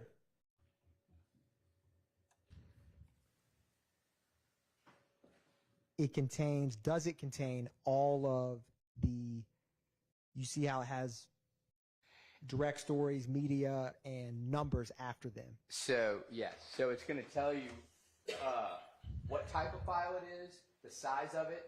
Now, this date right here is 7/22/2019. What that denotes is when this file was unzipped from what Facebook provided. So this is a digital record of when this file was originally unzipped and opened. Now, the direct stories and the numbers correlating with it, that is what you can see in the PDF, the business records, as to the actual published date by the owner of the account. Now, I'm going to publish for you. Give me 1 second.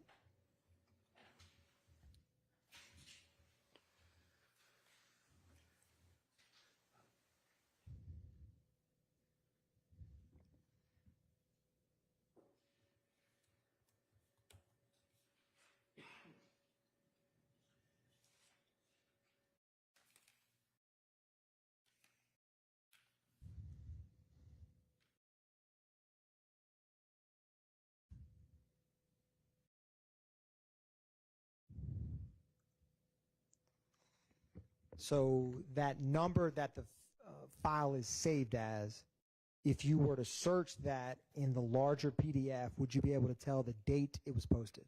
You can get the date and the time it was posted. And there's two places you can search it. You can search it in the actual PDF records that we've been going about. These are the business records that we've been discussing. Or Instagram also provides to you what's called an index, where all of this digital media is indexed and you can view it in digital format.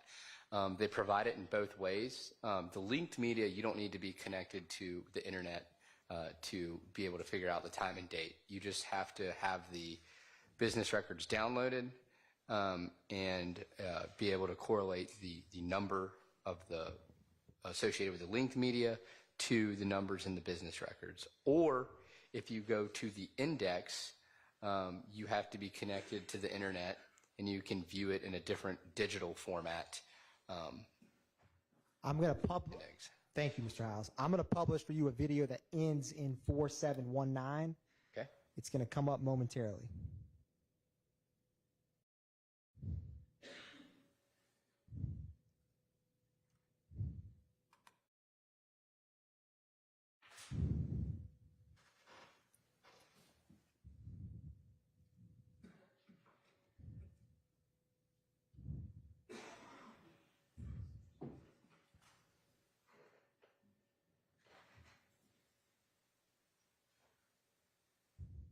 We right back, run through this shit. Yeah, fuck wrong with y'all, nigga.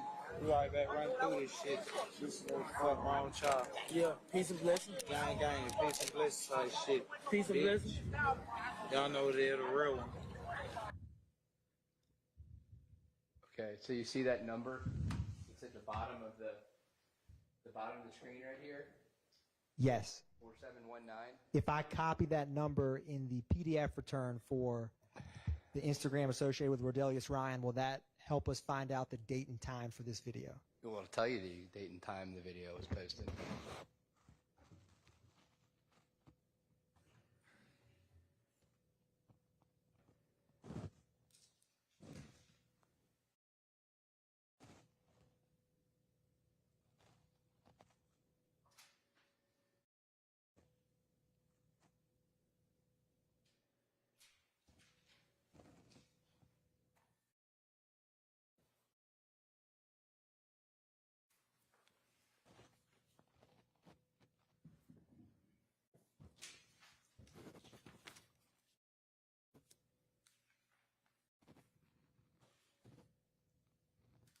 publishing for you the larger PDF Instagram business record for this account.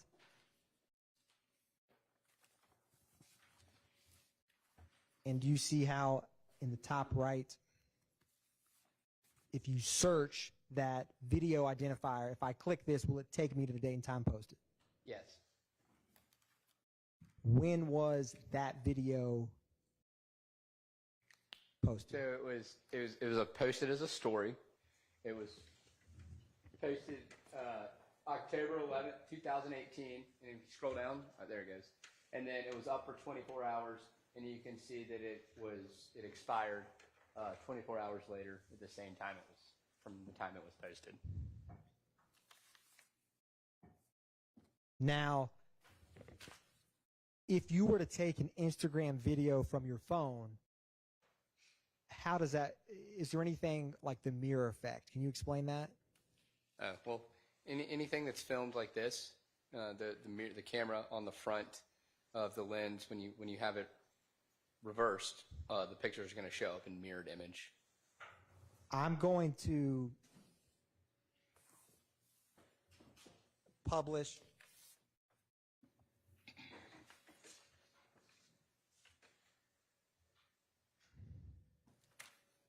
a video contained in the same exhibit that ends in 68521.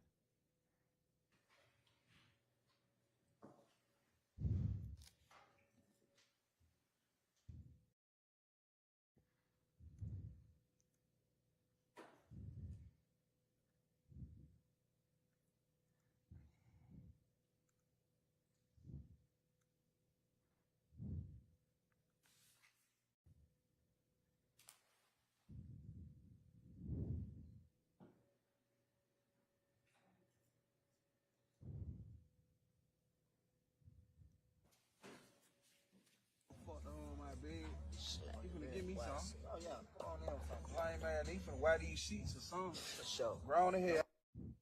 Now, before testifying on the stand now, were you able to review this specific video in the Instagram records? Yes. And what, did you see anything of note in this video? I did, and I will note when I watched it on your computer screen, I had to turn the brightness all the way up. Your Honor, I'm going to object to this witness testifying to what of note was. It's vague. Your Honor, I can rephrase. All right. Did you see a gun in this video, Yes, Mr. House? I'm going there's to an object to the witness narrating what the jurors are just as capable of viewing. Overruled. Yes, there's an AR-style rifle being held by Mr. Ryan with a drum magazine. What is a drum magazine? Drum magazine is a high-capacity magazine that is in the shape of a circular shape, in the shape of a drum. It's carries high volume of rounds. And was there any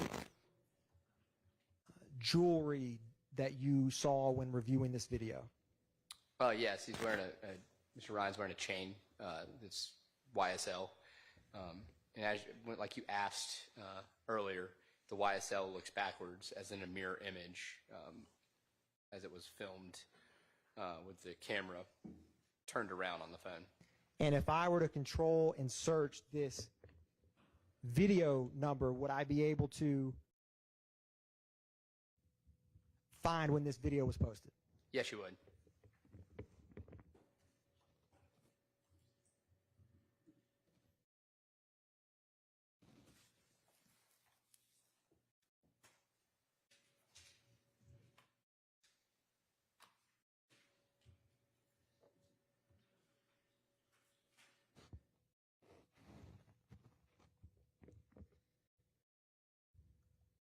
Republishing the Instagram business record for these records.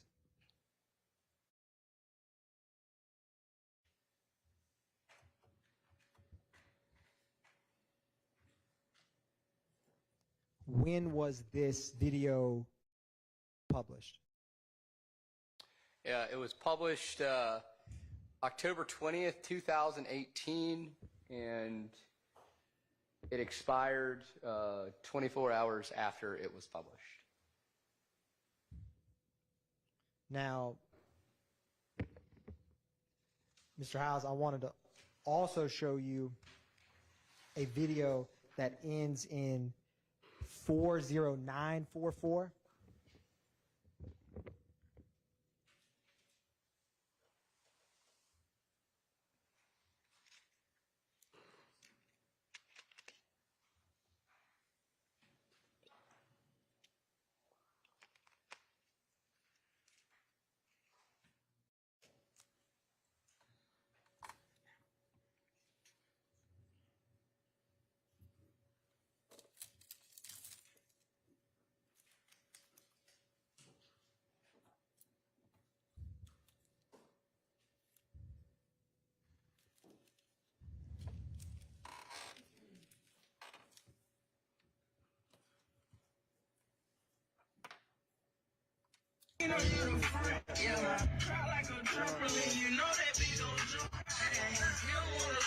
Stop that.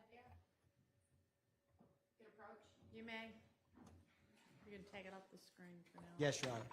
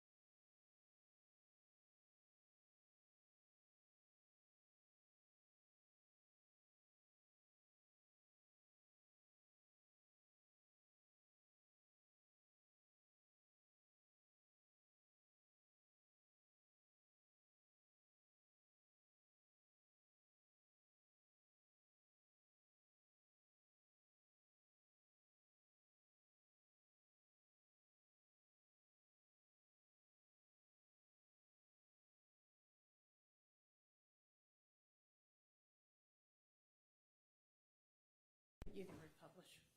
Thank you, Your Honor.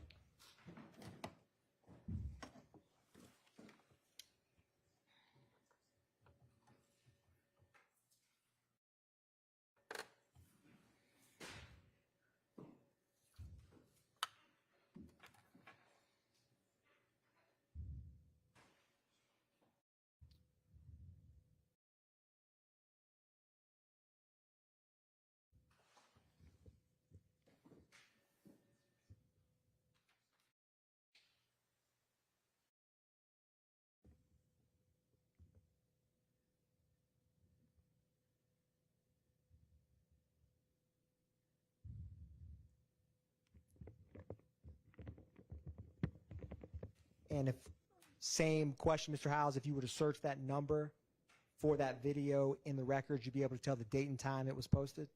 Yes.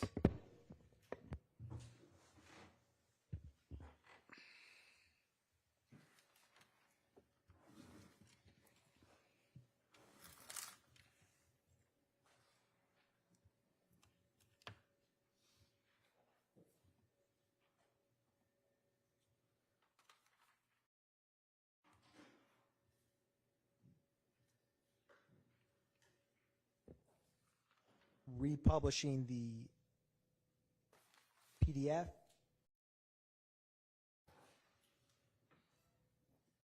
What was the date and time of that video posted? October 31st, 2018. Now, I also want to show you or publish what's been marked or what a video that ends in 71797 in the linked media of this exhibit.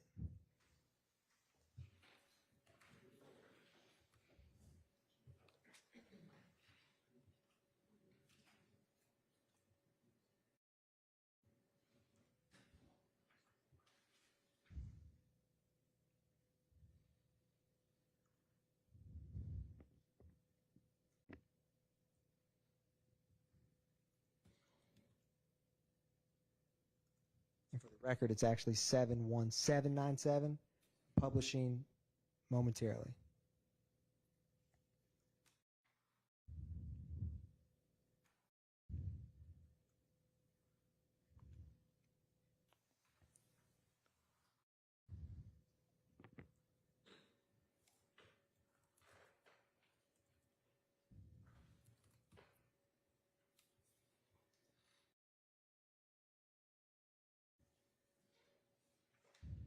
Block life. Block life, no one again. 250, no one again. Bitch, I push nigga, can't come up here in that block. Yeah, no cap. Cut a rag on shit at your fitted. That's no cap. Pussy, boy. Zico having that shit on him. Yeah, that's what I'm saying. So at the bottom left would have been the number associated with it. So if I were to search the PDF with that number in the bottom left, that would pull up when that video was posted? It would.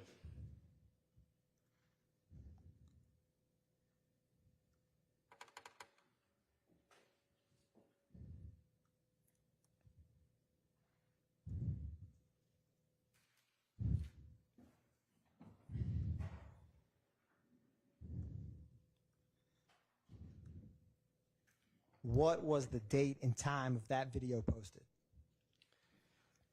So that video was posted on, so it says it's posted 2/23/2019 at 3:05:47 UTC. That would have been 10:05 p.m. Eastern Standard Time, and it was up for 24 hours. So that would have been the night prior to the murder of Mr. Holmes.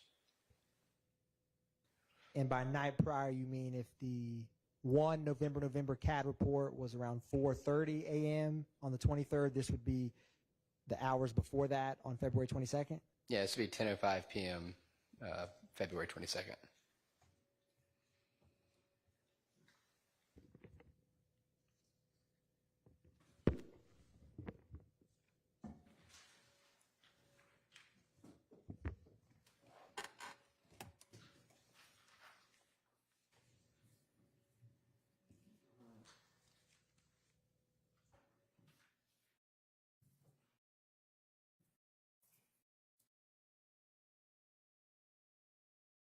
Now, with IG live stories, if you go through the index, can you also find those videos?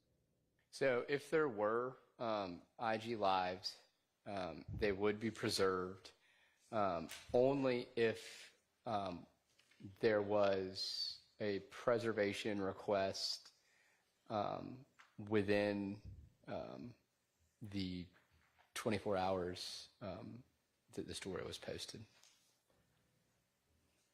Pulling up from the index in this same exhibit, one brief moment.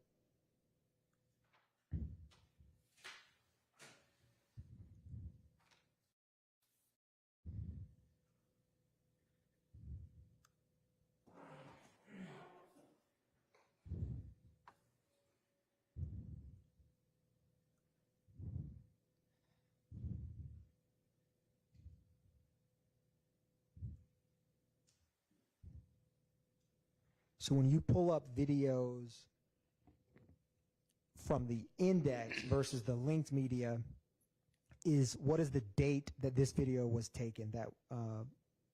Okay, so what I talked about earlier, this is going to be inside of the index, and this will be the actual digital version that you can look at. It is, if you... Can you make it any bigger? Or? I can. So this is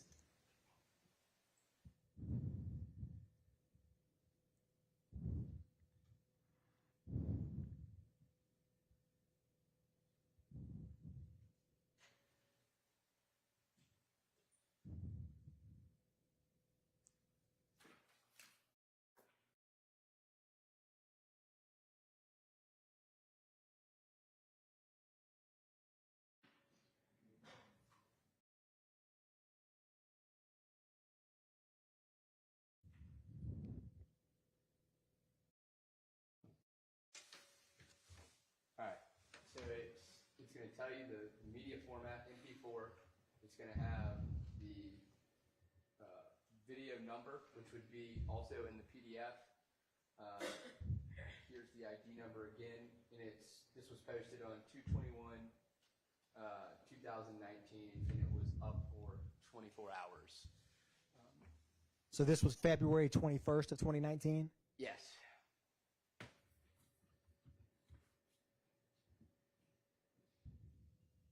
And the bottom there, the at Slime Life, SHAWTY, was that a handle we had discussed in the PDF? It is. That's who was tagged during this video. I believe this is an Instagram live story. I'm going to publish this now.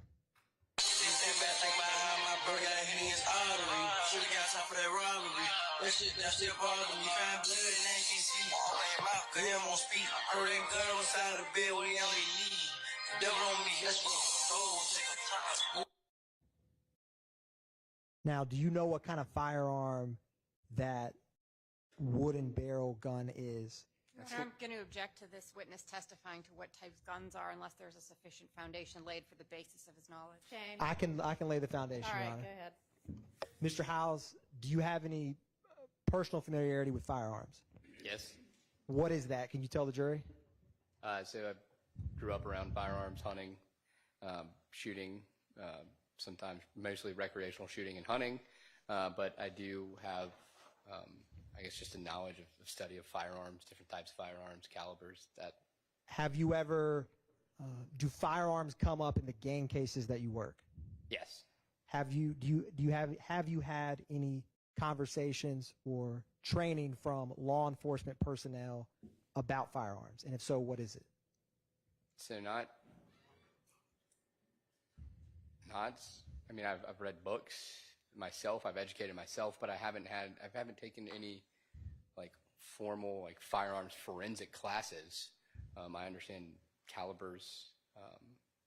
Have you had conversations with firearm specialists at the Georgia Bureau of Investigation? Yes. In cases? Have you had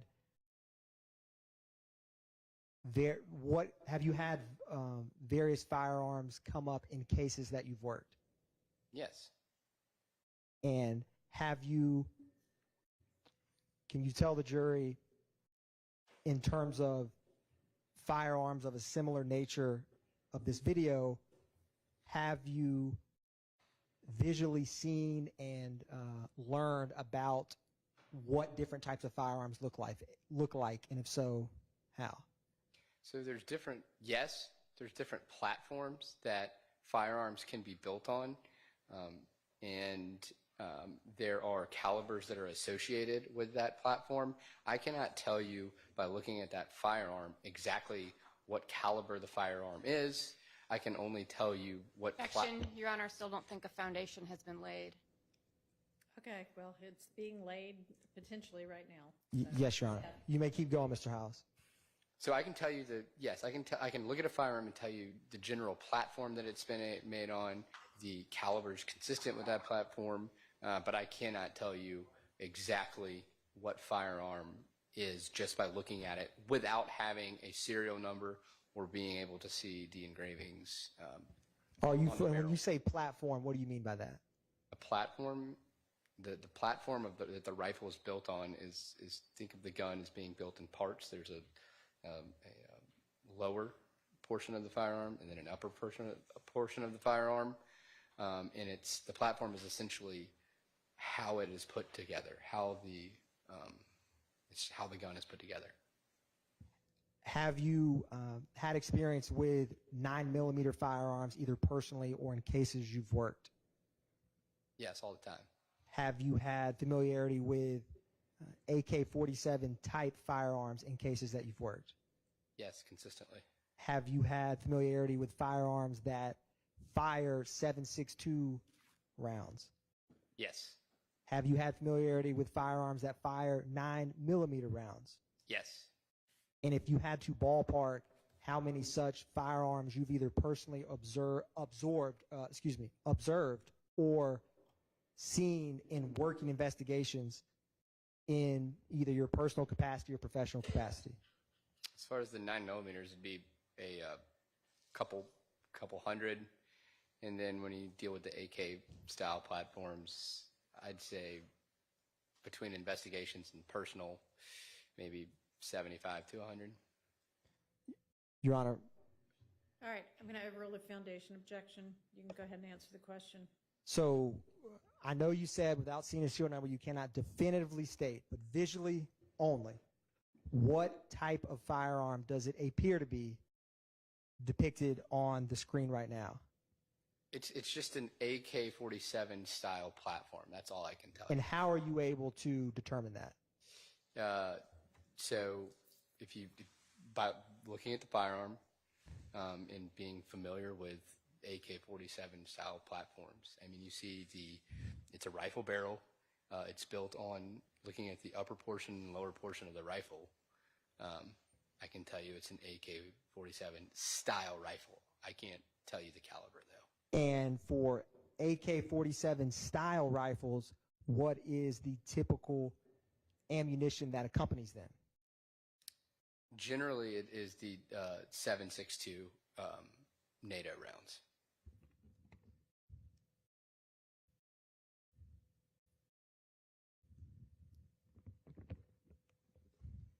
Now,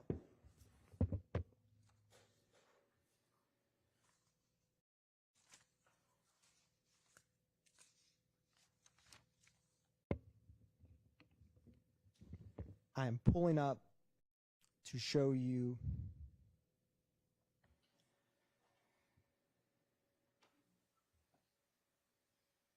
you had discussed earlier about the videos and being either in ascending or descending order. Do you remember that? Yes.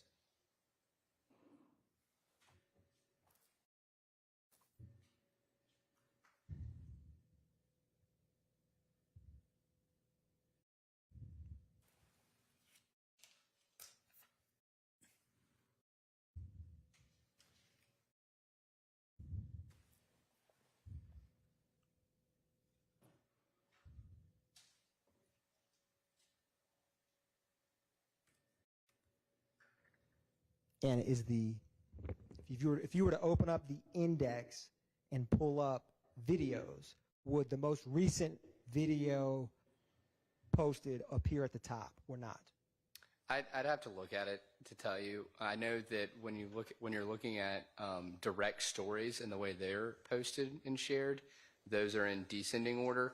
But I can't. I can, if I viewed it, I could tell you, but I can't tell you offhand right now.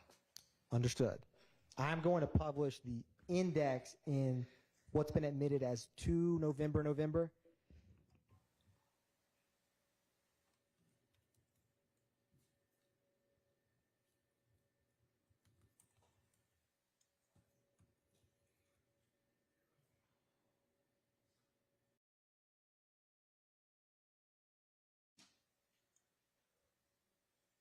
What is the date and time of this post? And I will try to zoom in for you. I know it's...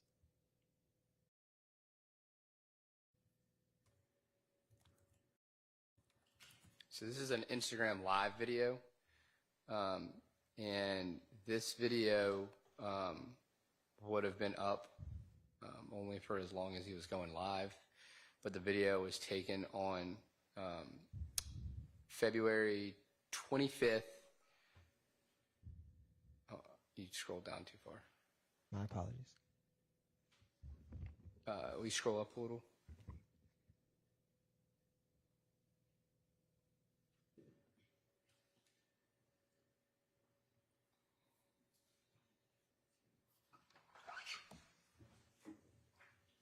Can you see that now?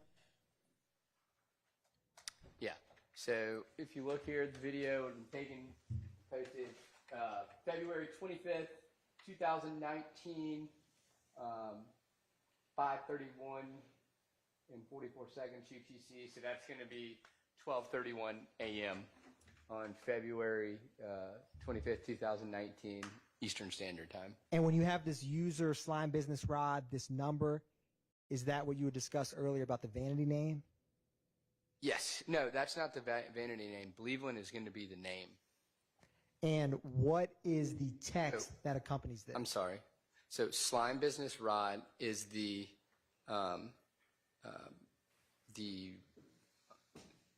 vanity name. The number ending in 1951, that's the account number or target number associated with the account. And then on his records, Cleveland Ave with that pin drop, that is going to be the name that was associated with this account. And what is the text that was accompanied this video? It is so will you scroll up? I want to make sure that I think we're so go above this video. All right, so here's the video. If you scroll down, so it's published. Okay, so yeah, so the user is Slime Business Rod. That's the account number, Cleveland. The text is going to say 10K solid with a snake emoji and a gun, like a toy gun pointed at the snake, says fuck YFN.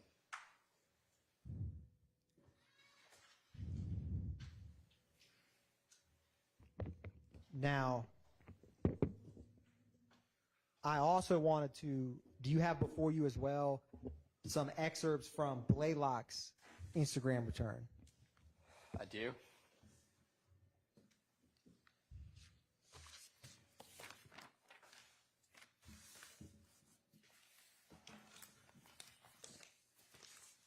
And is that 3 November, Bravo? It is. Publishing 3 November, Bravo for the jury.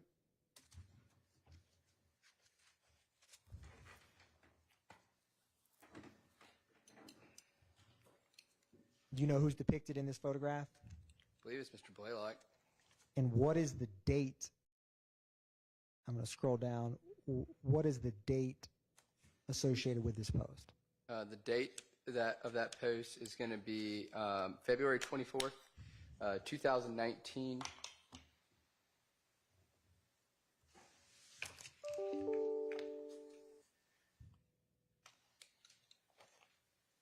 That 11 o'clock roughly UTC time?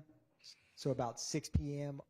Yeah, Eastern time? It would have been Eastern time, or it was posted at 23:19 UTC time, and it would have, which I guess would coordinate to about 11 o'clock, yes. Okay.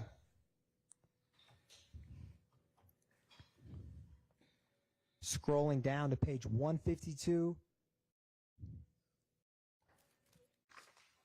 What does this post read on Blaylock's Instagram? It reads rock crew with a Instagram emoji, an LLB with a green heart emoji, and then it's tagging at Slime Business Rod. When was that posted? Would have been posted January 4th of 2019.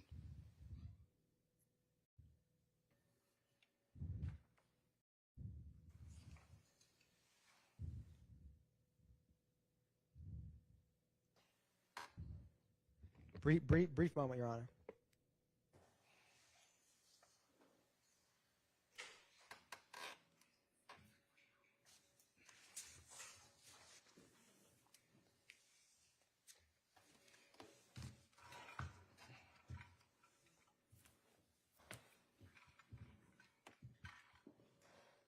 So I'm going to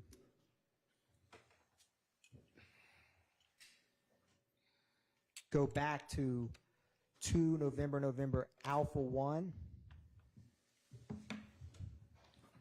and specifically page 33.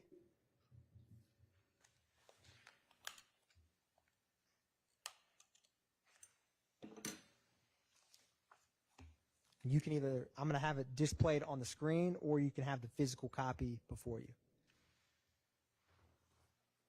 And let me know if you can see this. I'm going to hide this floating panel that gets in the way.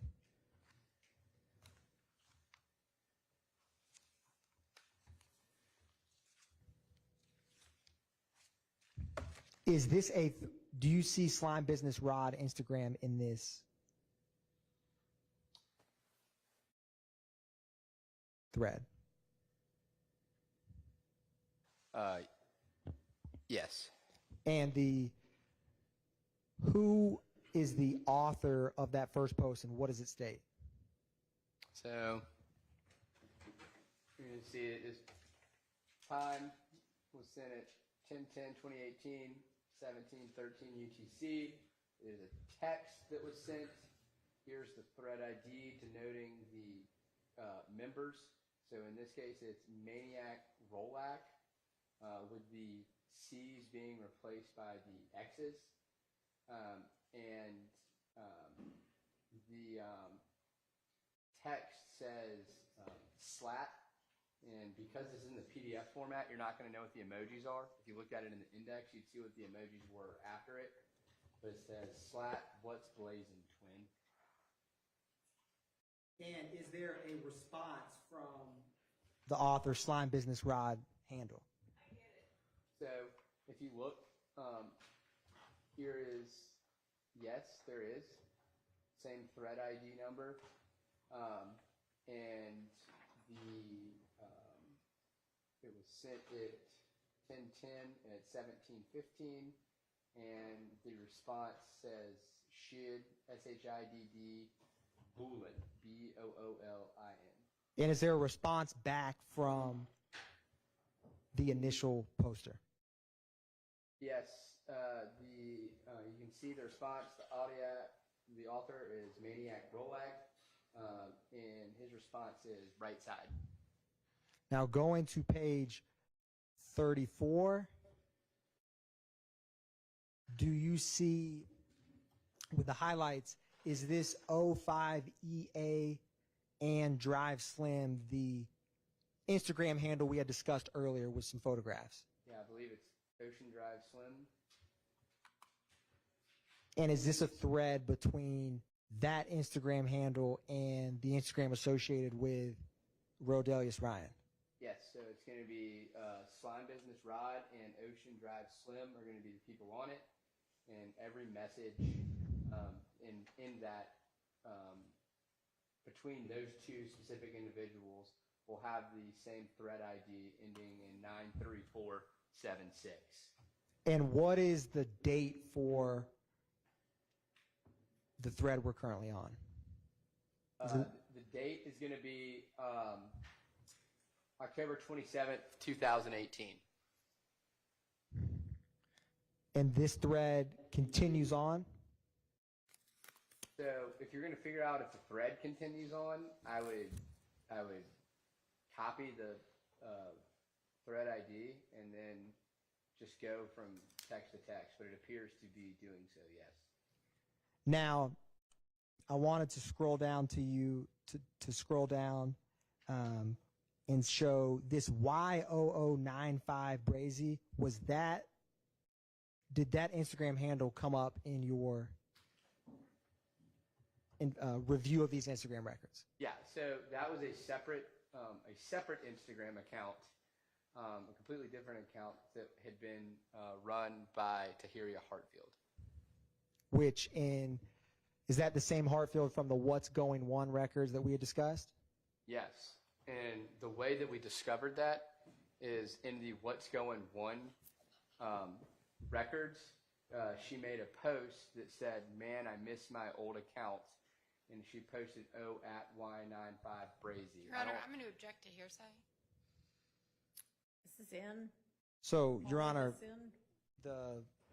this specific part is how, oh, I may need to approach to respond. I don't want to have a speaking objection, but it's how Mr. Hiles connected these accounts. We'd like to approach.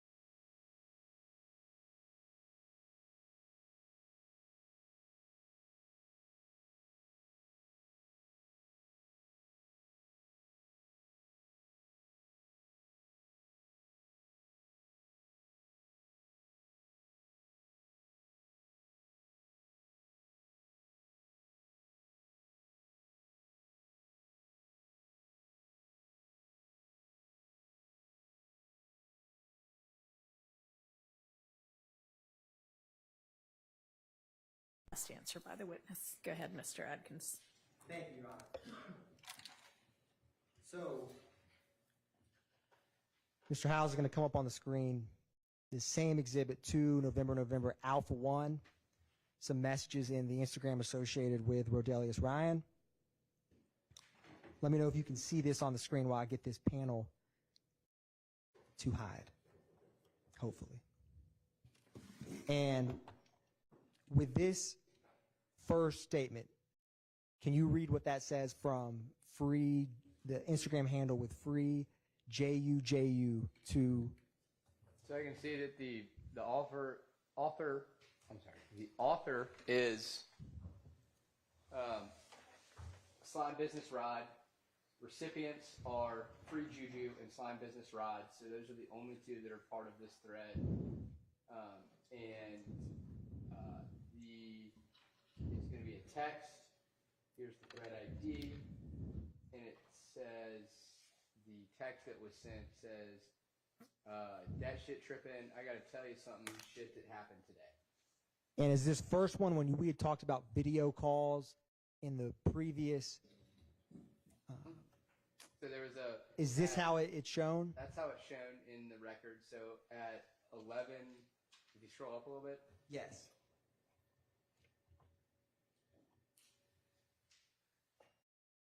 Scroll up.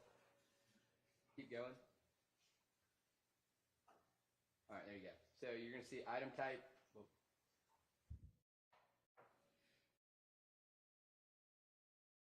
So just specifically with this video call event right here, item type, do you see that? Mm-hmm.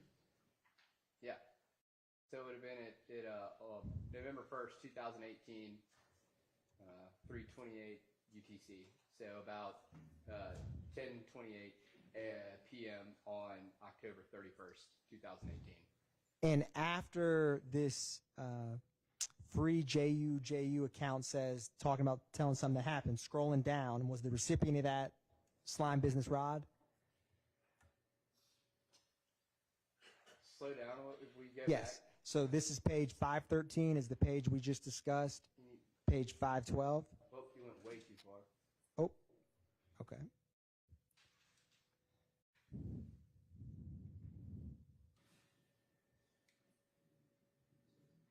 All right, there. So the author was Free Juju, _ Free Juju, and the other recipient besides himself would be the first line of the next page. And that would have been Slime Business Rod. And the text that he sent would have stated what happened. And what's the response?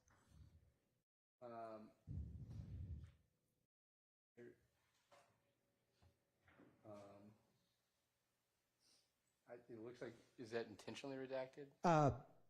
Disregard any redactions, just what you can read. Okay. Yeah, so it says, you know the N-word name Booley. And what does Slime Business Rod respond? He responds, yeah. And what does the account with Free JUJU state back? Says, Tobias had caught for an X while we was walking on the back street to the school. Several emojis that, and then it says, he was on that scary shit, acting like he wasn't going to bust him down. That boy acting like he wasn't going to bust him down. That boy Booley drew on his ass on the next street. Tobias was scared as hell. And then scrolling down to what is the response from Slime Business Rod to that account after that statement? It says, we wasn't styking, bro. We was walking to school smoking, and they saw an X on, you need to scroll to the right. We saw an X on the back. Seat. On the seat. And then going down to the next time that they discuss, what is the response that Slime Business Rods has to that message to Free JUJU? He says, y'all reckless, but why y'all let Booley draw down on him? No, y'all N-words can't get bust down. I'ma draw on him on Slime. Now, going to page 801, do you recall a slimelife.shawty coming up in some of the pictures and posts we've discussed earlier? I do. With what's highlighted, what is this message? Who is it between? The author is Slime Life Shawty, and the recipients are Slime Life Shawty as well as Slime Business Rod. Slime Life Shawty sends a text at 12:20 on 12/20/2018 at 1931 UTC. He says, "What you want for the stick?" And what is the response back from Slime Business Rod? None. N-U-N. And the follow-on from the account slimelife.shawty? He says, a Glock and some money, posed as a question. And then continuing down, what is the response that Slime Business Rod has to that? He said, "Nah, snake."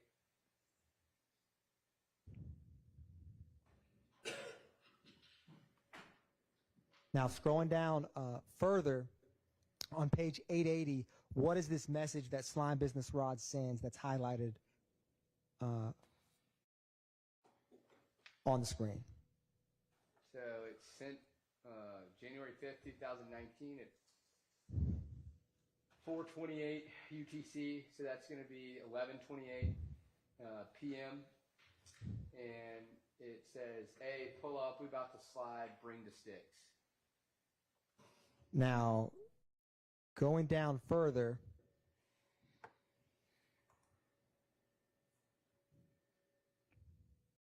do you see what's highlighted? What's this first message that Slime Business Rod sends to a handle $1 billion pink? The flirt on the way to crucial. And then is this where you would discuss where if you get multiple threads, they will all show up on the same, when you're looking through these records? Is this an example of that? Yeah, so a message was received in between the responses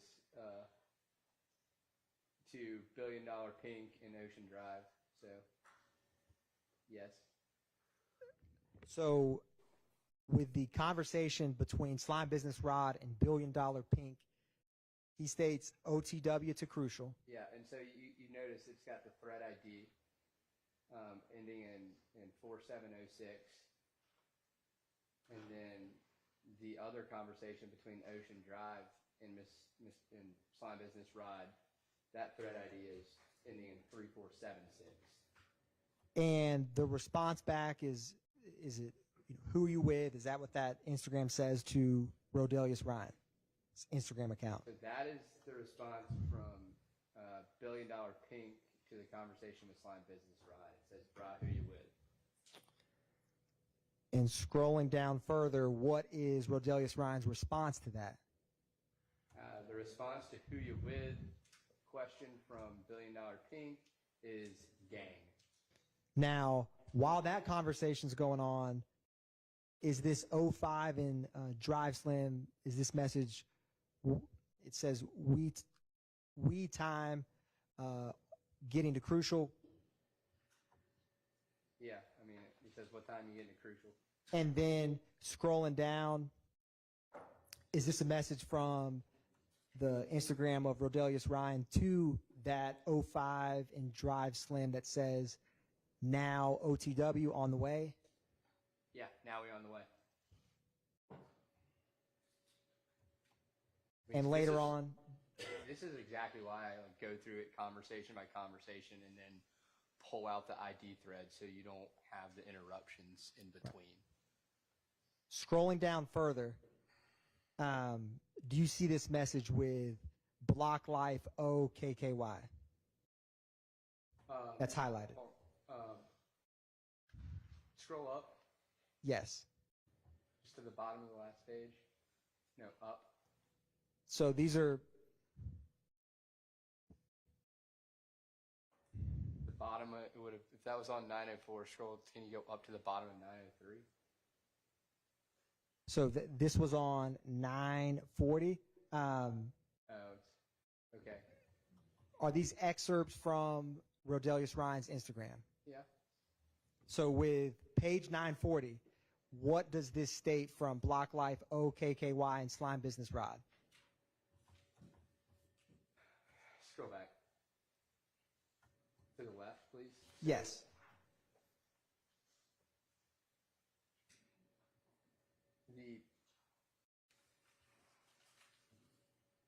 The Block Life, the text is going to be, he said, what you trying to do? He talking about going to Lacuna. I'm about to get dropped off to Big Nick spot. Ain't going to no damn Lacura. And then does the account associated with Rodelius Ryan say never mind, or is NVM sometimes abbreviated as never mind? Yes.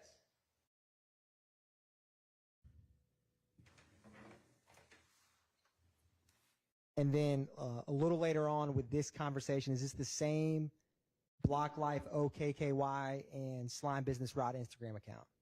Yes, it is. And does he ask the account associated with Rodelius Ryan, what is the move? So the author of that would have been Block Life OKK asking Slime Business Rod, what is the move? And what is the response from Slime Business Rod to that Instagram holder? So that's going to be the response of Slime Business Rod to Block Life _OKKY is going to be, shit, Slime, gone from the store, the studio.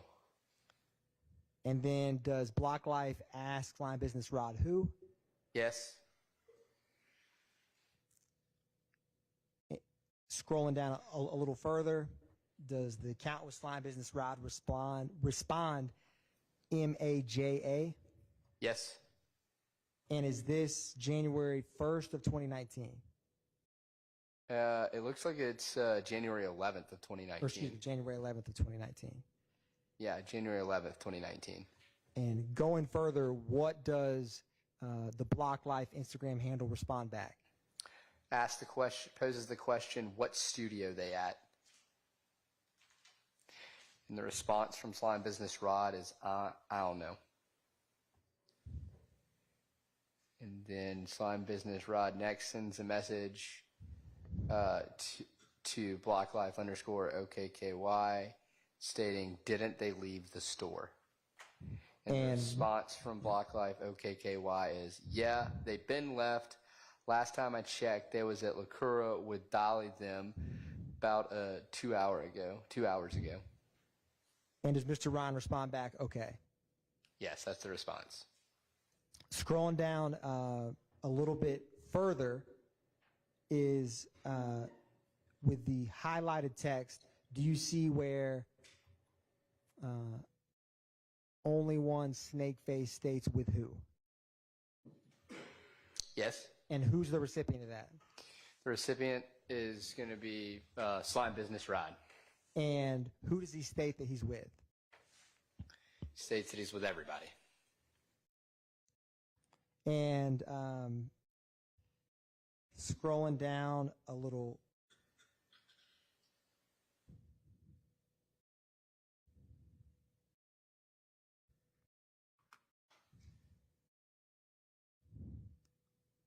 One brief moment, Your Honor.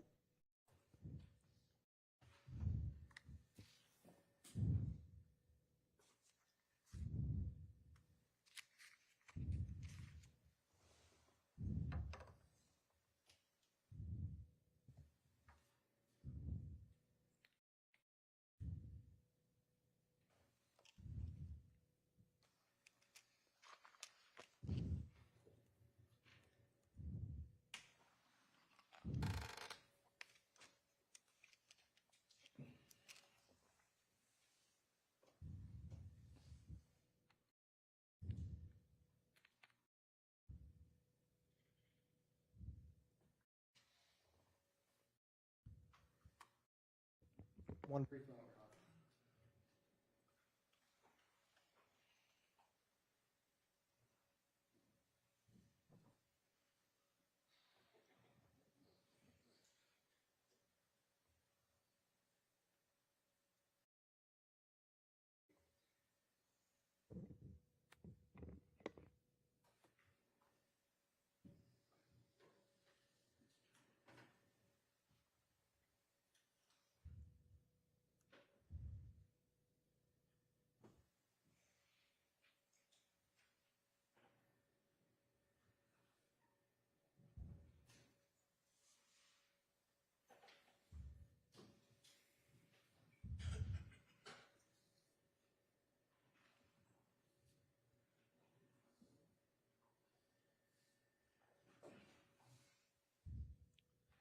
Resuming on page 48 of 2 November Alpha 1, do you see highlighted in the bottom, Mr. Howes, where is this, what does this message read? It says, fuck you, you hang with them 9-2 inwards. And was that to free JUJU? Yeah, that was the _free juju from Slime Business Rod. And is this January 19, 2019? It is. Now, scrolling down further, what is the response back from that account? Bless you. That response from _free juju back to Slime Business Rod is, I know a couple and fuck you too, inward. And then Bless you, Your Honor. Thank you, sorry.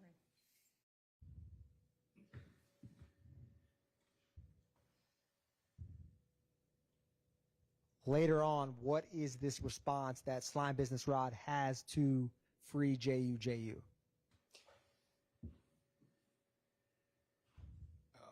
Waiting for that block to go away. Let's get this hiding floating controls. It should work. His response is inward, fuck you, and they set. And that was sent from Slime Business Rod to _ free juju. Scrolling down.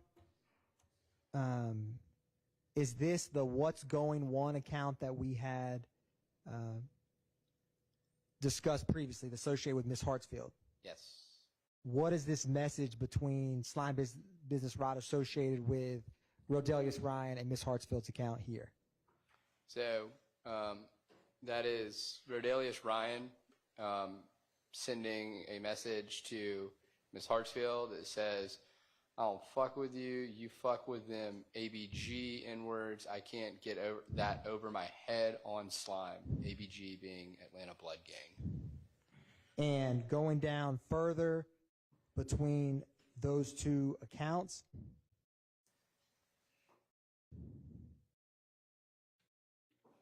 what is this response below? So the response from Ms. Hartsfield is, bruh, fuck them, and she has changed the C to an X, and she said, after that, she said, on my daddy, I'll cut them N-words off. The fuck, that ain't no problem.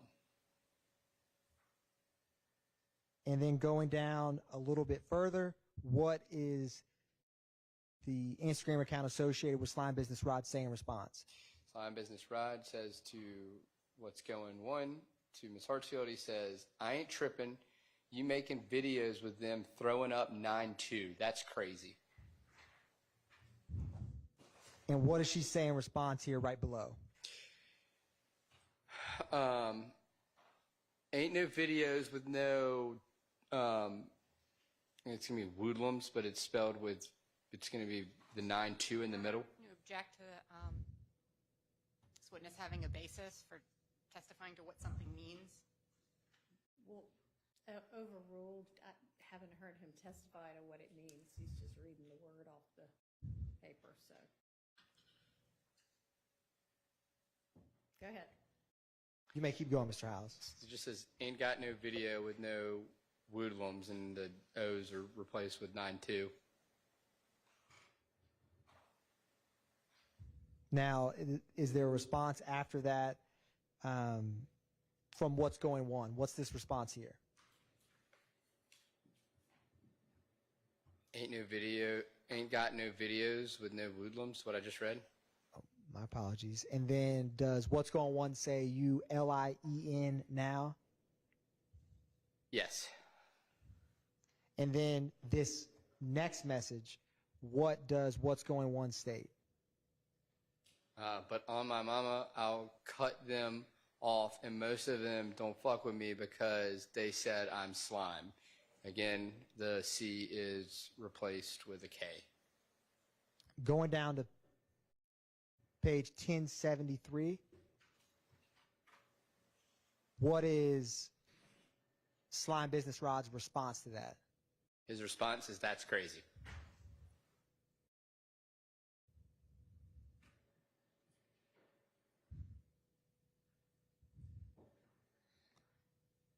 And going to page 1094, what is the date of this post and what's the message?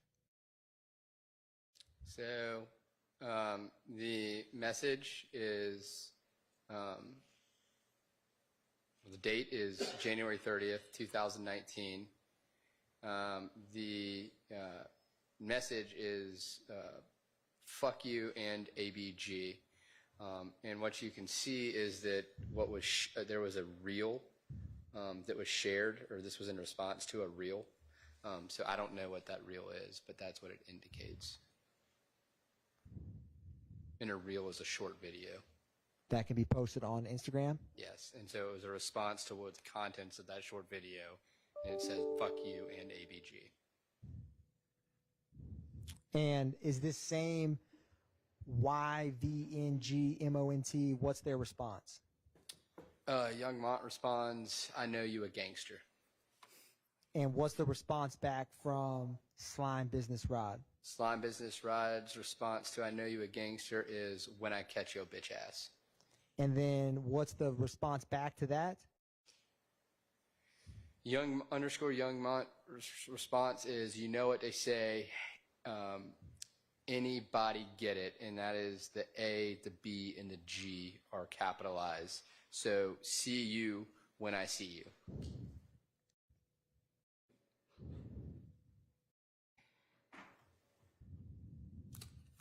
Now, scrolling to this on highlighted in yellow, do you see this post from February 1st of 2019? Yes. Who's the author? Their vanity name handle? The author is going to be Scarface with the C in both scar and face replaced with an X. And it says, Slat, this SB, what's up? And then is there a video call event between that Scarface account and Slime Business Rod Instagram? Yes, there is. Going down a little further, do you see this free JU account again? What does this message state? Message states, these are the type of N-words y'all let be slime, and then there's several emojis that I don't know what they are. And going down further between those two messages, and do you see how this message carries over? Does that happen sometimes in Instagram records? It carries over pages? So it's going to be the time, February 2nd, 2019. It's y'all let these nights be 2-7. I don't want to cut you off. Keep going. And then the author was Slime Business Rod, and the recipients will be at the top of the next page. What's the second letter of the alphabet? B. What's the seventh letter of the alphabet? G. And after that, between those recipients, that's highlighted, what does this free JU account state back? It says, Free Juju responds, he not official, lil bruh, said he be in 250 for real, though. And what's the response back from Slime Business Rod?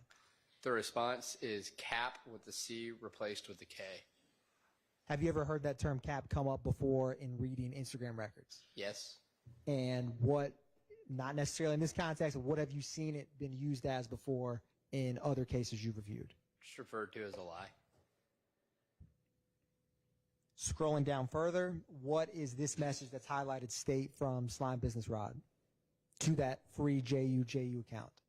He states, that shit lame because you know he don't want you, because you know he don't what you want me to do, kill, and then on my, kill him.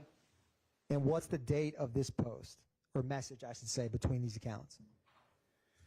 The date is February 2nd of 2019. Scrolling down a little bit further, do you see this SXAR_FAXE account and Slime Business Rod messaging again? Yeah, I see him messaging with Scarface. And when it shows, sometimes Instagram, when this gets sent, it can be emojis that aren't in the PDF but are somewhere else.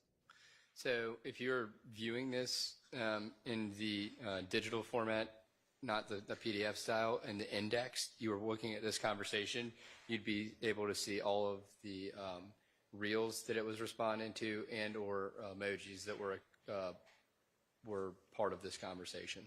And going down a little bit further, what does Scarface say back to Slime Business Rod? On February 16th, 2019 at 31 UTC, so this is actually going to be on February 15th, 2019, he says, I'm fucking with you, Slat. We locked in, little brother. And then is there a number sent between them? Yes, Scarface sends a number that is a telephone number that is 470-898-6444. And have you ever seen HML come up in reviewing Instagram records and other investigations? Yeah, I think it's a very common acronym. It stands for hit my line whenever you need me.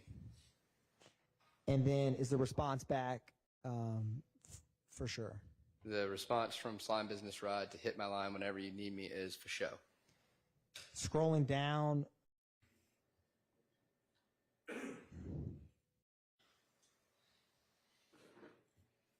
do you see this addicted and then to account? Addicted to Aju? Yes. Yes. What does this text read right here at February 16, 2019? What I just said, I know you, but I don't know shit about you. And does Slime Business Rod say, what do you want to know then? Yes, he does. And then what is the follow-on from that account? The follow-up, the author addicted to Aju says everything. And going a little bit down further, what does Slime Business Rod account say back? He says rock crew, ROC crew. And after that, what does that account respond to the rock crew? Addicted to Aju _ responds to the rock crew. That response is, that's your name or something? And then how does he answer that? Slime Business Rod's response to that is raised on Cleveland. And is that February 16, 2019? That was sent at, well, it's actually going to be February 15th, 2019, but it is denoted in UTC time as February 16th, 2019 at 01:50 and 12 seconds. And then what is this text here between Slime Business Rod and that same account? The text sent by Slime Business Rod to Addicted to Aju is Lil Rod. Now, going down further, what is the date of this post from Snake Life _? So on 2/26/2019 at 17 hours and 53:06 UTC, which is going to be about so it's going to be the date's 2/26/2019, and it says, say Slime, Bali lock up for all that shit. And it was sent by Snake Life _. Directly to Slime Business Rod? Sent directly to Slime Business Rod. And Bali was the nickname associated with Blaylock? Yes. Scrolling down a little further, do you see this message on the same date, February 26, 2019? I do. What does the vanity name DeAndre Smith say to Slime Business Rod? It says, hit me up ASAP slat, ellipsis, and then ampersand, stay low. And what is this additional message from that same account to Slime Business Rod? DeAndre Smith to Slime Business Rod says 911.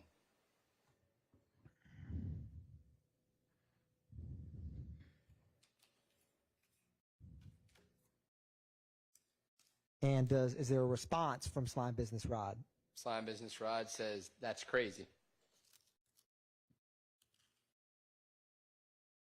And a little later on, what does Snake Life _ say to Slime Business Rod? Snake Life _ tells Slime Business Rod, the statement is, it's a warrant out for you, Slime.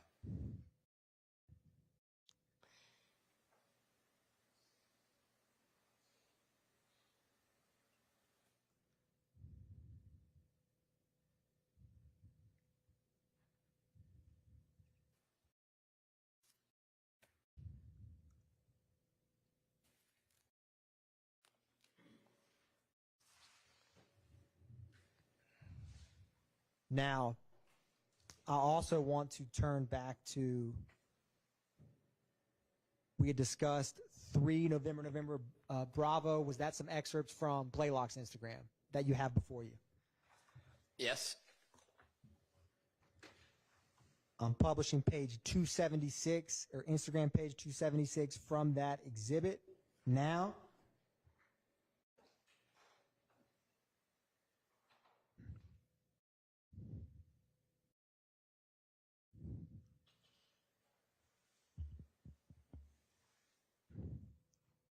And is One King DO1 one of the handles associated with Blaylock? Yes, that's it from his I'm going to hide Instagram. this floating panel again. And what does it state?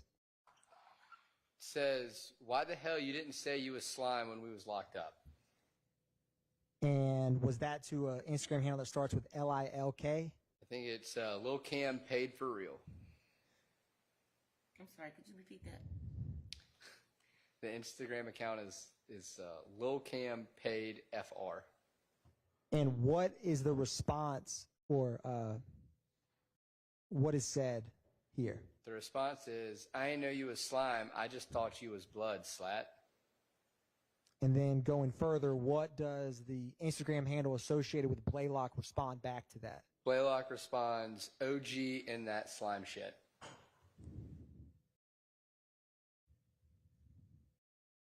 Now,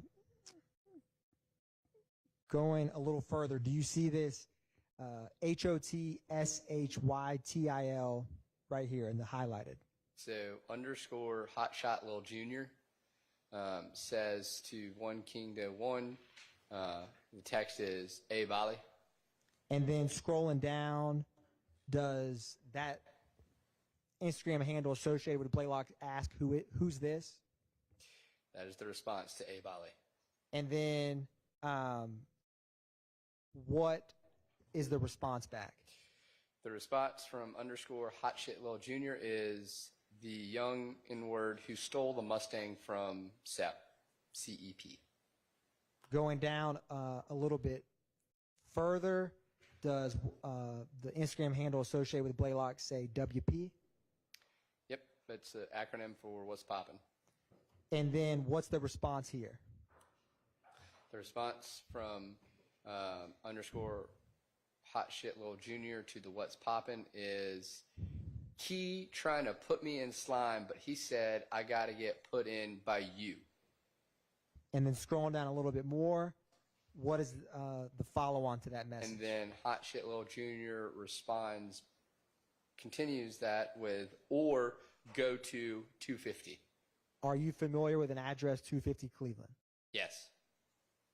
Scrolling down a little bit further, what is the response from One King DO1?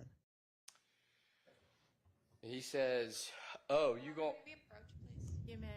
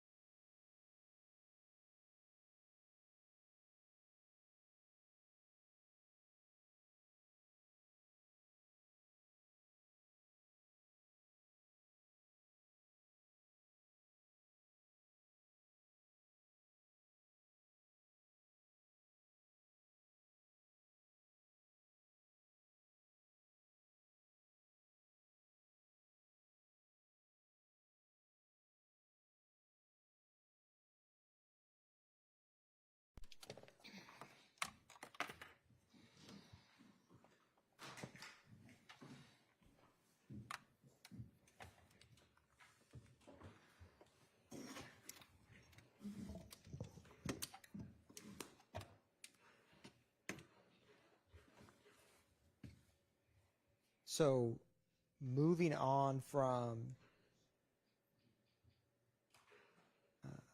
moving down a little bit further, Mr. Howes?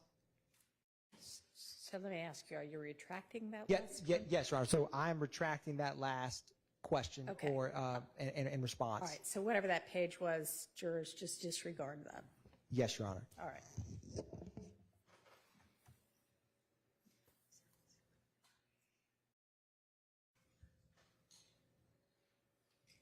So moving to, and I will pull this up for you.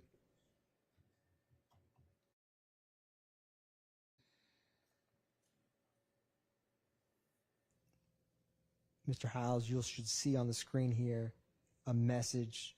It's PDF page 342. Highlighted in yellow. Do you see that? Starts with U, capital U.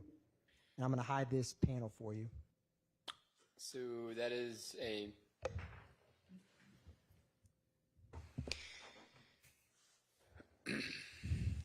message sent from that says "You slime," sent from Mr. Blaylock's account to an account known as Snake Life Maniac, with the C replaced with an X. And going down further, what's the response from that Snake Life Maniac account? The Snake Life Maniac account responds, "Yeah, who is you?" And what does the account associated with Blaylock respond? On December 30th of 2018, the account responded, Mr. Blaylock's account responded, "Lil Bolly, I'm slime and murder." And then going down a little bit further, is this, oh, all right, or something of that nature? The response is, "Oh, I." And then going down, what does One King DO1 associated with Blaylock state back? He states, "Yeah, who stamped you in, slime?" And then what does Snake Life Maniac respond to that? Snake Life Maniac's response is, "Who stamped? I never seen you on the Ave, exclamation point, question mark." Going down a little bit further, and that's still between the account associated with Blaylock and this Snake Life Maniac. Correct. And is that a U text message? Just the letter U? Yes, the letter is U. And what does the account associated with Blaylock state back? Blaylock states, "I'm on Cleveland all the time and I stay on the Ave." Scrolling down a little bit further, what does Blaylock state again? Blaylock states, "I'm big dog, ask about me. My name hold weight on snake." And then what does Snake Life Maniac respond back? The response from Snake Life Maniac is, "Oh, I don't be seeing you, buddy. I'm Maniac," in all caps, C replaced with X. "You can ask anybody on the Ave. My name hold weight too." And what does Snake Life Maniac say again to the account associated with Blaylock? Who stamped you? Who stamped you though? And what does the account associated with Blaylock state back? Pokey. And when the account associated with Blaylock says Pokey, what does Snake Life Maniac respond with? He been locked up for good 6-7 years. When you got stamped? And then what does Snake Life Maniac respond back? Or state, not respond back, but state again, or state next. Snake Life Maniac states, "Gorilla stamped me." And what does the account associated with Blaylock state back? I was YL Rock Crew. And does the Snake Life Maniac say, "Oh, all right"? It says, "Oh, I."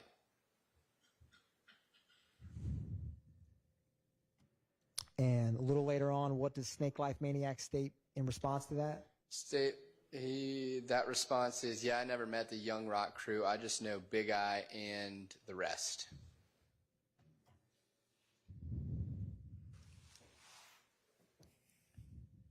And Does Blaylock state, "Oh, okay"? And then what is this last message highlighted? The last message highlighted is I be with twin in them. So, one brief moment, Your Honor.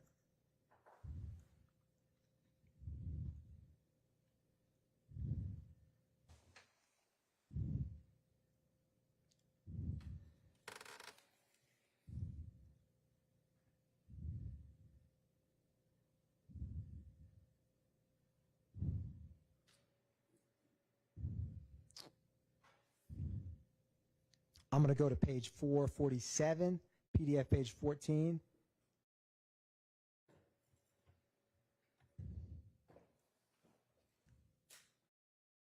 Do you see this highlighted in the middle here from the account associated with Blaylock 1 King DO1? What does that state?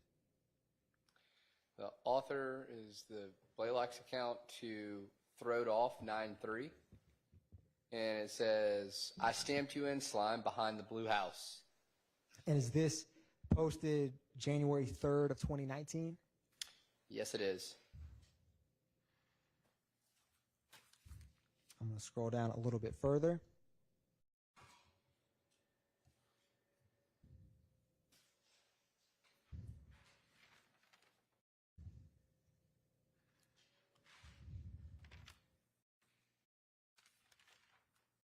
Now, after you reviewed these Instagram records, were you initially focused on the time frame of shortly before February 23rd through that night or evening of the 23rd? Yeah, my initial review of these records only dealt with the conversations between Hartfield and Mr. Ryan, Hartfield and Mr. Blaylock, Mr. Ryan's conversations with Mr. Blaylock, and then Hartsfield's conversations with Mr. Mitchell on roughly that February 22nd, 2019 date through February 24th, 2019. Now, did you ever come to learn of any messages in Bernard Mitchell's Instagram that were after the murder of Jamari Holmes? Yes, I did. The defense attorneys asked me about some potential messages later. And I want to is what's already admitted as State's Exhibit 4 November. I'm going to go to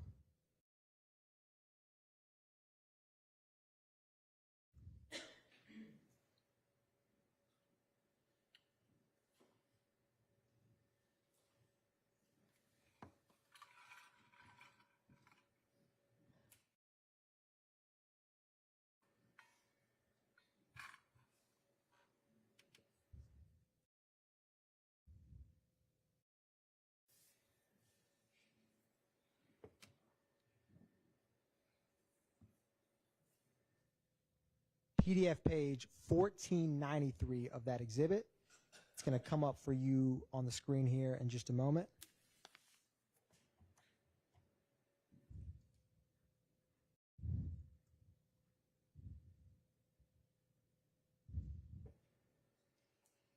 Do you see this PFK, DON, and 4L Little Joker? Yeah, so this would have been a message sent from PFK Don to 4L.LilJoker. 4L.LilJoker is the account associated with Mr. Bernard Mitchell, and the message from PFK John to Mr. Mitchell is, how y'all let my little brother get killed? And what does the account associated with Bernard Mitchell state in response to that? Bernard Mitchell's response is, we didn't let him get killed. Them hoes Brazy B and Brazy B Mariah set us up. We shot back with a C replaced with an X. Going down a little bit further, do you see there's an emoji sent and PFK DON states what happened? PFK Don asked what happened, yes. And going down a little bit further, do you see what's highlighted in yellow? What does the Instagram account associated with Bernard Mitchell say in response? Before I start reading, will you scroll? Yeah, there you go. Yes. Can you scroll over right more? Yes. So it says we was supposed to go just go chill and smoke, and we took to them the weed man house. We took them to the weed man house. Brazy went in the house first. Mariah was still in the car. Then Brazy came back and got Mariah, and we was waiting for them to come back. And then me, Mari, and Red was talking. Then we just heard shots. I tried to pull off. The tires was flat. And what does he state after that? He said, then we was shooting back.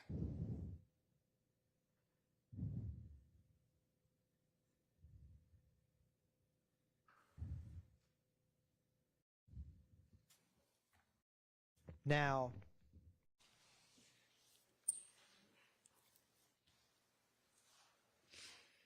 I want to go to one last video.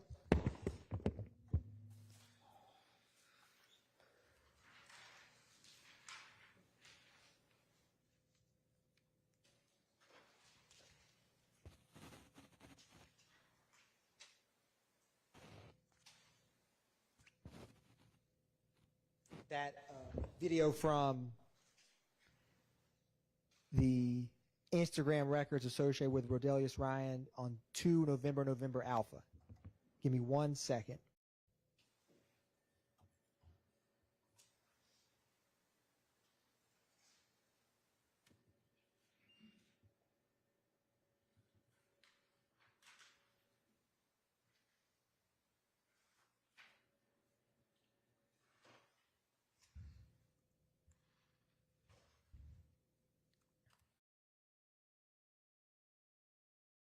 Now,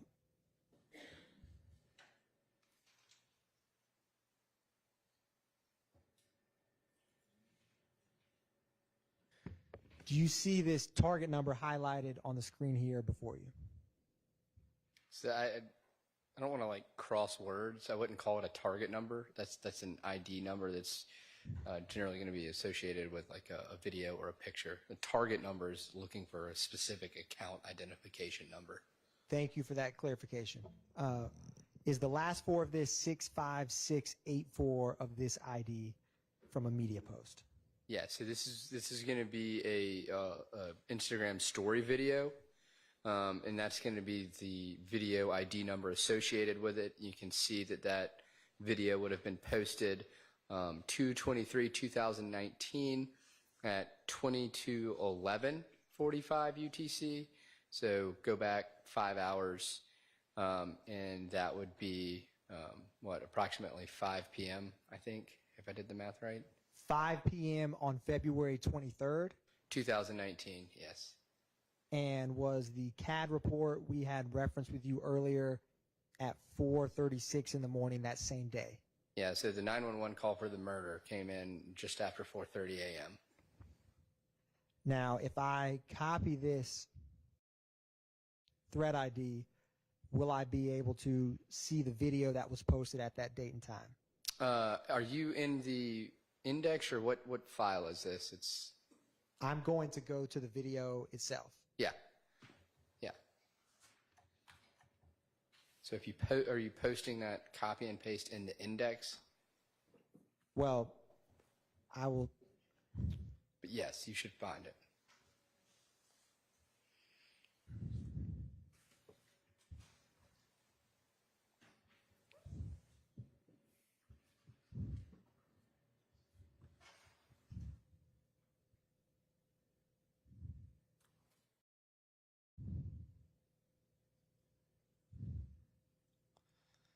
Now,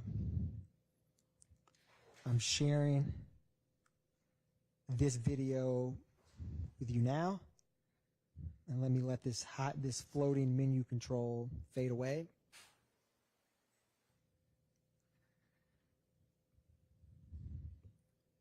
What does the caption at the bottom state in this video before I play it? The caption states, young N-word shit with the baby emoji, and it says, bet YSL make the news. FaceTime, exclamation point, with the emoji of someone holding their hands in that manner. And because it's difficult to see and zoom in here, can you do me one favor, Mr. Howes, and just look at the last? Yeah, so that's the same video that was just displayed in the PDF records with the last 4 digits of the video ID being 5684. Publishing this now.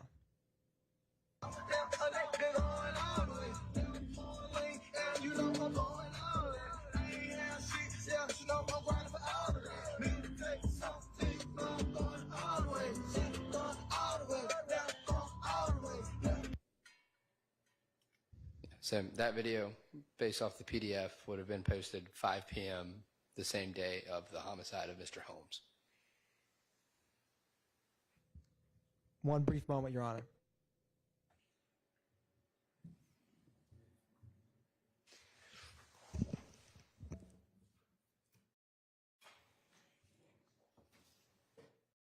Your Honor, no further questions for Mr. Howes at this time. Thank you, Your Honor. Thank you. Cross.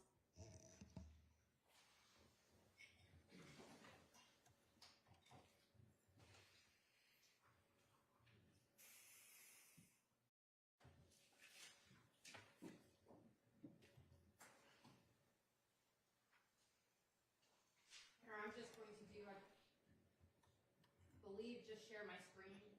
Yeah, that's right, if you're in the Zoom.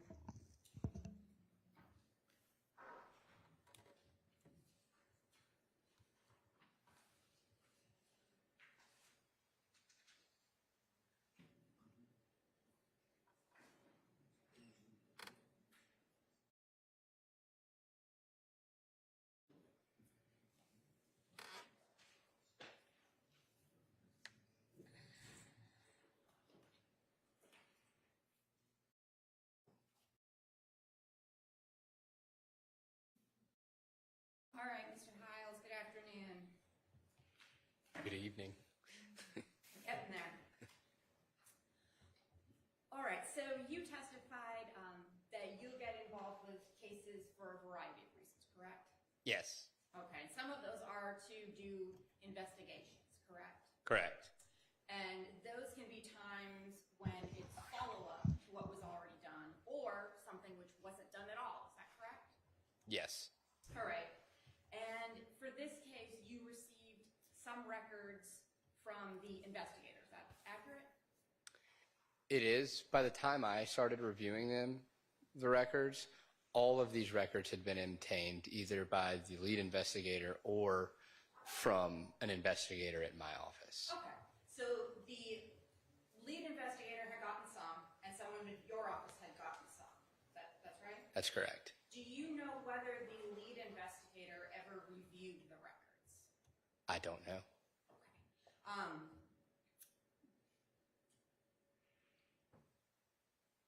When you were looking at the records, I think you said you were looking for the time frame. How long was it around the incident date? So I just looked about a day before, the day of, and a day after. So more or less the February 22nd through February 24th. Okay. So a lot of the conversations that we've been going through that you've read aloud here, those weren't ones that you were looking for when looking for the evidence of the murder, correct? No, and that was not what I was, no, they weren't. You weren't looking for conversations from 2018 as far back as earlier in 2019, right? Not really. There was a couple of those conversations that we talked about that I'd come across, but I was mainly looking for communications between those 4 parties that we discussed earlier. Okay. And some of the messages I think you referred to as stories. A story is a video which is posted, but it's not necessarily filmed live or at that time. Is that correct? It can be or it cannot be. I can't tell whether or not it is or not. So it could be something that if I film a video right now, I can post it tomorrow as a story, right? That's correct. Okay. I'm going to approach you with what has been marked already as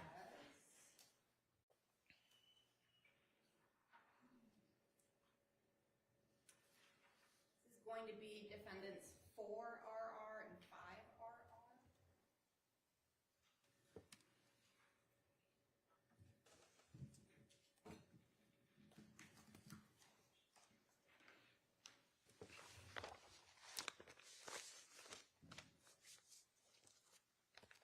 Mr. Gilbert? You may. Mr. Howes, if you could take a look at exhibits 4RR and 5RR for me.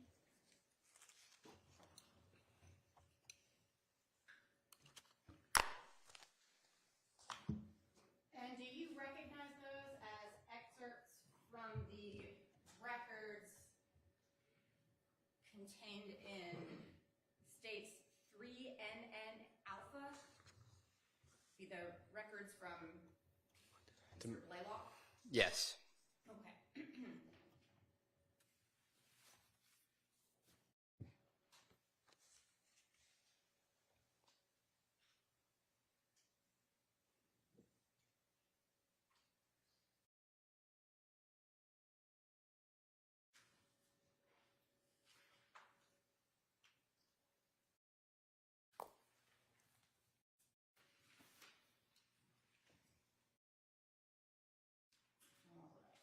And is, excuse me, what we have on the screen, what you are looking at in front of you? It is. Okay. And the first highlighted message, could you tell me who was the person who sent that message? The author is going to be Mr. Blaylock. Okay. And what is the message that he's sending? So he's sending a message to an Instagram account of Bottom Life Lil Tay, and the message says, "Look at this rat." Okay.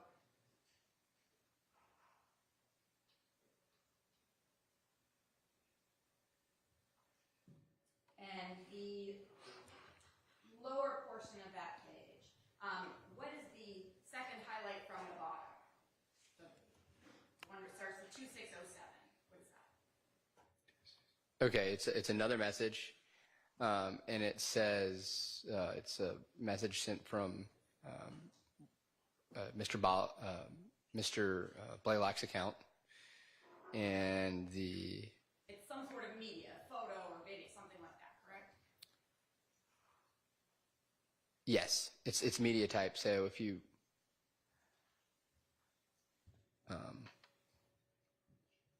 look, if you see the where it says underneath it the ID, Okay. like generally if you would copy and paste that into like linked media, then oftentimes that's where you'd go find whatever media was attached to it. And there, excuse me, their response to him sending that? So are you talking about the response to the initial question of "look at this rat"? The response to the media sent. The response to the media sent is a response from Bottom Life Lil Tay, and the response is crazy.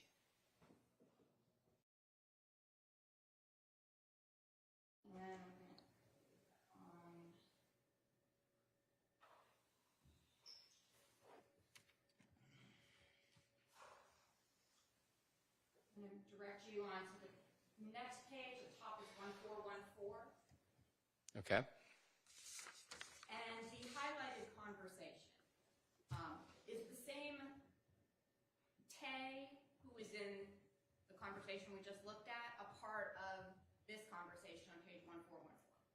Yeah, so this is actually going to be more of a group chat. It's going to be Mr. Blaylock's account, that Lil, and I don't know if it's the same Tay. The other Tay was Bottom Life Lil Tay. It could have changed. I'd have to look at the account ID number to the right of where it says Tay to see if it's the same one. But then there's an additional, the What's Going one, which is Mrs. Hartsfield. Oh, there it is. Bottom Life Loyalty is a part of that. And then One King Doe One, which is Mr. Blaylock, and then an Instagram account that I'm not familiar with, or vanity name. And the first message on the page from What's Going On 1, if you could read that one out. I mean, the second highlight. All right, the second highlight. So it is from the account to the group chat. It's the account of Ms. Hartsfield. It says, Mariah was explaining herself, talking about she ain't say nothing. And this was sent on February 4th of 2019. So this is several weeks before the incident you were asked to look at, correct? It's about, 19 days. Okay. And the next line, Mariah 12. What did you take that to mean? She's police.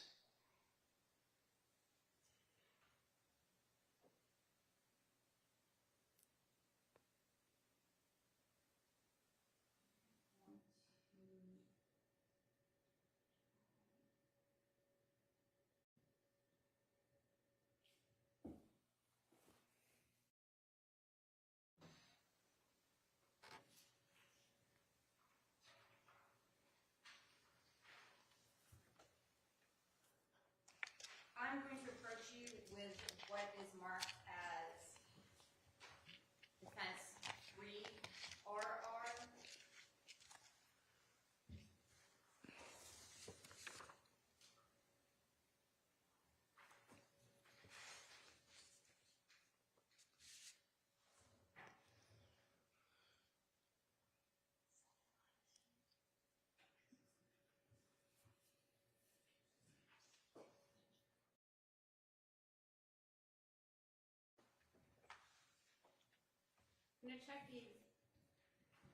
I'm going to check the exact number.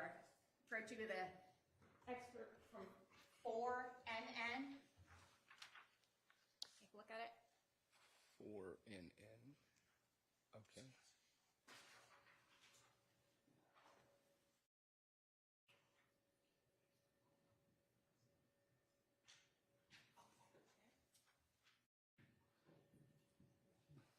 Your Honor, if I may, I'm going to sort of, for the images we have, zoom in and make them a little bit Sure, bigger. So that's fine.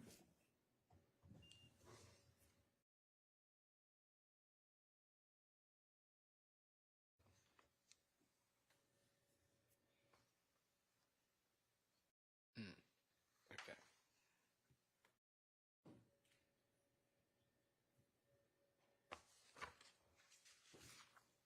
that should be a bit more clear. Mr. House, are these the messages you just read out loud for me? They are. Okay. And those are the messages contained in Defense Exhibit 3, correct? No, they are the 5RR. Thank you. All right, the second document that I handed you.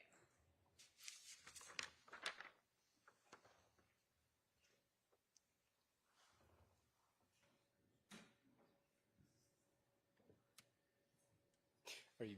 That is an excerpt from the records from BJ Bernard Mitchell, correct?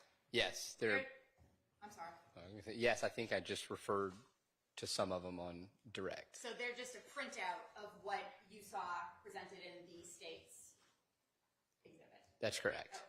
Your Honor, I would move to enter into evidence defense 5RR, 4RR, and 3RR. All right, those are admitted. Thank you.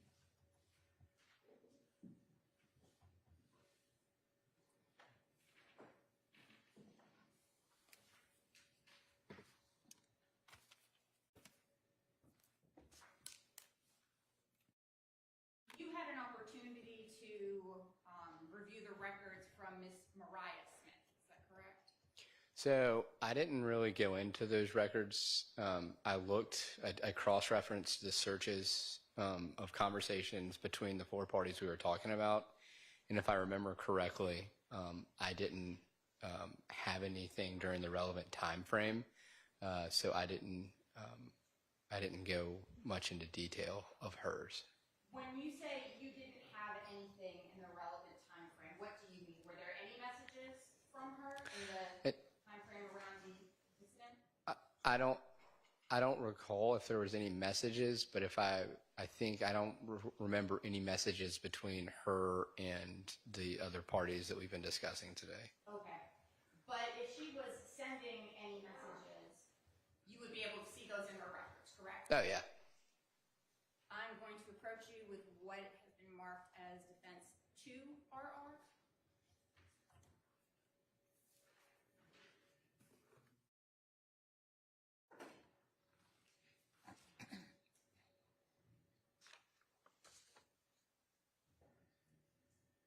And are you able to recognize that document? I do remember these. Yes.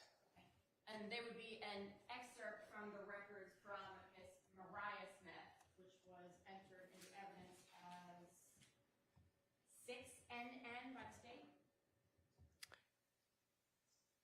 I don't know all the exhibit numbers from the state. I don't. Okay.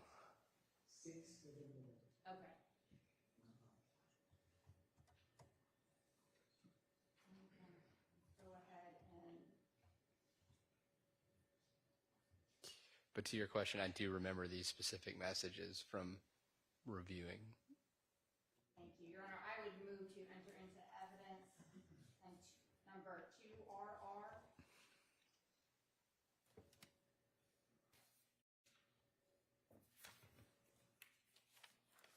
That's a part of 6NN, you said?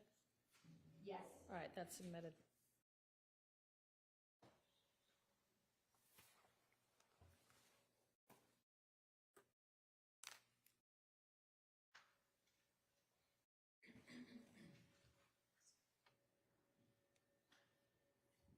And what I have got here on the screen, is that the same document that you are holding? Yes, it is. And these messages.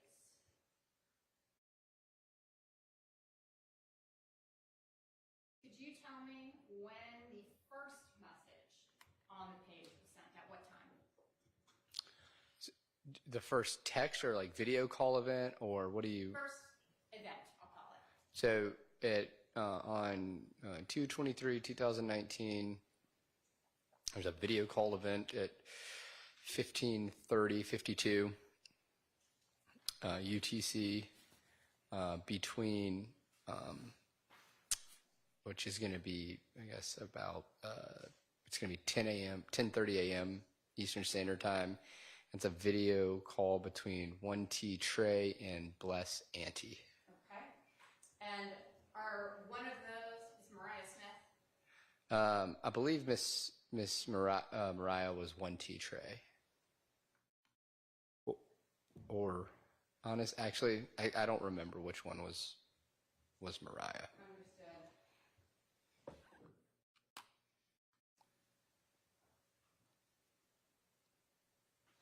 If I were to get you the first page of those records, would you be able to identify who the record holder's name was? I'm sorry, I can't remember the name, the word you used. The vanity name? Yes. I would.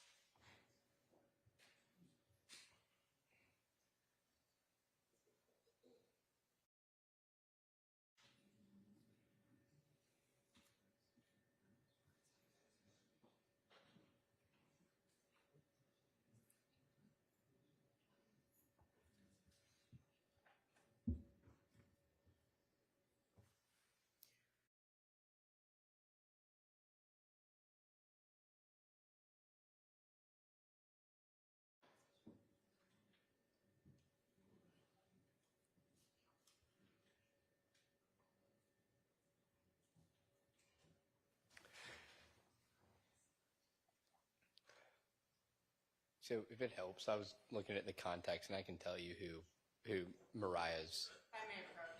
Okay.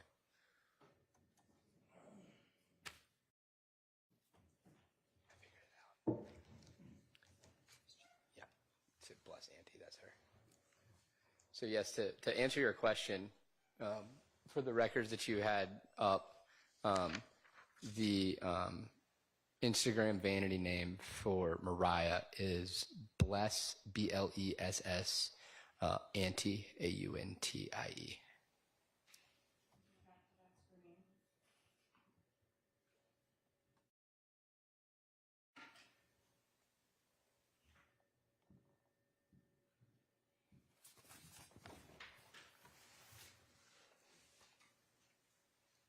All right. So we've got that first message around 10 a.m. Yeah, so at 10:30 a.m. Eastern Standard Time, you have a video call event between 1T Trey and Bless Auntie. And then directly after that, on the February 23rd, 2019, at 10:31 a.m., there was a text sent from 1T Trey to Bless Auntie, and it just states what happened. And what time is the last message on there, or the last event? It is going to be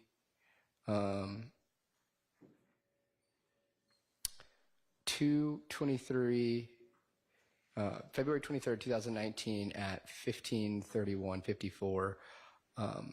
So that's going to be 10:31 a.m. Eastern Standard Time. So these were interactions between two different accounts, Mariah and 1T Trey, as well as Mariah and an Instagram account that is bless_glammommy. I mean, it was in a very short period of time. All right, thank you.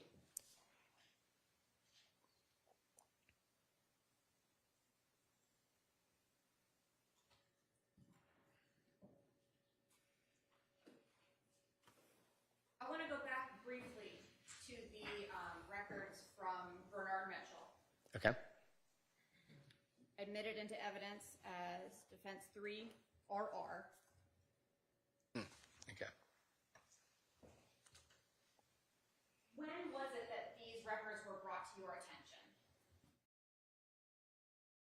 Roughly.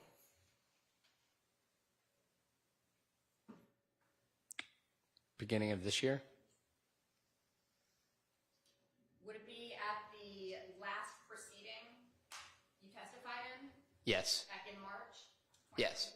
So they were brought to my attention about a month or so before that. Okay.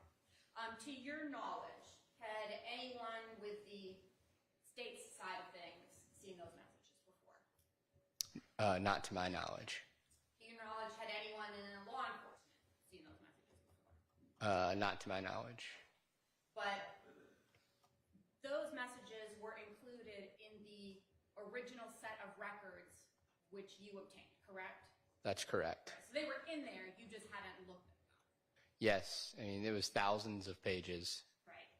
And was asked for specific analysis, and that's what I provided. You weren't the lead detective. No, I wasn't. So as far as locating evidence, you weren't the lead detective. You did not make the prosecuting decisions in this case, correct? I did not. But you were asked to collect evidence, correct? Search through the records. I would say analyze evidence, not collect evidence. And within your analysis, you found evidence that would support Tahira Hertzfield was part of this incident, whether it was a setup or not. She was part of it. Agreed. And also you found evidence that Miss Mariah Smith also was part of it. I think Mariah was there. I don't know what her knowledge of the events were. You don't know what her knowledge was, or there wasn't any? I don't know what it was. I can't speak to hers, but I think from Tahiria's comments that she was a part of this conspiracy to kill Mr. Holmes. Okay. And Mariah was with Tahir, correct? Correct. I don't think I have anything else for you, Mr. Hiles. All right, are there other defense counsel with questions for this witness? All right. Okay. Thank you. Is there redirect? Very briefly, Mr. Howell, on cross, you were asked about messages from Bernard Mitchell. Do you recall that? Yes. And when you investigated this case, was Bernard Mitchell a victim? He was. Were the timeline you looked at from shortly before the murder at 4:36 a.m. to afterwards, were you focused on potential suspects? I was trying to figure out what happened, yes. And the specific message at issue that Bernard Mitchell sent, he stated he shot back. Is that correct? That's correct. And so if you shoot back at someone, are you the first shooter? Objection, Your Honor, speculation. Sustained. Mr. Reeves, not going to do this. I'm unarmed, but if I were to shoot you right now and you fired back, Objection, relevant. how? So in common language that you use, yes, Your Honor. So you may answer. If I shoot you with a water gun, and then after I do that, you shoot me right back. Correct. How would you describe your shot to me? I would say that I shot back at you. No further questions, Your Honor. All right, any Very cross? Sure. Do you know whether anyone has ever discussed those messages with Bernard Mitchell? Oh, I don't know if anyone's talked about those messages with Bernard Mitchell. Okay, that's all. All right. I think that we are finished with you. Thank you for your time and finished for the day. Ladies and gentlemen, I'm just going to remind you that, of course, you are to consider only the evidence that's submitted inside of this courtroom. So, Mr. Hiles, you can go. You don't need to wait and listen to the instructions. I'm sure you want to get out of here. So don't use the internet, blogs, podcasts, social media, any other kind of source, electronic or otherwise, to get information about the case or about the law. Don't watch, read, listen to any accounts of the trial that might appear anywhere online, in print, television, radio, otherwise. This includes any kind of social media. Of course, don't discuss the case with anyone, including amongst yourselves. Don't allow anybody to discuss it with you. And remember also that as you are in the courthouse, of course, and also as you're approaching and leaving the courthouse, to please wear your juror badges. Y'all have a pleasant evening, and we'll see you at 9. Thank you. All right, jury.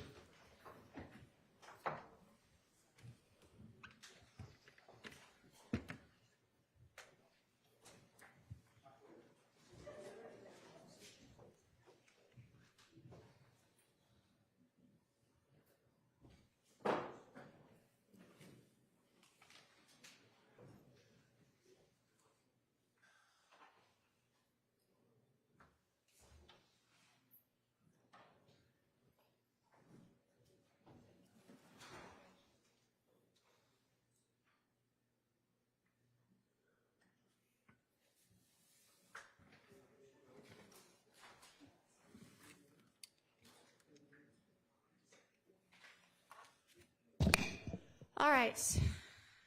I think tomorrow we'll have Detective Hogan and the ME, and then move on to whatever the next group of witnesses is going to be. Okay.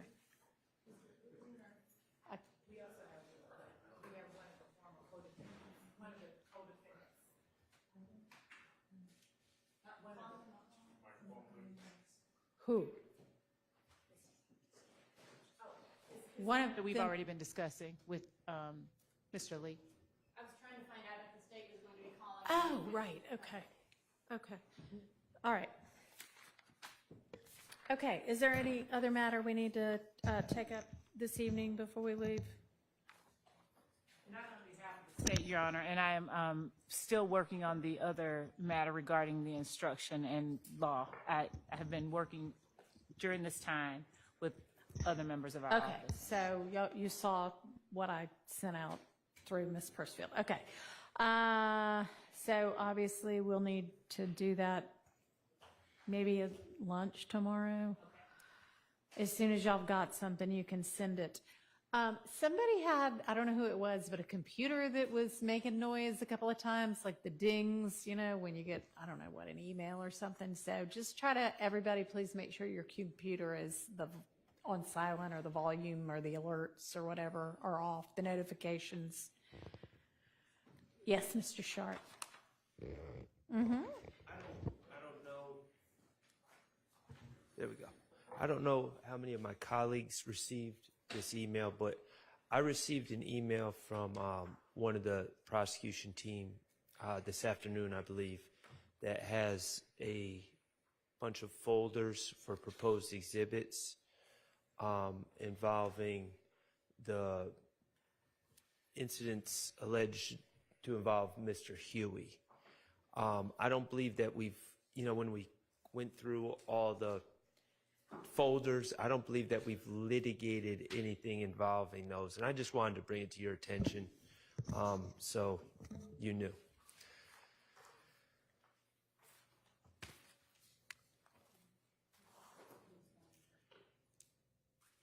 When are we getting to that?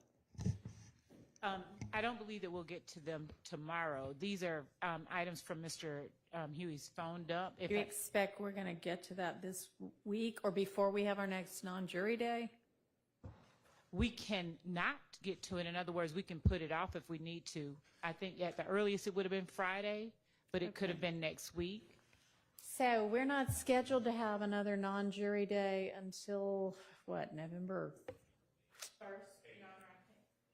Not the 1st, the 8th. And I just hate to waste the jury time. So. And I'll confirm with the other team members whether these are items that were previously. All right, y'all figure it out. But obviously, if it's going to take, more than like a lunchtime or two, we're going to need to wait until there's a non-jury day to do it. And I know Mr. Matthews filed a motion limiting about one particular piece of evidence. We can take that up at the same time. That's correct, Judge. Okay. I did file a motion in limine. There's probably going to be a few more that's going to come in connection with that. So Mr. Shard is correct. That was a couple of days ago, that motion in limine. Okay. Well, y'all get together on it, do what you can, narrow it down, and keep me posted. Yes, Your Honor. Thank you. Last reminders in the morning, we'll need to take up the Winnie Lee messages. I've not had a chance to review them today. And how long do we think that's The going to messages from Winnie Lee. take? How long do you think we'll need for that? I got about halfway through them, and do you have some objections? Are we going to have enough other witnesses to carry us to the lunch hour? Yes. Before we reach Winnie Lee? Yes. Yes. Although, We can do that. I really wish I would not take every one of my lunch hours. I was going to take one of my brethren for a birthday lunch tomorrow, but I guess I won't be doing that. Your Honor, we can also talk about that with Ms. Abbasi and her co-counsel this evening. If It that would be may- wonderful if y'all could sort it out and come to agreement and give me, 1 or 5 minutes worth of things to decide. All right, y'all please do whatever you can on that, and I guess I will see y'all at 8:45. Your Honor? Yes. Can I just also, I'll be filing and writing, there's a PowerPoint that we were provided by the state. It deals with investigator Viverito. It's 41 slides. I've made a specific objection to the slides that I believe should not come in. There's Did law in anything there. like that, Operation Planners Yes, PowerPoint? it's not as bad, but yes, it's there's law in there, OCGA, it's her opinions that Mr. Williams is a leader of a gang, Mr. Okay, Huey's well, an armed get robber. together with somebody from the prosecution team to try to narrow that down to what is actually relevant and admissible, please. And Your Honor, I'll put it in writing, and then this way they can. Mr. Body said he'll look at it. All right, Mr. wonderful. Hughes is going to be joining Thank that, you. Judge. Thank you. And so we're just, our